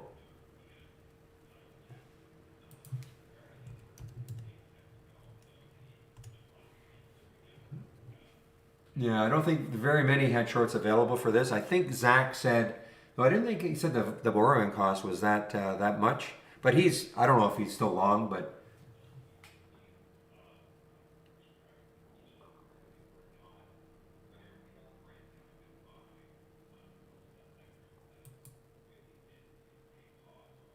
PGNY, PGNY. What do I think of the graph?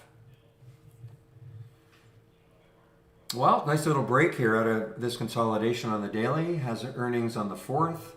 It's close to an all-time high. I guess this is the all-time high up here. Right here. It must be the all-time high is what, 66.61. So it's close. I mean, it's a little break out of, it's just not what I like to trade because of the price range, but definitely a nice little break out of this consolidation here.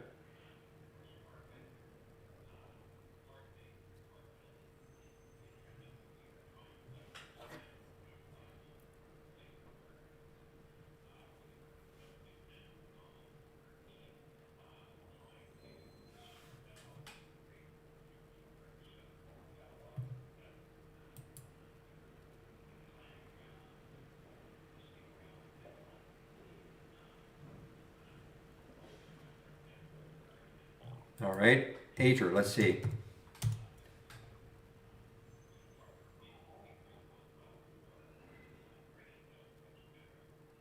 It's okay. So this is a little bit different. I mean, I'm talking about stocks that are near the bottom of the day.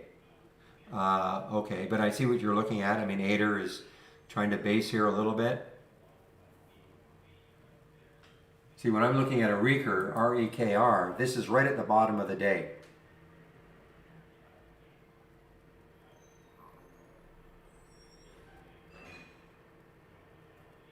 Funny, with the market moving higher and what I'm seeing are a lot of the high flyers are starting to move down.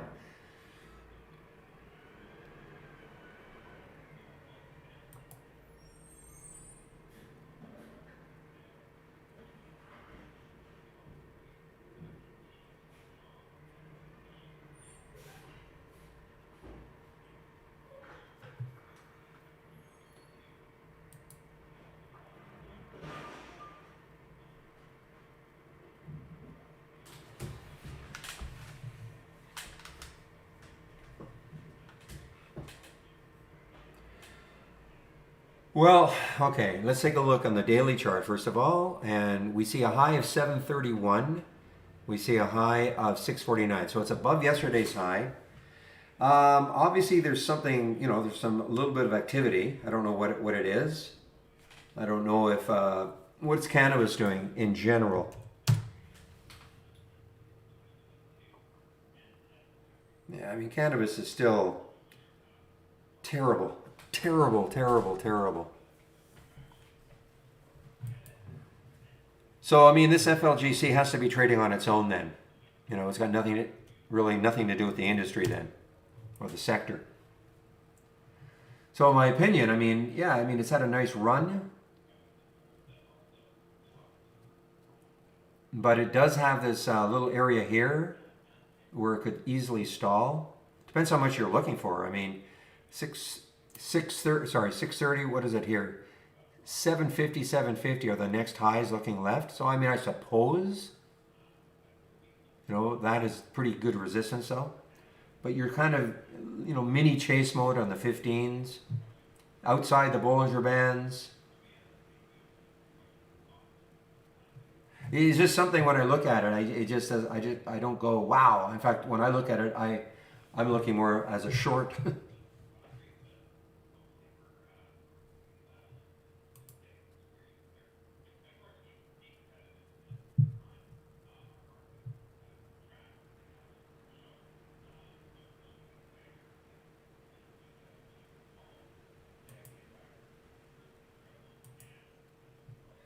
You cannot see my picture. If you're talking about as an avatar here, yeah, I don't have it.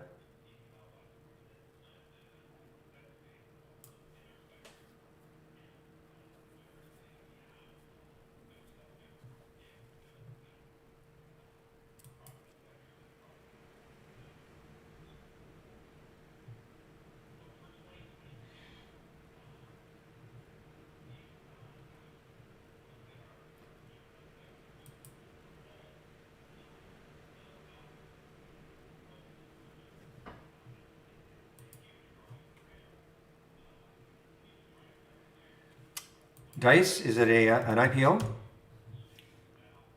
Looks like it is, yes. Okay, so it's the volume, well, it's just open, so what was the IPO price?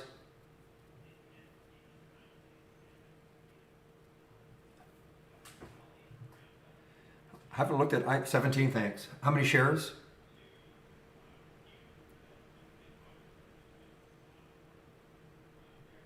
Okay, so well, that's pretty good actually. I mean, it's out of the price range that I like the IPOs to be. I like them under 20, if I'm going to dabble in them. But 12 million issued is certainly not a lot. And so obviously at 17, this has had a robust open.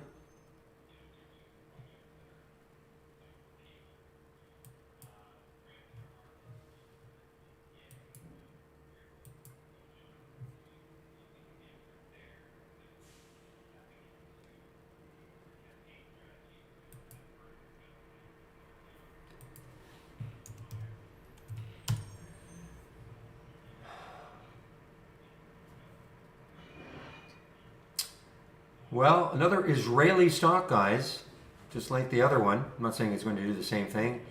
Huge float, though, 7.6 compared to the other one, 2.2. But I'm kind of joking a little bit, but here we go, yeah. Israeli stock, just like the other one, the INDP.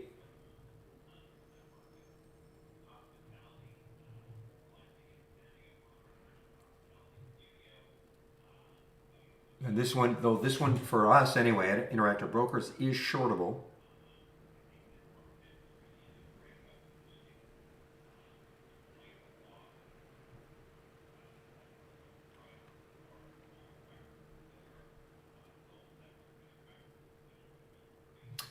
And as you said, granted, so there's their headline right there. Granted, patent titled Intravascular Aneurysm Treatment Device and Methods.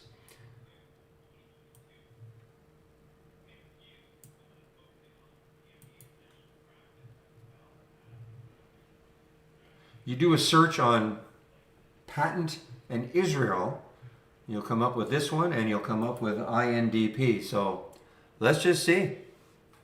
Something crazy happens. The major difference is, I mean, look at the chart.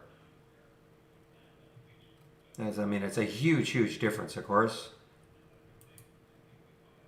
between that one and INDP.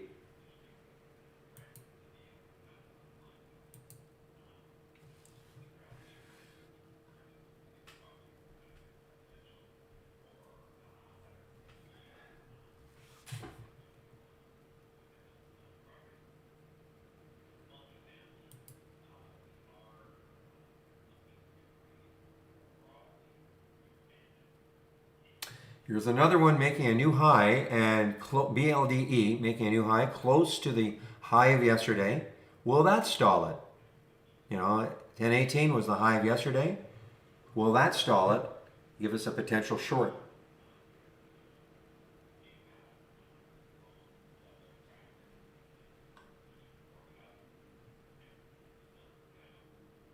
It's right at the 5-minute Bollinger Bands, right at it.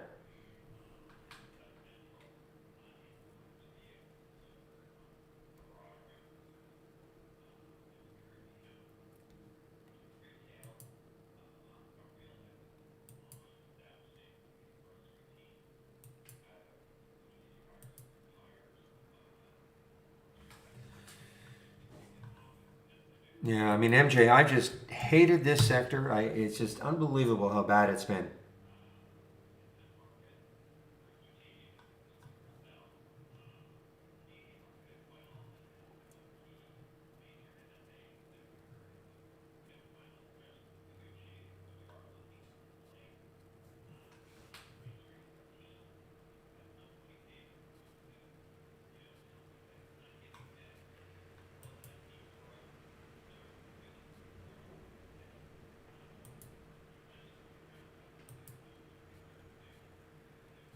I know it was active earlier. All right, same thing. So what happens when we look left? 736, 761. So we've got a little bit of area of that, and right there is 744. So you've got some areas to get through. I mean, it's up 23%. Tremendous run, yes, but can it take this area out? If it can take out, that 730, 760, I know you're giving up 30 cents, but then, I mean, 12 was the high a couple of weeks ago. So pretty good volume day.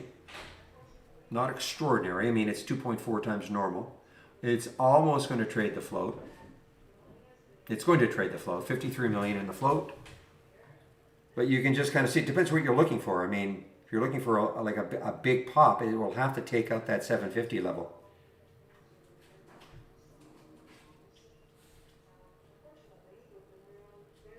So what I do is I probably put a price alert up here around, say, 756, 743 or whatever in that range.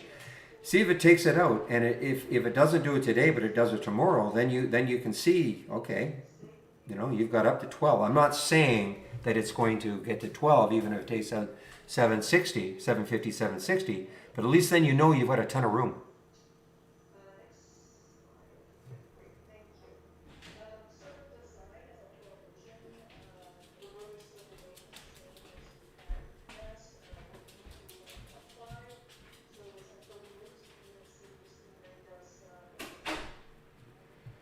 You're talking about Arlington income or something? Arlington something or other?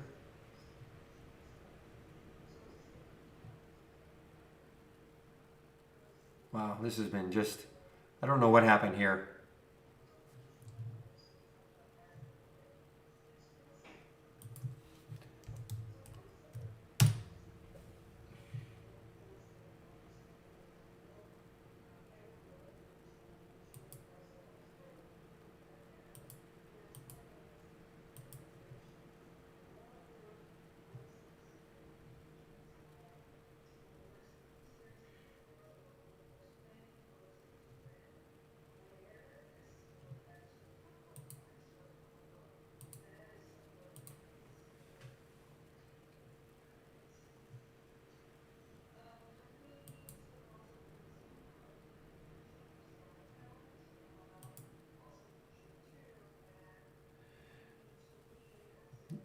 So the relative volume, I can give you the actual definition.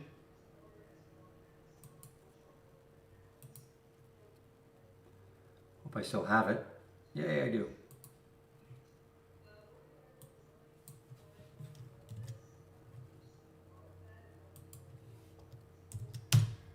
Think of it this way. I don't think that 30-day average is right. I think it's more of a 10-day average, okay? So if you take the 10-day average up to this point of the day, so it looks at the current time. So you could say that right now, this is trading 8 times what it would normally be trading at 120 over the last 10 days. That is a simple explanation. I think it's a little more involved than that. And it'll change all day. Because all of a sudden, if the volume just completely dries up, that'll start moving down.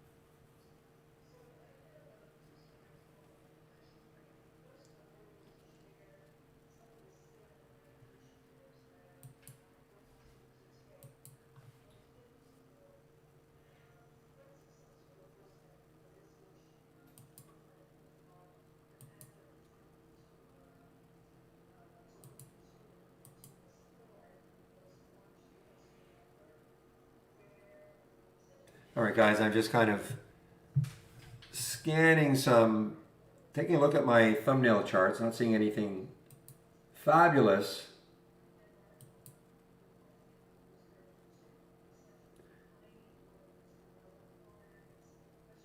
Amazing, isn't it? So Goldman bought G-Sky today.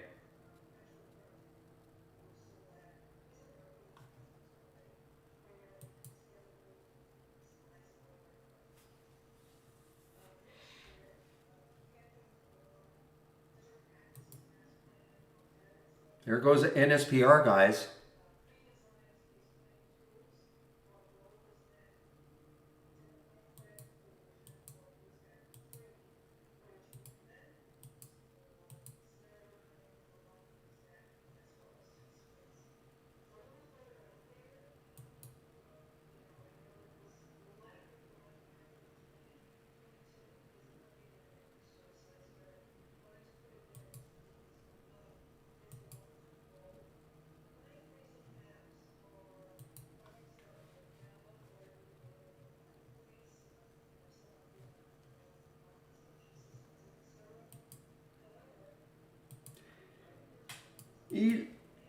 Oops. Okay, so there's your any. There was an area that I thought if I could take out. So there's your any Okay, so we're getting close. I mean, then when you start looking left for any, I mean, there's a ton of room.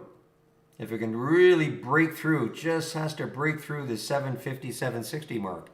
And then look at the room it's got.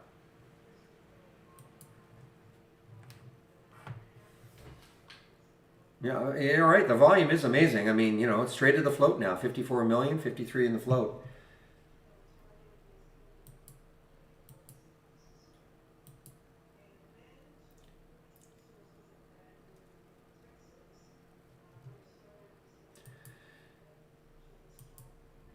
Yeah, there is news on NSPR. They were granted some kind of a Canadian patent. So there actually is some legitimate news. Again, whether you think, it merits being up, whatever it is, up 11%. But yeah, there's your news.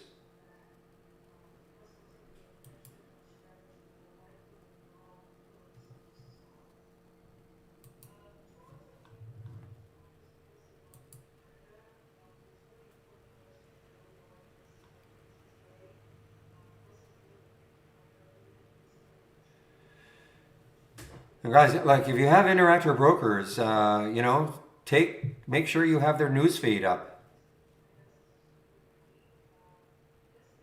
I think it's excellent.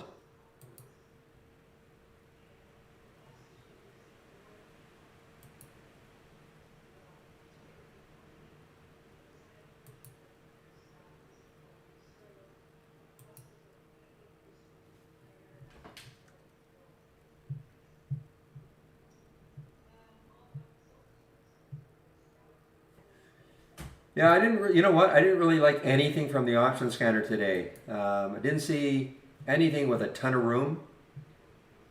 I suppose Life actually. I thought Life might have a shot because, of course, yesterday's high was up here, but it just hasn't. What I'm going to do with it though is just stick an alert at 9:29.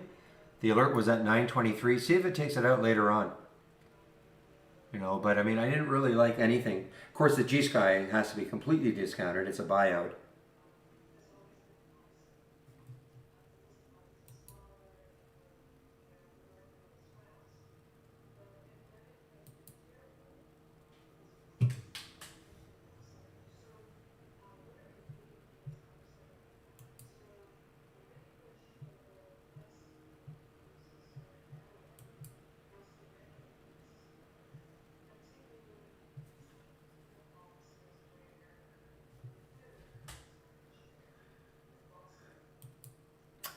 Well, this is having an inspiring run, guys. NSPR.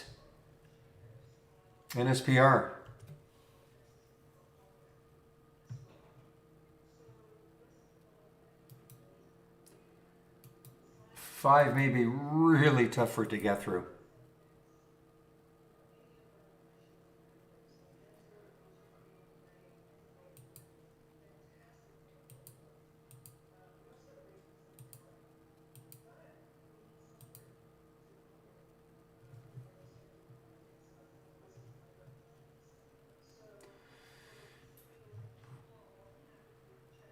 Actually, looking at the daily chart, it has more room. It's a little more skewed on the weekly. So take a look at the daily. On the weekly, 480.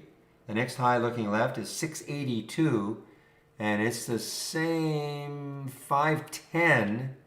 So 484 and then 510. So if it can somehow get through 5, then you've got your little fantasy level of 680.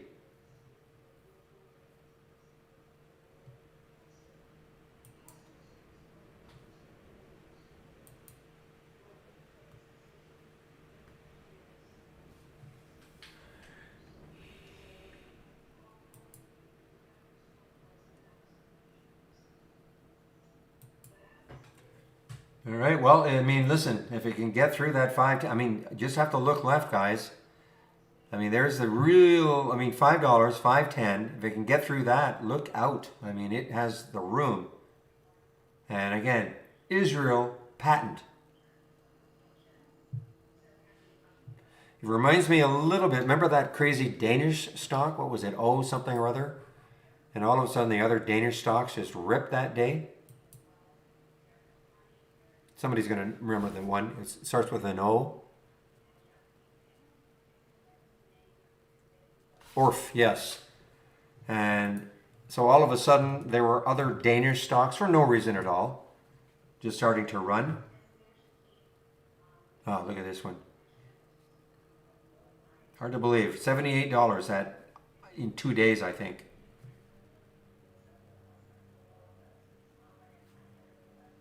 So I think that's what's happening, guys. I mean, Israel, patent.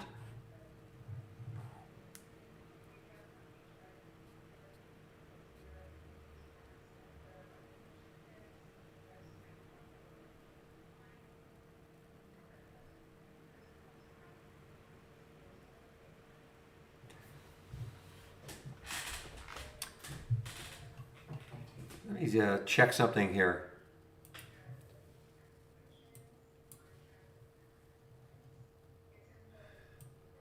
Something is ringing. UROY.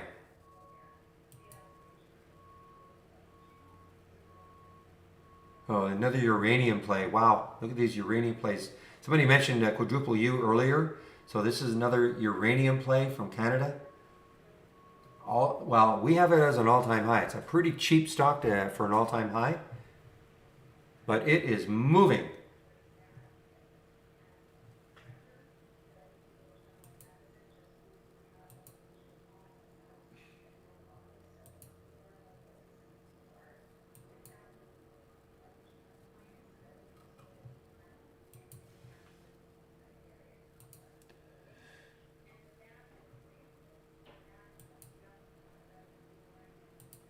Just give me a moment here.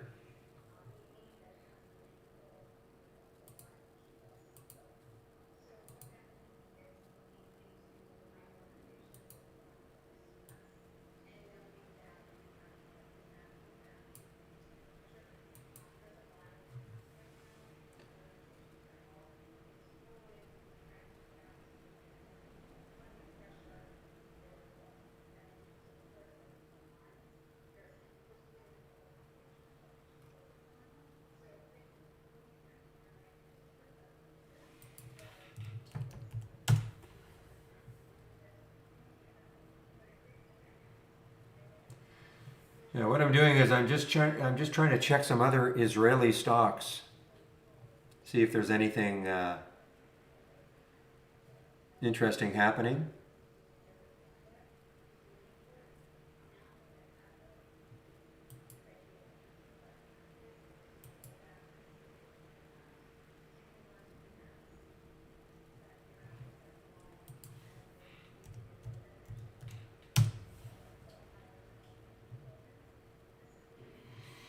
Yeah, well, there was something interesting happening with this one early, GMVD. It was an earnings play, but it has dropped now.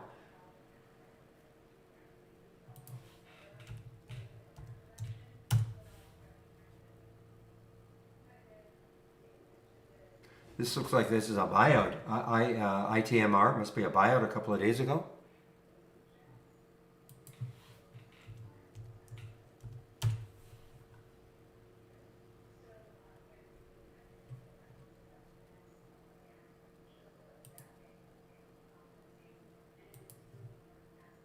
All right, guys, as I kind of thought that the NSPR, it might take a couple of cracks to get through that 5 level. It may not get through it at all.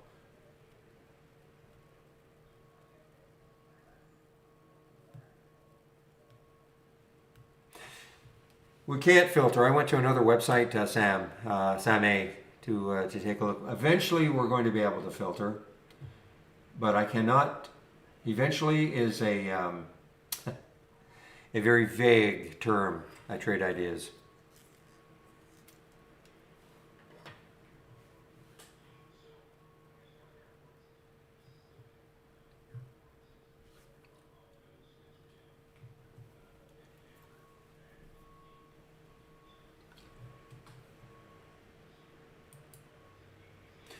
It showed up on the option scanner too. Okay, now listen. Now this is interesting on the option scanner. Okay, so it did show up at 485, but you know I'm a little reluctant. I think if it can take out, if it can get back over 5, look what it did. It got up to 507. I'm sticking an alert up in that area. And if it takes this out on some volume, I'm in that trade almost for sure because, you look left. And again, I'm not telling you to do it. But when you look left, it's got a ton of room. So I'm just sticking an alert up here, see if it takes it out. Look at the 2 topping tails, almost to the high of whatever that day was, the July 22nd.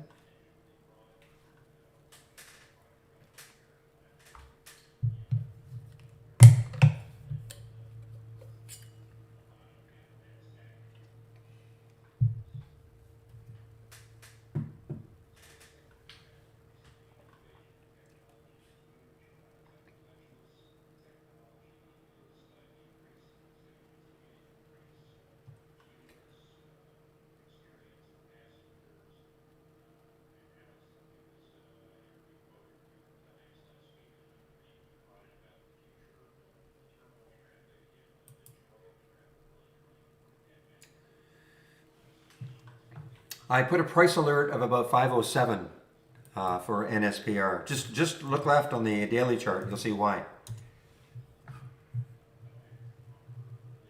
All right, just see, look left, and you see there's a high right there. It basically got right to that high, and it stopped. If you look left on that daily chart, you'll see the same high, basically to the penny. It stalled. So you can see that if it can kind of take that out, though, later on, it may not. I mean, listen, it may not get back over 5, but if it does, and it does it on volume, look at the volume burst that got it through briefly. So if you get another volume burst taking it through 5 for good, then you start looking left and you start seeing a ton of room that it could go to.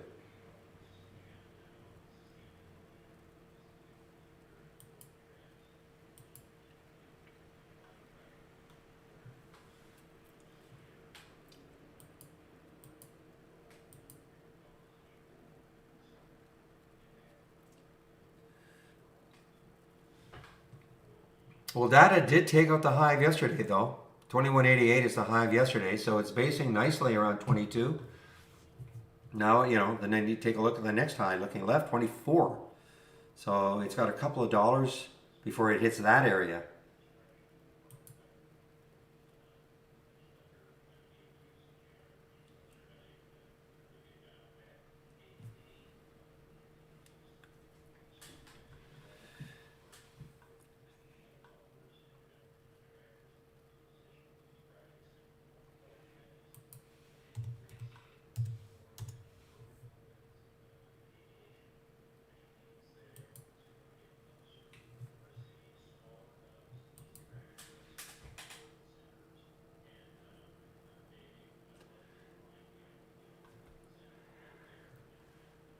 Meanwhile, UROY.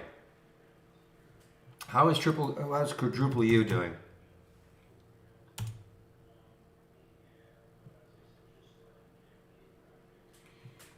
So still having a good day, but UROY is really romping now. Uranium's been so hot. Look at this weekly chart. Basically a double within 4 weeks.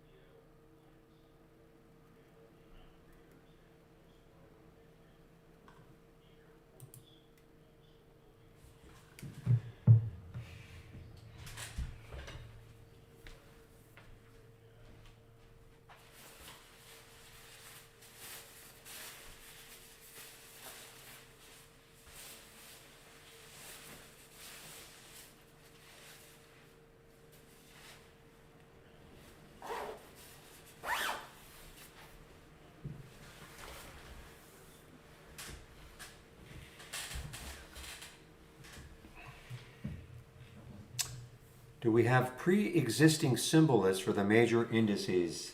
Give me an example of some of the indices. We have, let me see if I can find something. I used to have, it's going to be a matter of can I find it?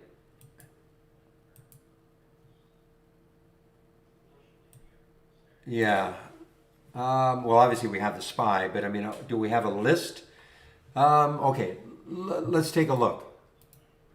Configure, symbol lists, add existing list. Now let's take a look and see what we have.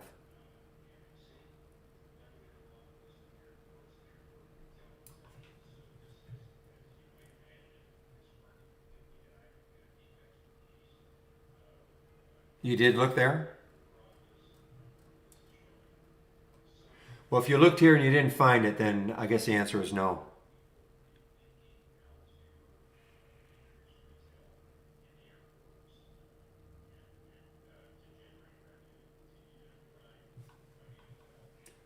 Yeah, if it's not here,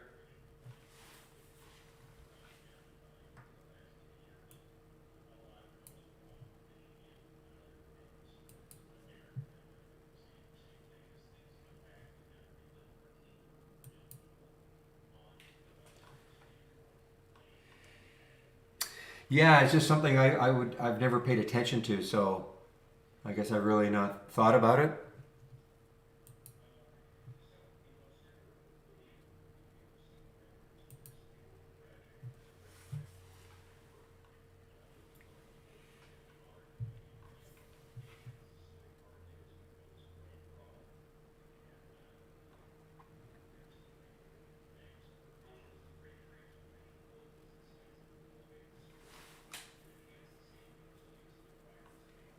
Well, wait a minute. So you mean you want to see stocks that are in the queues?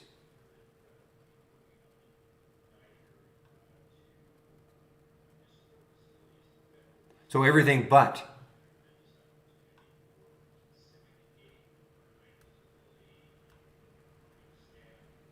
Yeah, if we had the list, if we had the list, you could use exclude, but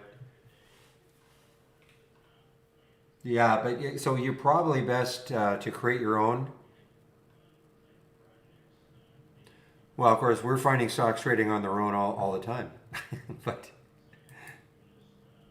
yeah, your best probably to create your own list and then use the exclude.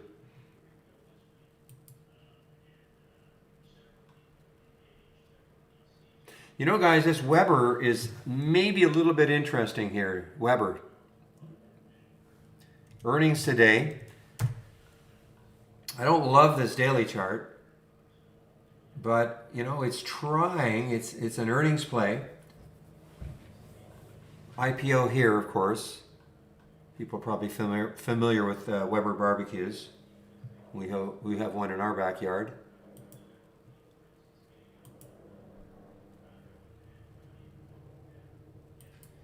The stupid G-Sky keeps telling me it's making a new high.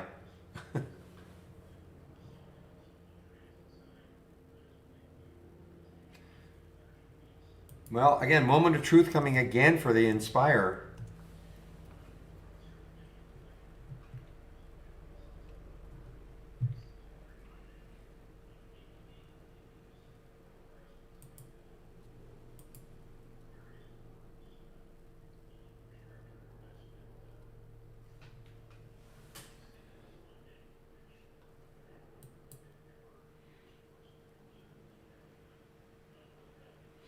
You know, guys, I mean, this is one of those that, depending how it closes, you know, unless it gets way up here, this could be interesting to watch after hours, depending how it closes.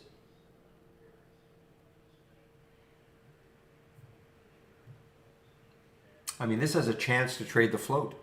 You know, the news came here, I guess, on that right here. The time, anyway, 1 o'clock.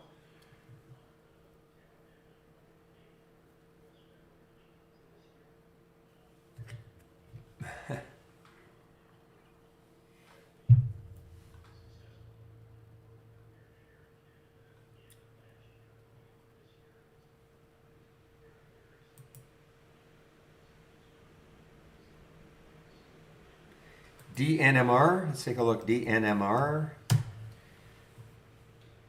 Move sharply lower. Muddy Waters. Muddy Waters issues fraud report. Good old Muddy Waters.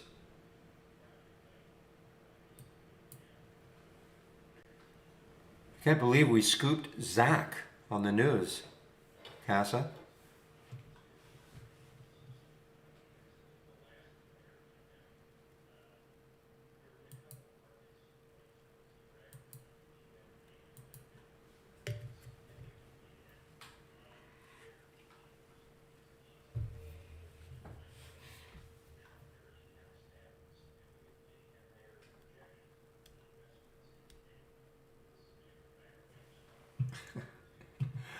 Haha, Aja. So, I mean, this one, I mean, there's some support down here, maybe around 1378, but, you know, obviously, whatever Muddy has said, it's having the effect that they wanted. They're short. They come out, you know, they'll always say they're short.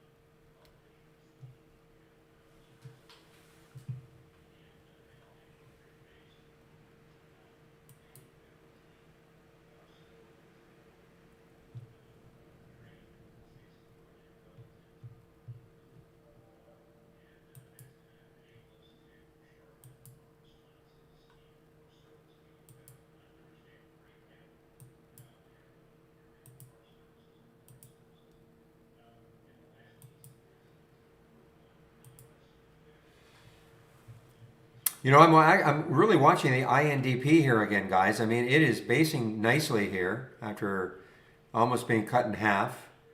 Not quite. IRNT. Just not a great bounce player, but let's take a look.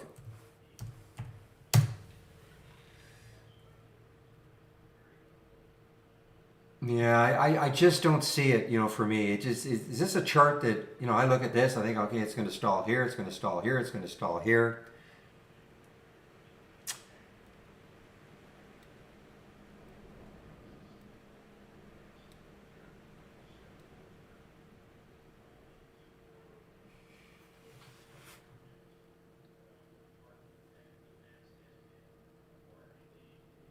Number one focus for me is the NSPR. See if it takes us out, you know, right up here, right up that area. See if it challenges that area on volume, okay? I want to see a big volume push through it.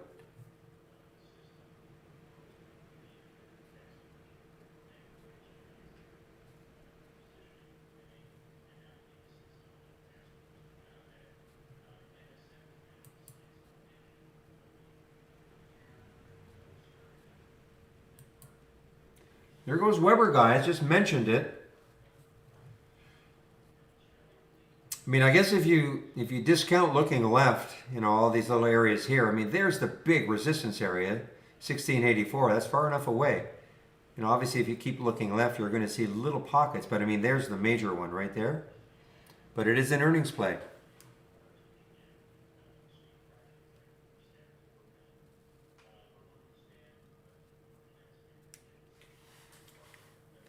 The volume isn't incredible, you know. I mean, it's only 1.9 times normal. Now it's a little bit skewed because, you know, tremendous enthusiasm here for that, for, you know, when it first came out. So a lot of volume here, so a little bit skewed, but nonetheless.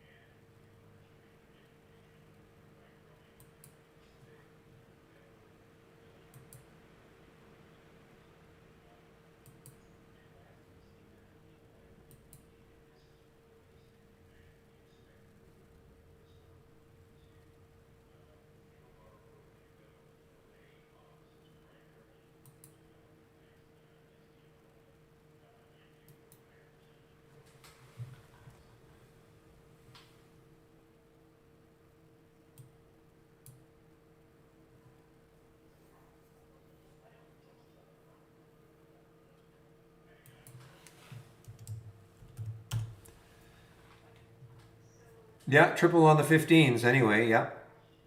That's, I mean, it may not take it out, but that's why, I'm just going to keep waiting. If it happens, it happens. If it doesn't, c'est la vie.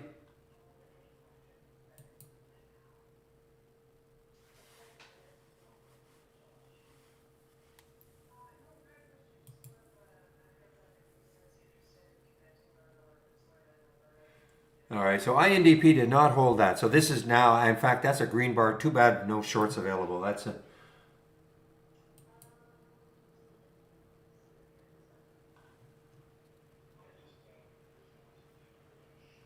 This is almost a classic. If I show you what I'm talking about, this is almost a classic green bar ignored. Here's your downtrend. You have the green bar engulfed by the previous. Let me bring up a bigger chart.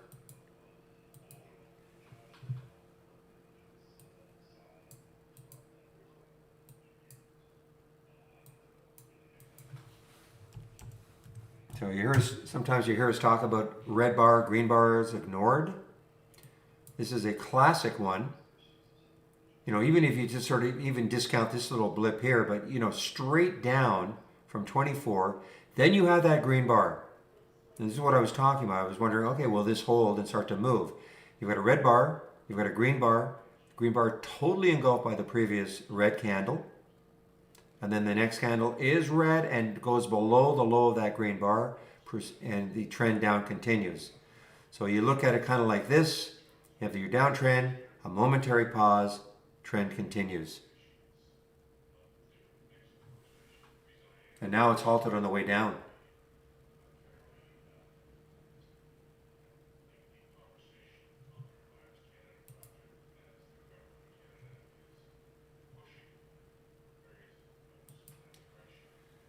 Do TI alerts work in the pre and the post market? Absolutely, William. You need to have.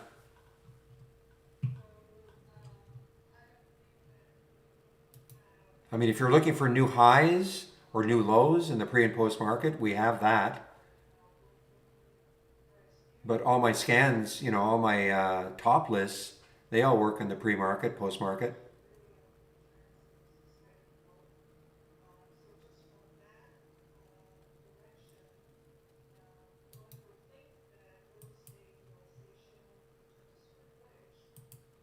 So I mean, here are some of the post market highs, post market lows, change in the post market, change dollars, percent, post market volume. Oh, price alerts. Oh yeah, absolutely. Price alerts. Oh yes, absolutely. They work in the post market. Yes.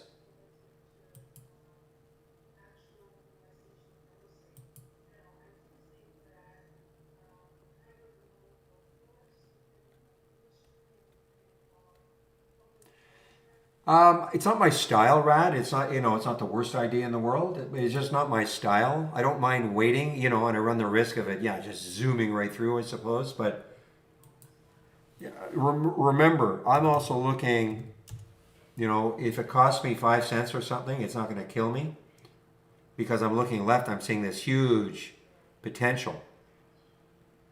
So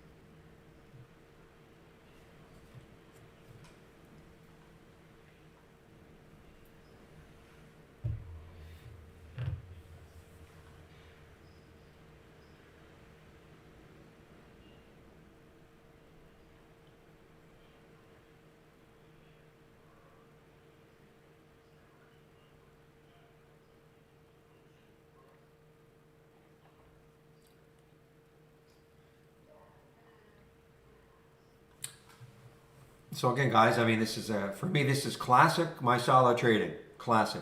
Okay, waiting for the break, not anticipating it, not hoping it would break. Because some have said, well, if you think it's going to break, I don't know if it's going to break. But they're saying if you think it's going to break, why wouldn't you take it, 20 cents below? Because if you think it's going to break, well, that's the whole thing is I don't know if it's going to break.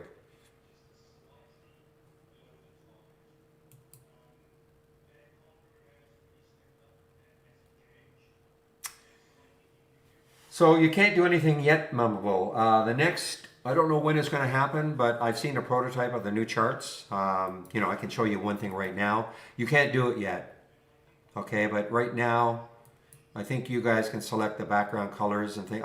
Although I'm not sure. I'm not sure. I'm not sure if this is in a development build.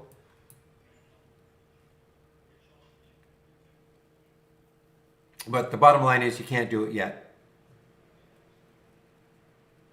Yeah, they did this for me a long time ago just to make it easier for, because I'm displaying my screen all day long.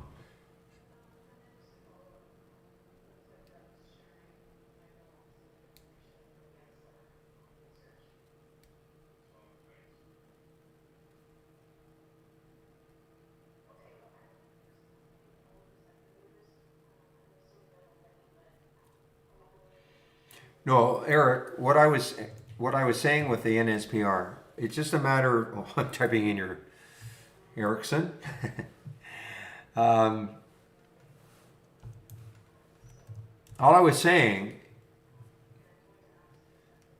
all I was saying is that if it could have taken out that area right there where it tried earlier, then when you look left, the next high is 681. I'm absolutely not saying, well, potential. I guess you're right. It has a potential to start filling in that area, of course. Right now, though, it's just kind of stuck.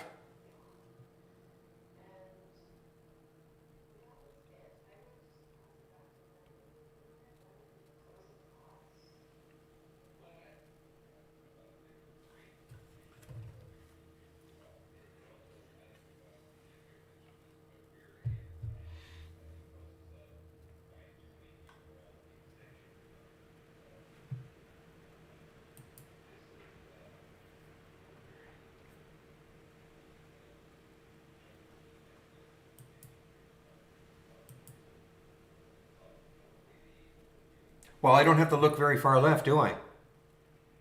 I mean, I'm just going to look left on. If I didn't see this on the daily, say for instance, say this wasn't there. Okay, that top right there. Say everything was still, when I looked left and everything was still below that area here, right up here, okay? Everything was down below it. Then I start looking left on a weekly chart to check to see where there'd be. And again, on a weekly chart, if I didn't see anything, just, at a quick glance, then I start looking at a monthly chart. And I will probably look 2 years, no more.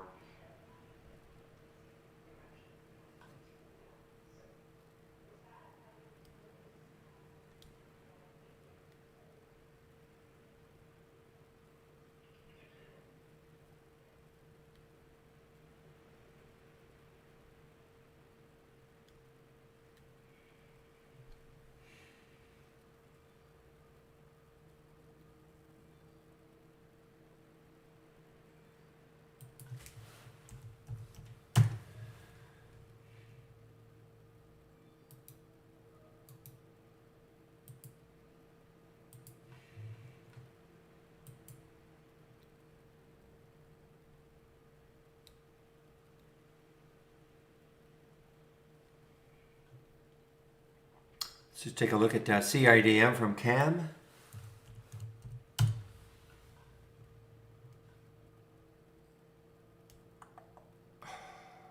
Yeah, I see what you're looking at. Yeah, I mean, this area right up here it's a lot like the Inspire, isn't it? Clears this, and you look left, and man, I mean, it's got potential to 6. There's on the weekly chart.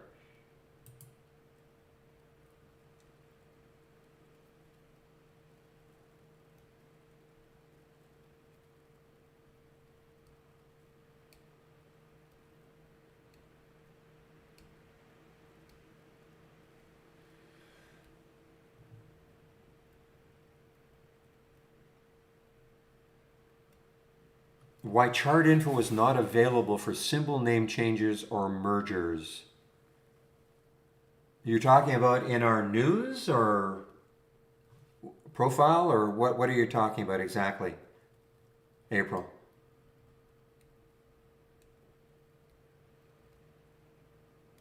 I mean, GRE is an example, okay?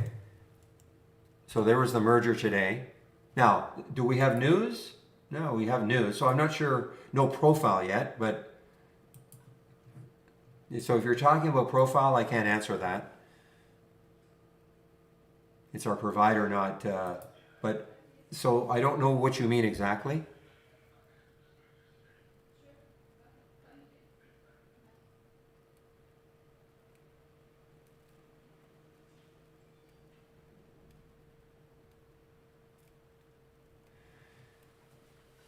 Oh yeah, absolutely, Rod. You know, because the stocks that are spiking are making new highs, so I don't have to. That's all I ever see: new highs or new lows. So sure, I'm always going to. But understand that I typically do not trade in the first 15 minutes. Okay, I'm not trading in the first 15. I made an exception today, but I don't typically trade in the first 15 minutes.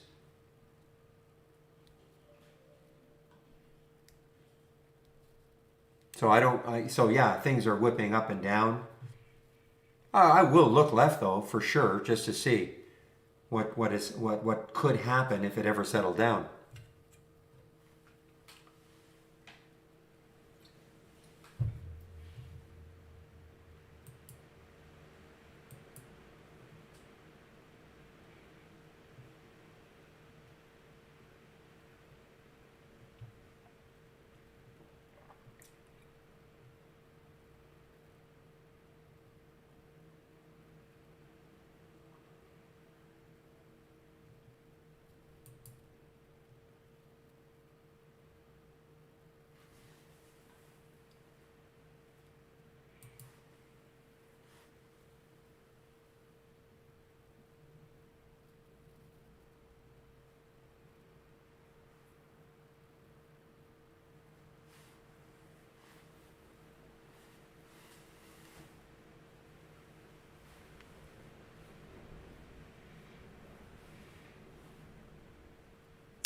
So this doesn't look good for the Inspire, guys. It doesn't look like it's going to take out that 5. No bueno. And with that, good segue into our promo code today for, I guess, Mexican Independence Day.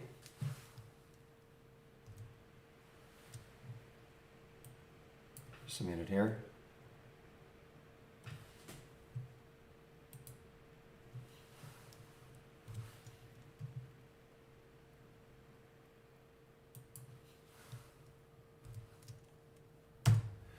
All right, so there is a promo code that you can use, GRITO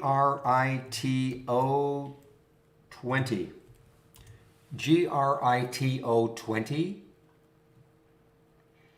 So if you want to take out a subscription,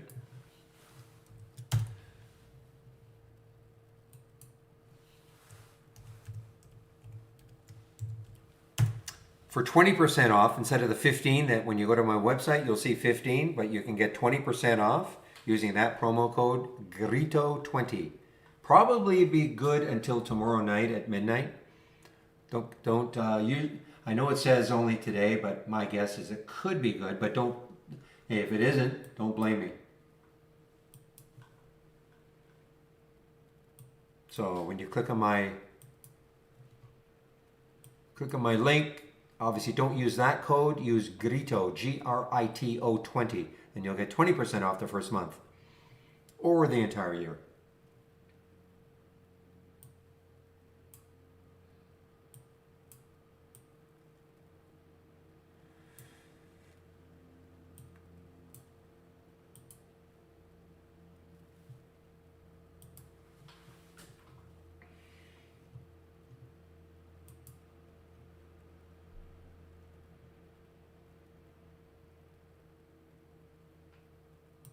Speaking of uranium, U is actually showed up on the option scanner. So look left. Wow, I mean, it's got, boy, uranium. Look at the month it's had.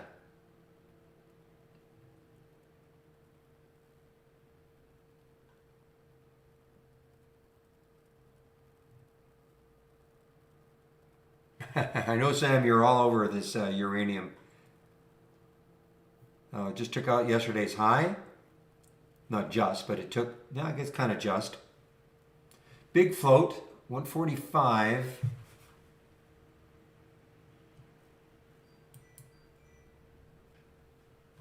Wow, this is Billy on Bly on the AI is a short, guys. You have the AI, that's a heck of a short. Pretty gentle trade, you know, just a little jog here, a little jog here. But I mean, from here's the alert at 28.82, 26.30. That's 8.7%. I mean, that's the sort of trade you want. Not just because it's 8%, but you know, the fact that it didn't have like a wild green candle up that might have got you out of the trade and then it's come back and then it comes back down. You know, just a nice orderly trade. Those are the ones you live for. And it's lovely, it's fantastic to get into the INDPs when you're on the right side, you know, of them. But, you know, they're wild and woolly. Whereas you take a look at some of the ones like that, a BLI, that's really what, you know, especially if you're new, those are the ones that you have to like. A lot easier on the psyche.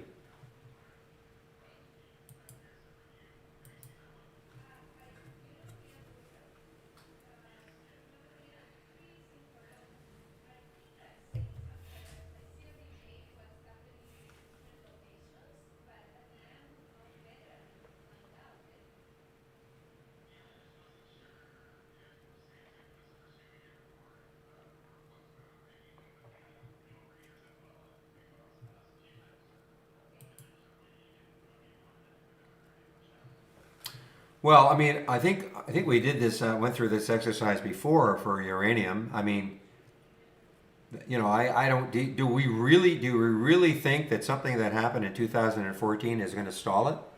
So, as far as I'm concerned, no, it's not an all-time high, but I don't think, you know, what happened 7 years ago to me makes no difference. So, I mean, if a person were wanting to take this trade and they're looking left to see what could block it. In my opinion, there's really, I mean, again, you have to go back to 2014 before we see these highs. 7 years. A lot has happened in 7 years.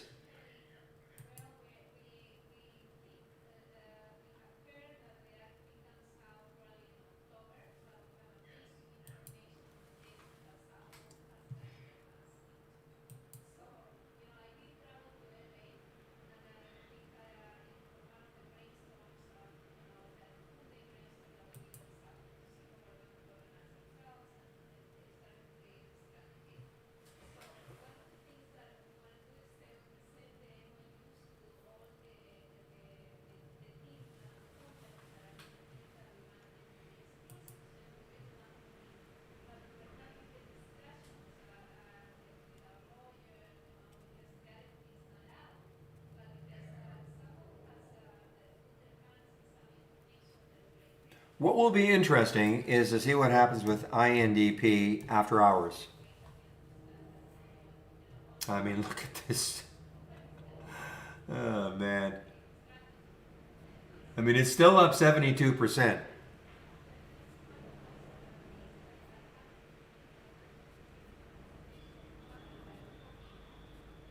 Oh, no, no, no. I'm not saying, I'm just saying, it'd be interesting to see what happens after hours with it. I mean, obviously, you look at it right here. It's done. I mean, there is some support maybe around 1160 right here. You know, this is pre-market and market open.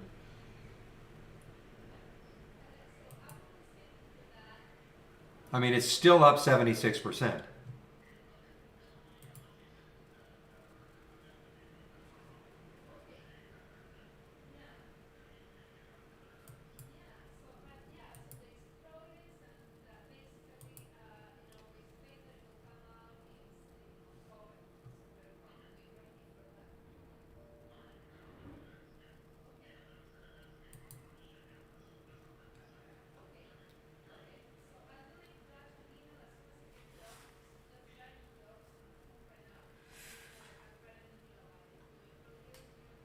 Well, I mean, you'd have to really. I'd watch this after hours to see what sort of interest there is.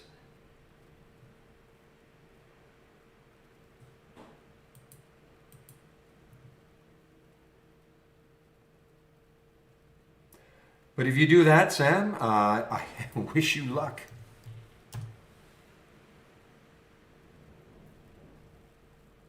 Yeah, I mean, there it is. I mean, yeah, it's breaking now. I mean, it could be interesting to see what it does tomorrow. Also, now that it's broken free here.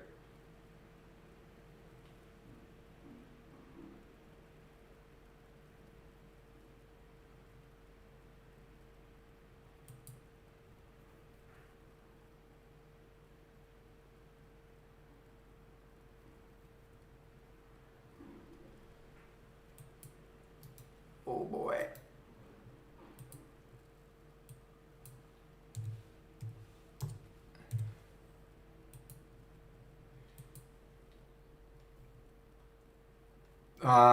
IB, I want to say 7 o'clock Eastern time, at least.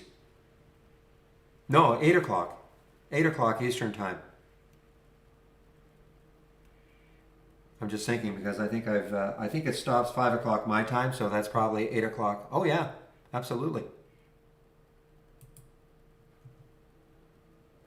Oh brother, look at Bly guys, BLI.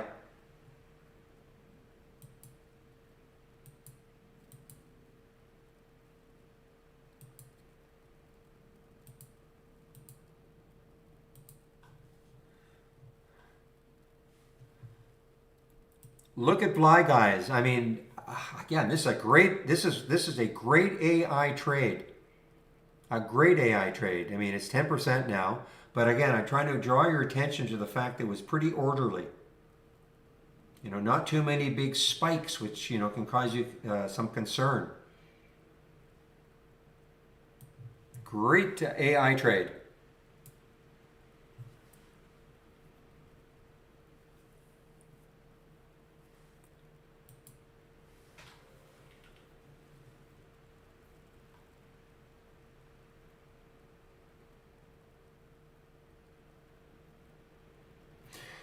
Yeah, you got to be awfully careful. I mean, I'm sure they wish they could have done the offering midday if they're going to do an offering up here.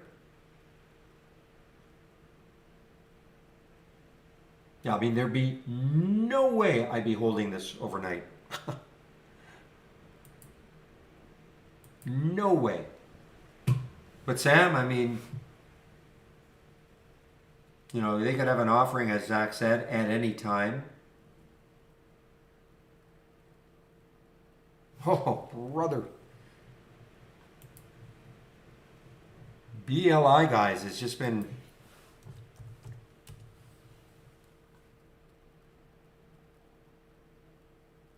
Gotta love it, when these stocks hit all-time lows. I mean, there's nothing supporting it. I mean, it's maybe an obvious statement, but there's nothing supporting it.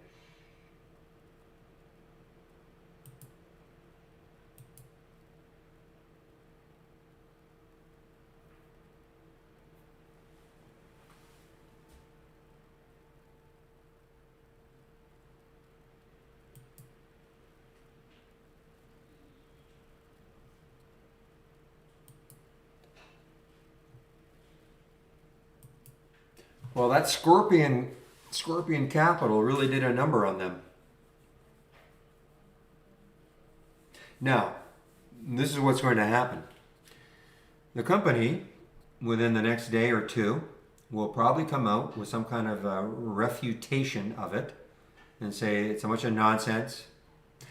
Am I right? Just a minute now. Well, they actually, so Scorpion did two. Okay, so they did two. What was the other one?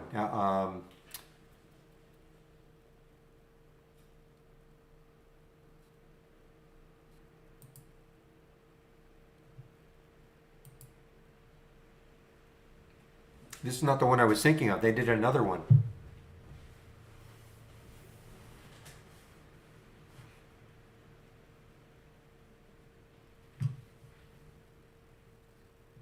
Well, at any rate, this is the reason for the descent of Bly, BLI.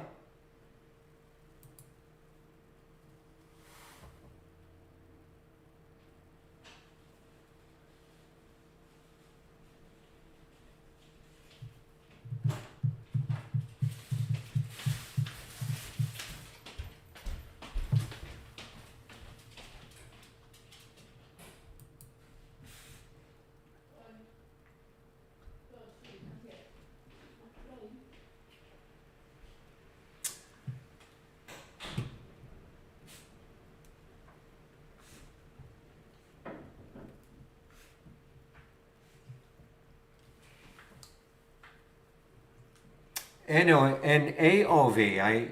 You got me there, Ija. I was typing in NAIV and I was thinking, what are you talking about?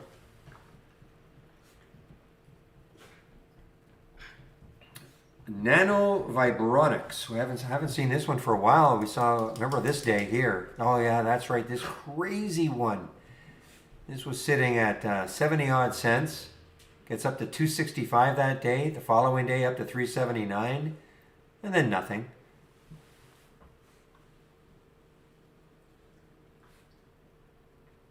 Launches CBD based product for pain management.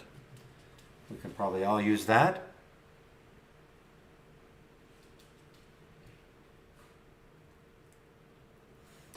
So I know I'm harping on the BLI a little bit, guys, but I mean, you know, if you look at this, you had, even if you didn't get in right here, you had an opportunity right there where it based, you know, in the 15 minutes. Even if you didn't get in right there, you had another opportunity right around here where it based a bit, started to move down.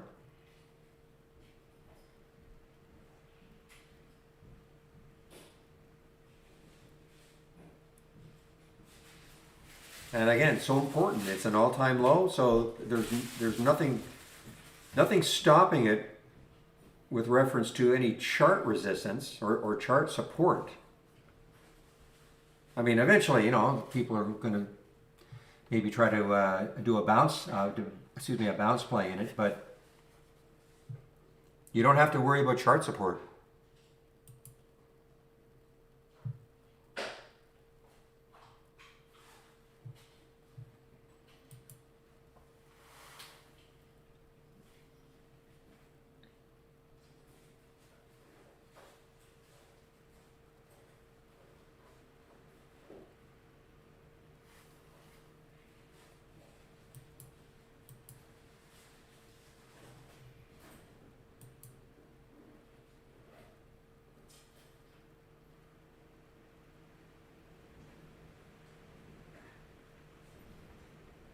Yeah, I mean, there's that big bottoming tail down there.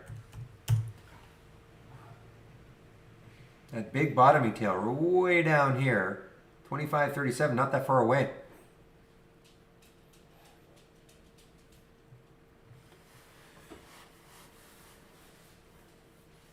Come on, guys. What was the other one though? It wasn't this one. It was another one that Scorpion trashed. Basically, talking about fraud. I don't think this was not about fraud. This was just, you know, a bearish short report. At least I don't think it was. So this is what I'm talking about right here, okay? But Scorpion had another one. Just one moment, please.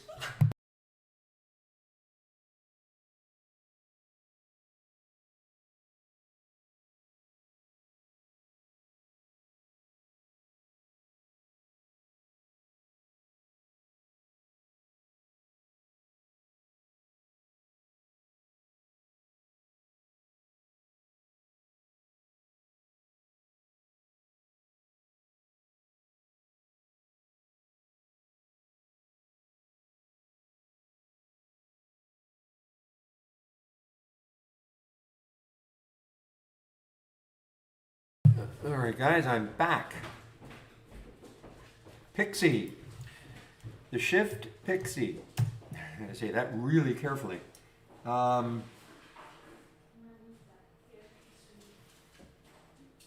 it wasn't. It was today though.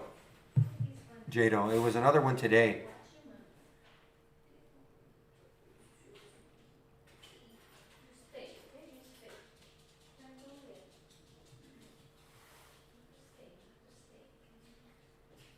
Oh, that's okay. No, no, it's okay. It's just there was another one today that Scorpion. I'm not too familiar with Scorpion, but there was another one today that they went after, and basically fraud allegations. Come on, I can't believe somebody can't remember.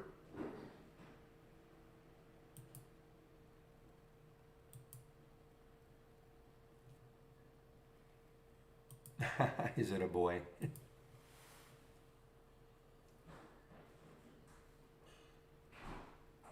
Or what is it, boy? Yeah, no, it's a girl though.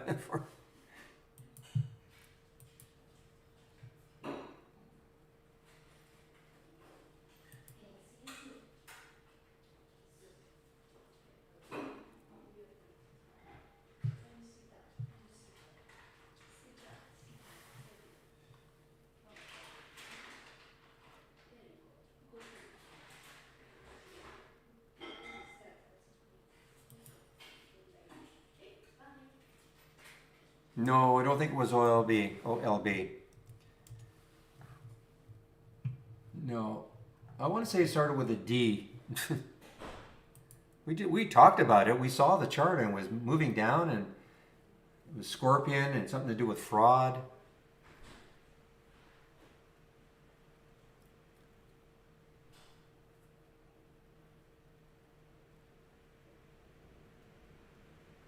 Anyway, it doesn't matter.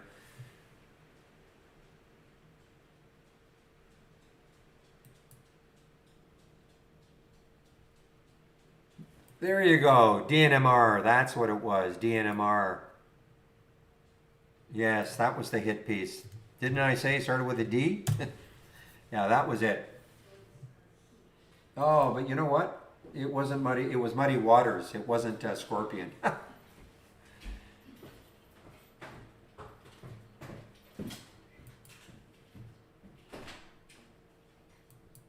So I mean, they hit this, and they're basically fraud allegations.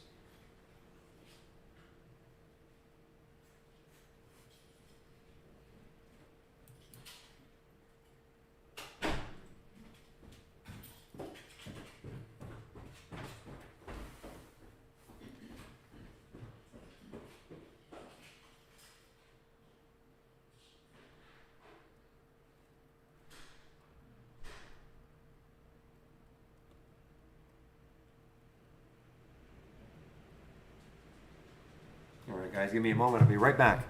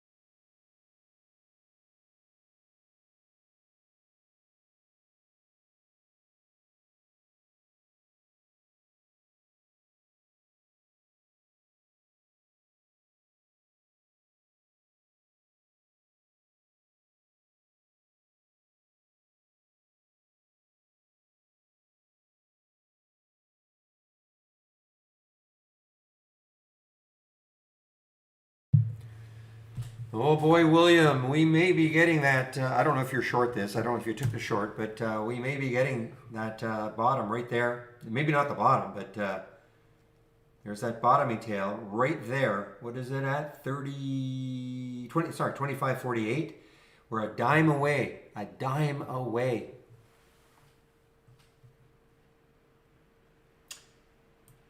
When you say not on the site, what do you mean by that? It is halted because of news.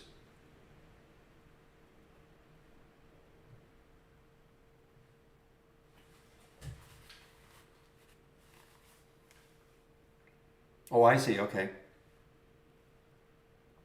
Yeah, well, yeah, it's definitely halted, as we know, and it's halted for news.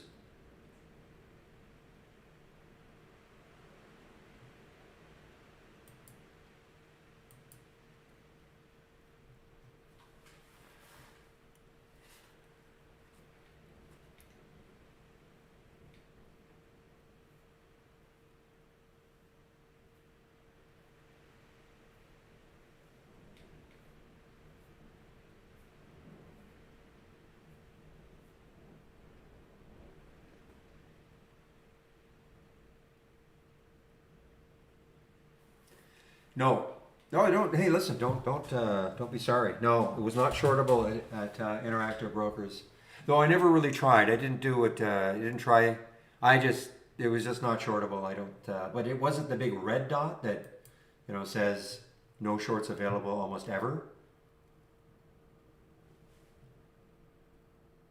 But I didn't even try. Actually I forgot what Real was saying. Just put it, to try to get some and see if you do get a fill. So to answer your question, certainly not readily available. And canvassing other people in the room, other than Center Point, I don't think very many had shorts for for the INDP.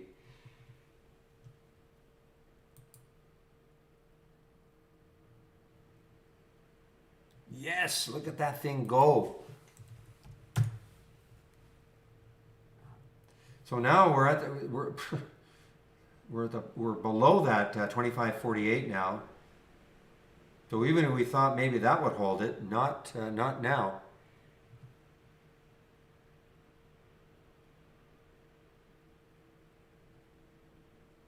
And it's been picking up steam too. Look at the volume coming in. I mean, it's been picking up steam.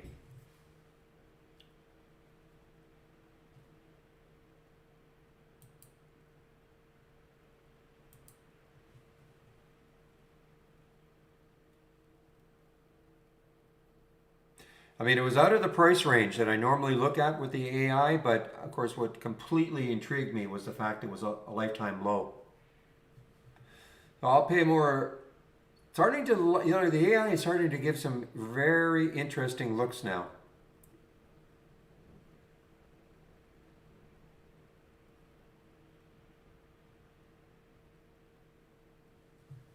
Running down, and this is, I mean, it's showing, I mean, it was showing up everywhere, not just the AI. It was showing my gap down.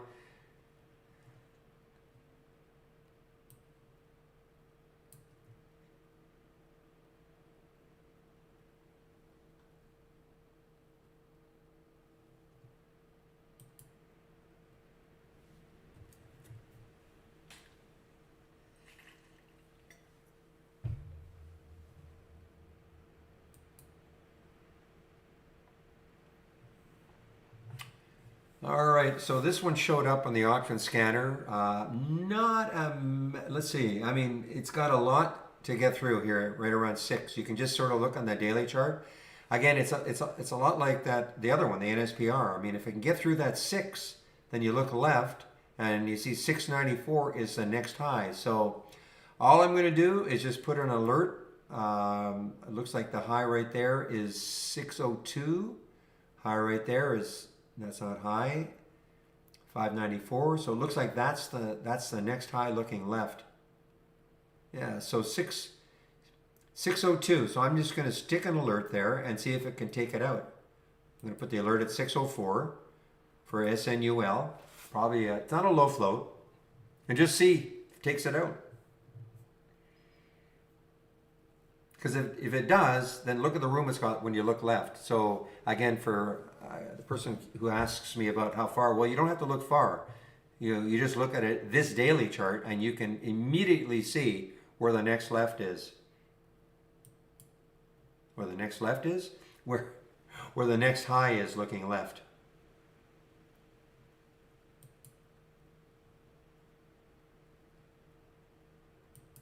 All right, guys. Now listen, life got back up. Remember we had the alert earlier in the scanner, 9:23. So it's trying to maybe make a late day break, relatively late day break.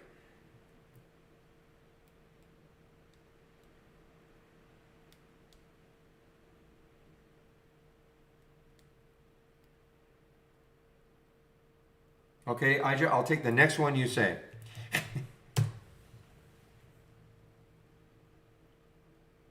Yeah, nice. Yeah, you're right. I mean, it did reverse.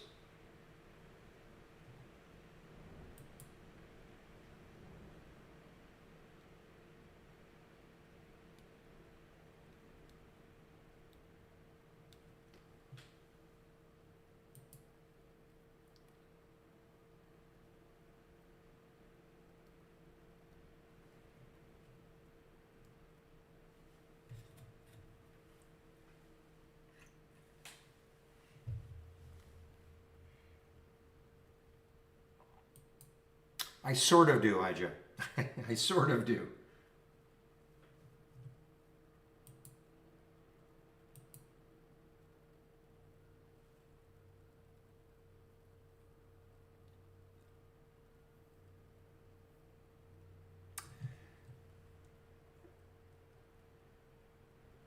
Well, this one is ripe to do something. OCGN. Look at this. Look at this base here. It's basically flat. Had a pop pre-market, pulled back, popped again when the market opened, and it's just basically flat. Look at this. It almost looks like a buyout here. I mean, that's amazing consolidation. Even on the two, I mean, it's chop, chop, chop, chop, chop. But look at this.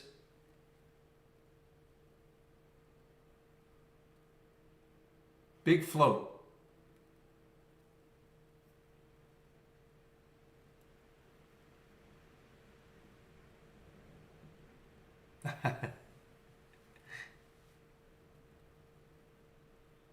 My wow is for my sound alert is wow for my options scan.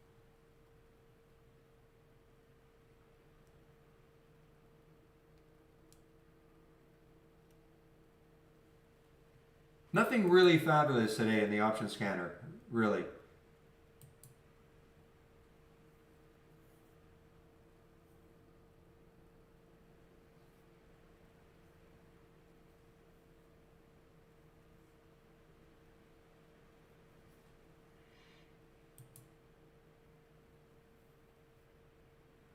All right, guys, so we're getting close to 3 o'clock when I'm shutting the room down. You know what I got to do?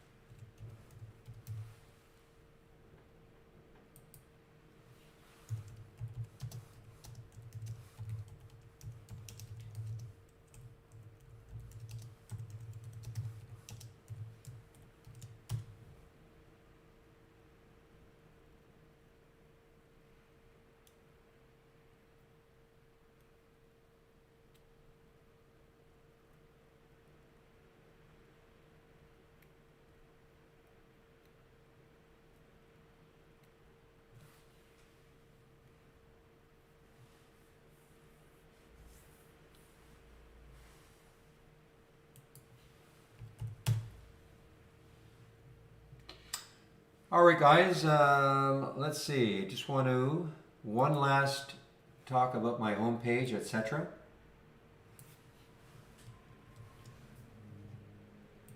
And to you, Sir Thomas.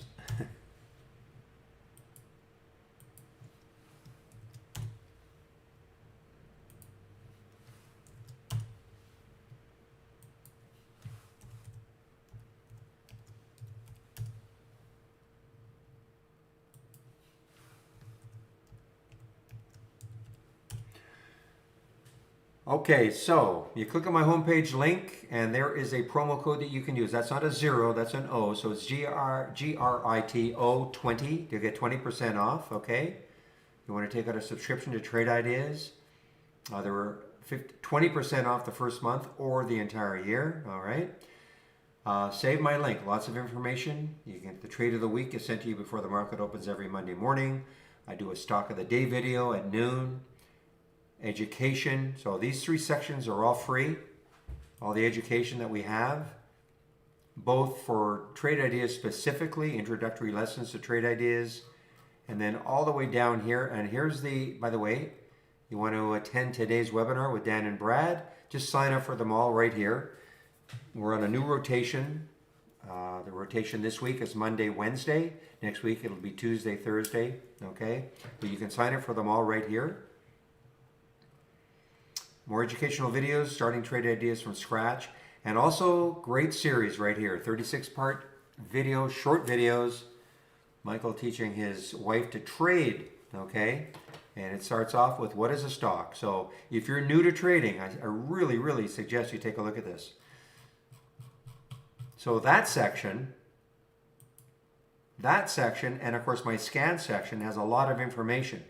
So, you know, including a sample layout and all the other scans that some of them, not all of them, but a lot of them that I put together over the years that I'm sharing. So if you save my link, you can take advantage of looking at these two sections whenever you want.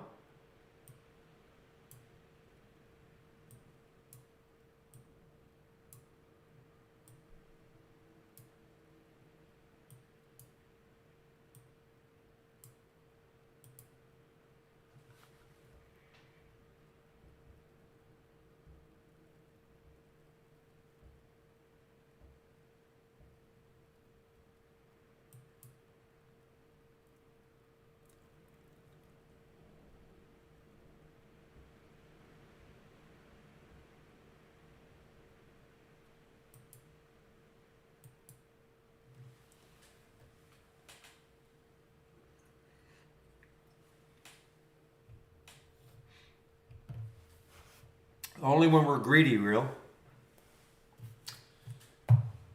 But yeah, that up was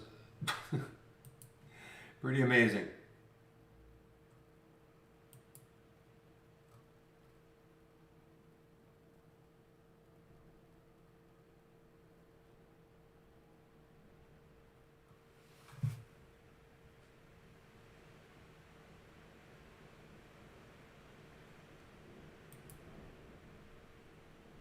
Sam, you're torturing me with the quadruple U, and I'm just pulling your leg.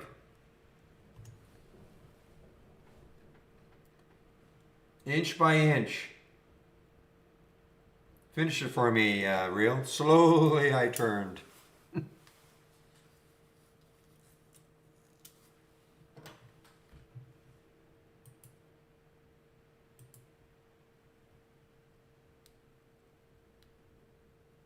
There you go, in stock. Good for you. And no, I wasn't born then, but Niagara Falls.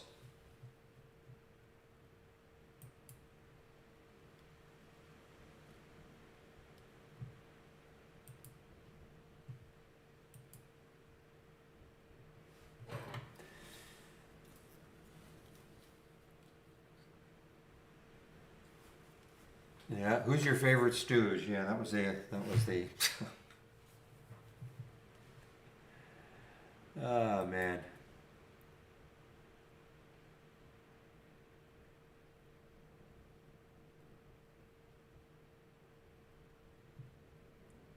But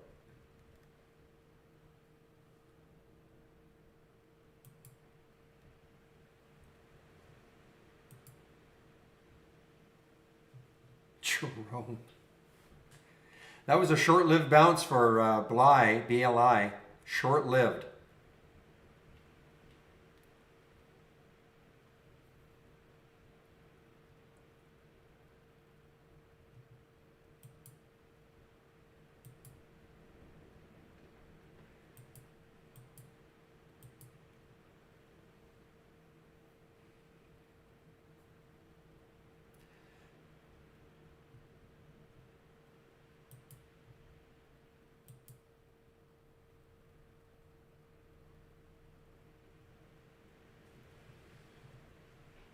Well, again, uranium. I mean, now we're getting uranium, UEC, another one popping up my scan.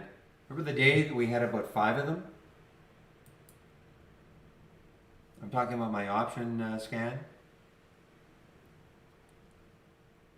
You know what, guys? NSPR may not be over. Okay, I don't mean take the trade here, of course. I'm talking about NSPR. You know, it bottomed out here.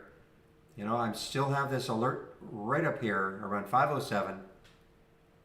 You know, and let's see. I mean, the last hour, maybe after hours, if it takes this out, this could have a run.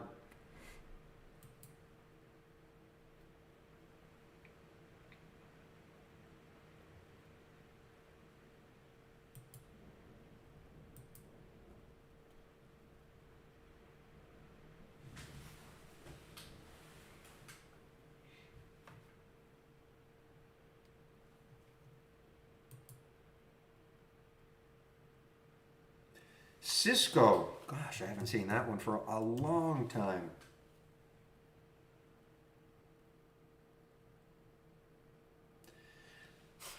Yeah, you would think it's coming into some resistance anyway.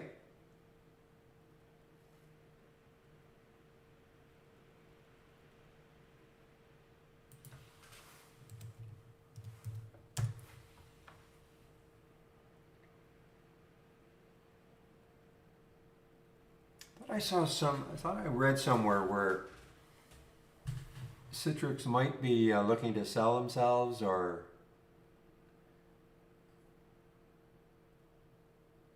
Right here, yeah. Citrix exploring option with potential buyers after dismal stock performance. Yeah, when you think about a technology stock, you know, like Citrix, yeah, I mean, I'd be really upset if I were a shareholder. Considering most, yeah, it's a big name too.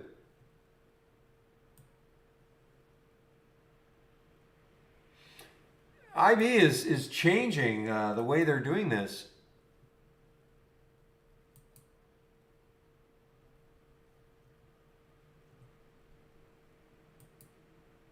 Look how quick it is now.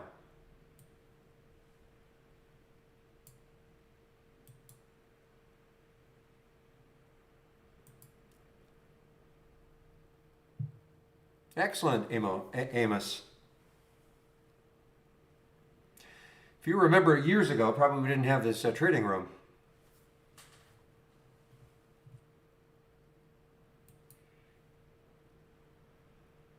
But it depends how many years ago.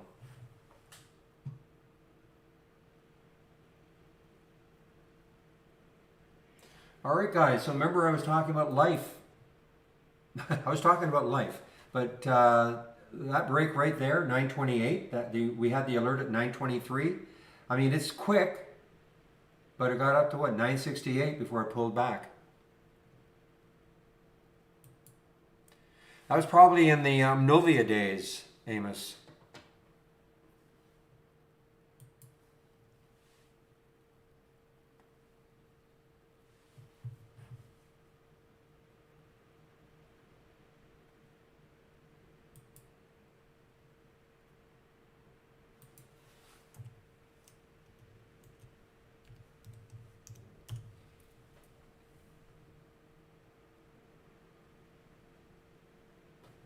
Yeah, guys, there's your break. There's your break for OCGN. And on some volume. Now, look left. What do we see? 741. And then 714. So, I mean, it may stall right here at 741. Otherwise, it would be an interesting short.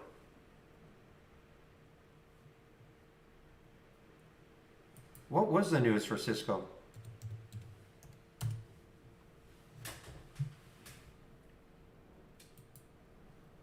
Oh my goodness, guys. So even Bly shows up now at 244 on my option scanner. One's moving down with unusually strong options.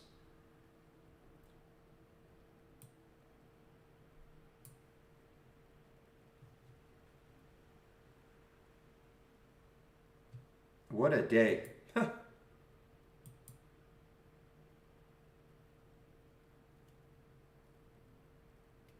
Yeah, you see that speed, Harry. I mean, that's boom, it's there. And it looks like it's a different format. So guys, again, if you want this, I'm going to make you do it. I'm going to make you do your own. All you have to do is you take this one, the moving higher with unusually strong options. If you've got this one, duplicate the window, okay, and then flip it. And then you'll get basically any filter that can be flipped. An alert that can be flipped will flip. In other words, obviously a new high can be flipped to a new low.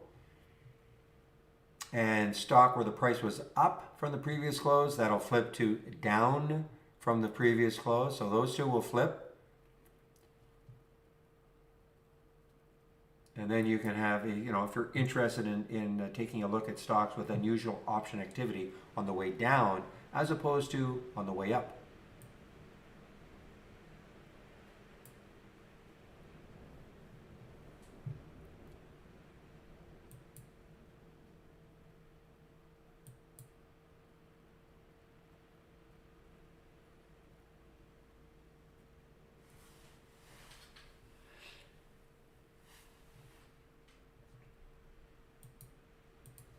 I haven't got that email. It must be staggered. It must be on a. I don't think I've had that email from Ivy. I know what you're talking about. How you have to, on an annual basis, fill out the information. I don't think I've got that one yet. Mm-hmm.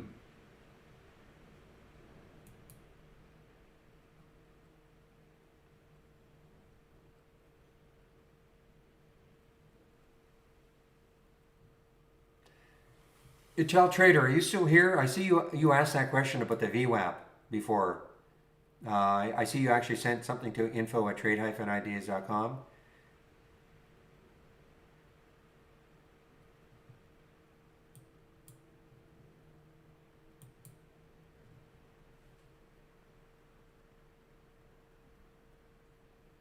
Yeah, I'm no pro. It's all in the video, okay? Off the top of my head, I don't know the port, okay? I knew it was 96 or 97. But this video, the short video covers that. JC, okay, which I'll pop in.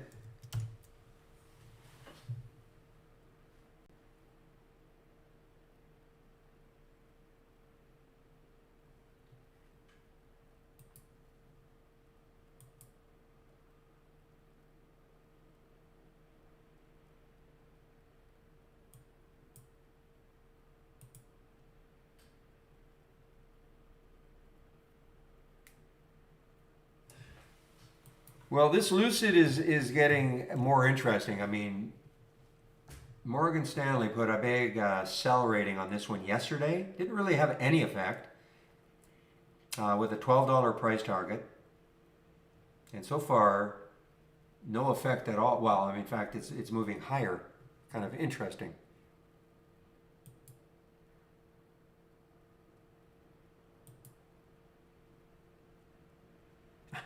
Sam, I knew you would. Well, look, if it somehow can take out that 21, I mean, the heck with Morgan Stanley, right? Then you have your the 200-day moving average to contend with.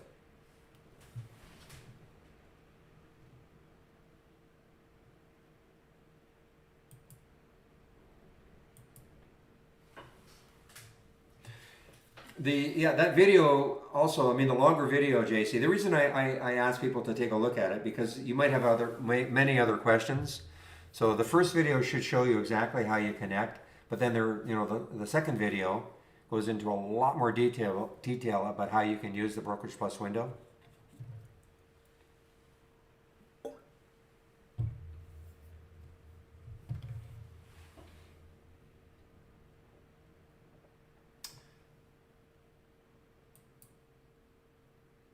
Aha, and the founder, as Ijo was just saying, this is maybe the bigger news. Co-founder resigns from the board.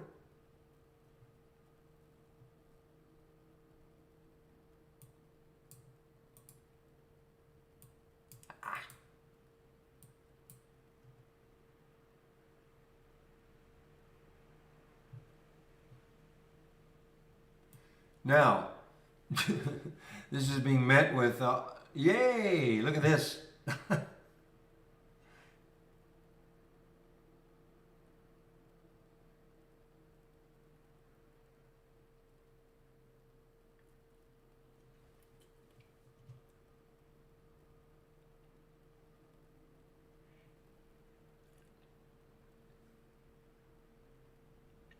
Exactly. How do you feel, when you resign and the stock pops?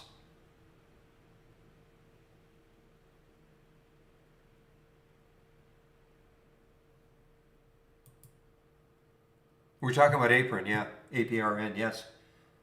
So not only, they're doing the 78 million equity, raising money, but the co-founder resigns from the board.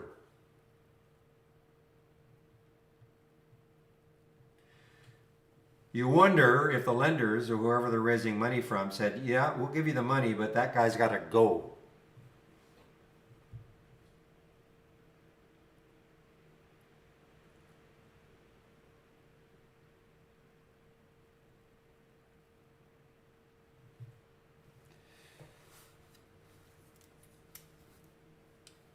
I'm sure we have some Billions fans in here, which is, so you see all the intrigue that happens behind closed doors.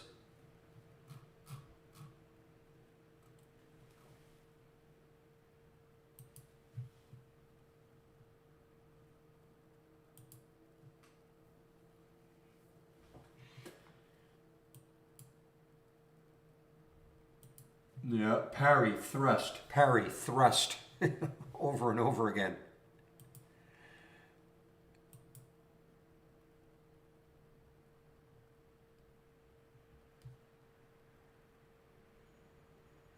I'm glad you weren't greedy, William. Had to be said. Well, let's see about this one. When are we going to be able to short this one?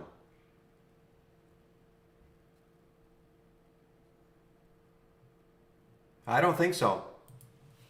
Take a look at the ETF for the sector, Daniel. I mean, okay, a pulse, I suppose, a pulse. I mean, there's a little green, but I mean, the sector is just is not any fun to be in. I mean, I'm not saying that Cron or one of these ones doesn't have a bit of a pop. I mean, I just think they're spinning their tires.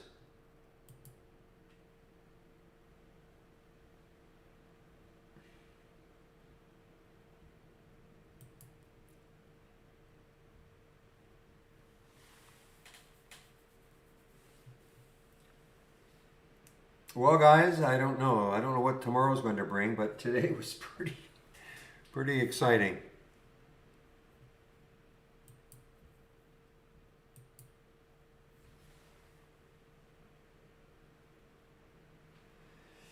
Yeah, well, I wouldn't blame IB on that one. I mean, it's a new listing, so I typically, I would be at least 2 or 3 days, at least.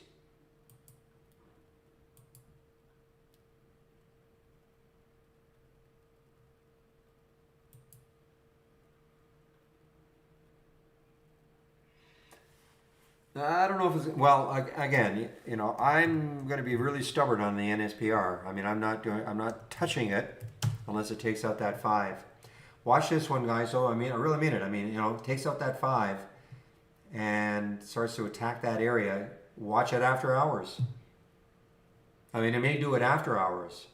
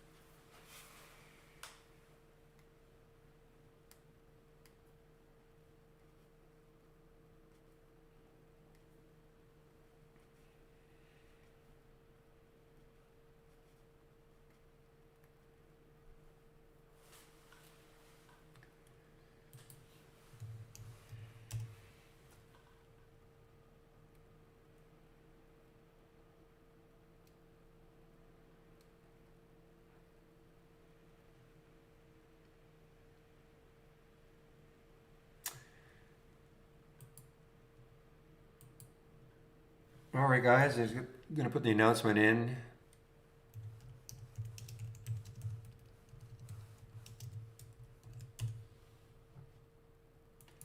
And apron just resumed again.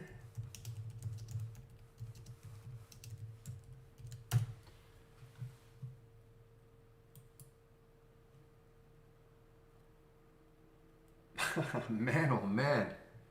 Again, you know, how to destroy somebody's ego.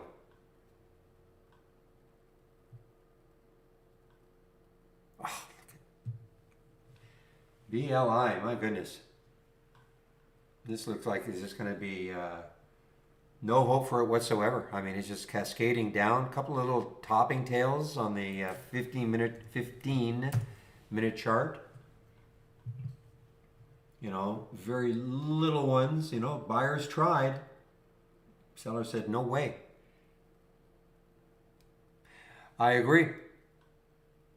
Well, of course, it's not out of the, you know, it's not out of the trades. But you're right. No, you're absolutely right. Normally, a conservative does not beat it.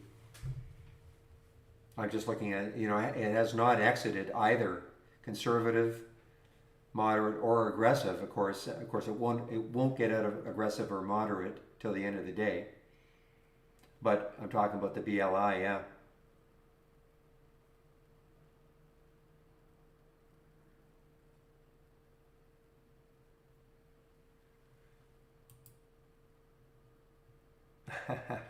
Well, yeah, but I'm not touching it until it takes out 5.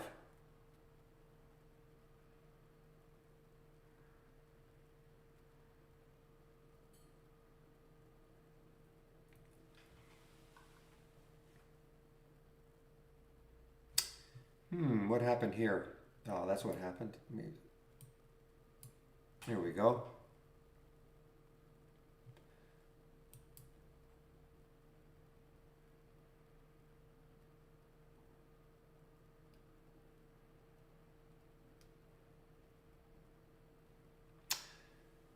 All right, guys, are there any other questions? I'll always stick around if there are some questions. Otherwise, I think I'll just shut the room down now. Today's my long day. I kind of help out on the webinar at 5 o'clock.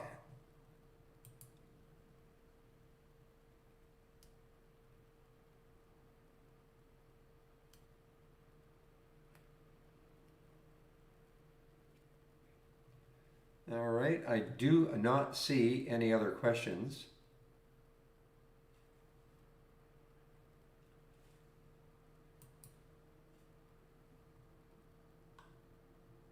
You know, I agree with you, William. I mean, this is just it's a crazy bounce or move for apron, but it's still.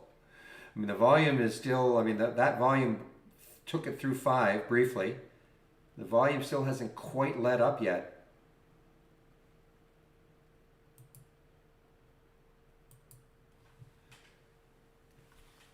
Is tomorrow like today? And that means what? What does that mean? Tomorrow's going to be tomorrow. Today is today.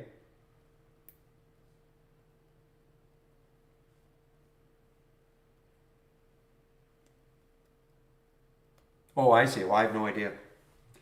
No idea. Positive, negative, neutral, doesn't matter to us. We've got trade ideas. We can find the ones that are moving.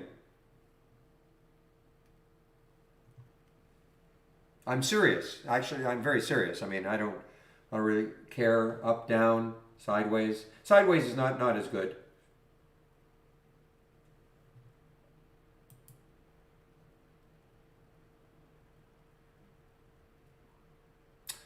All right, everybody, that is it. Let me get my script together and I'll sign off.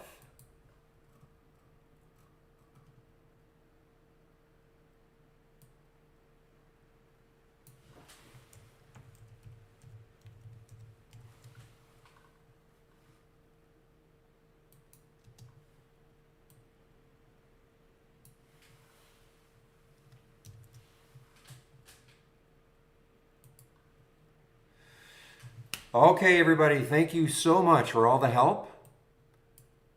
I will now shut the room down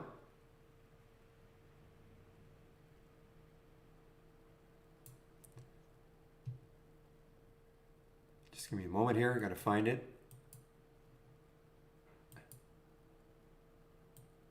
Okay.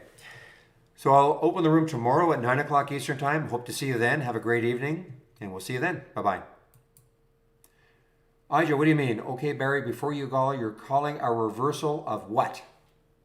On blue? Okay.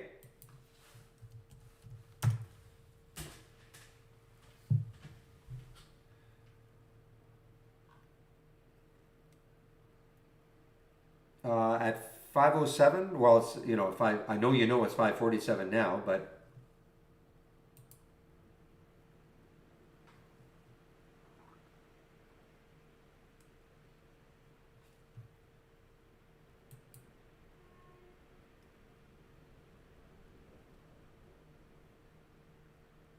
yeah, have a good one, you too, Ija. Thanks. And, I kid you, but I mean, you've got some great calls.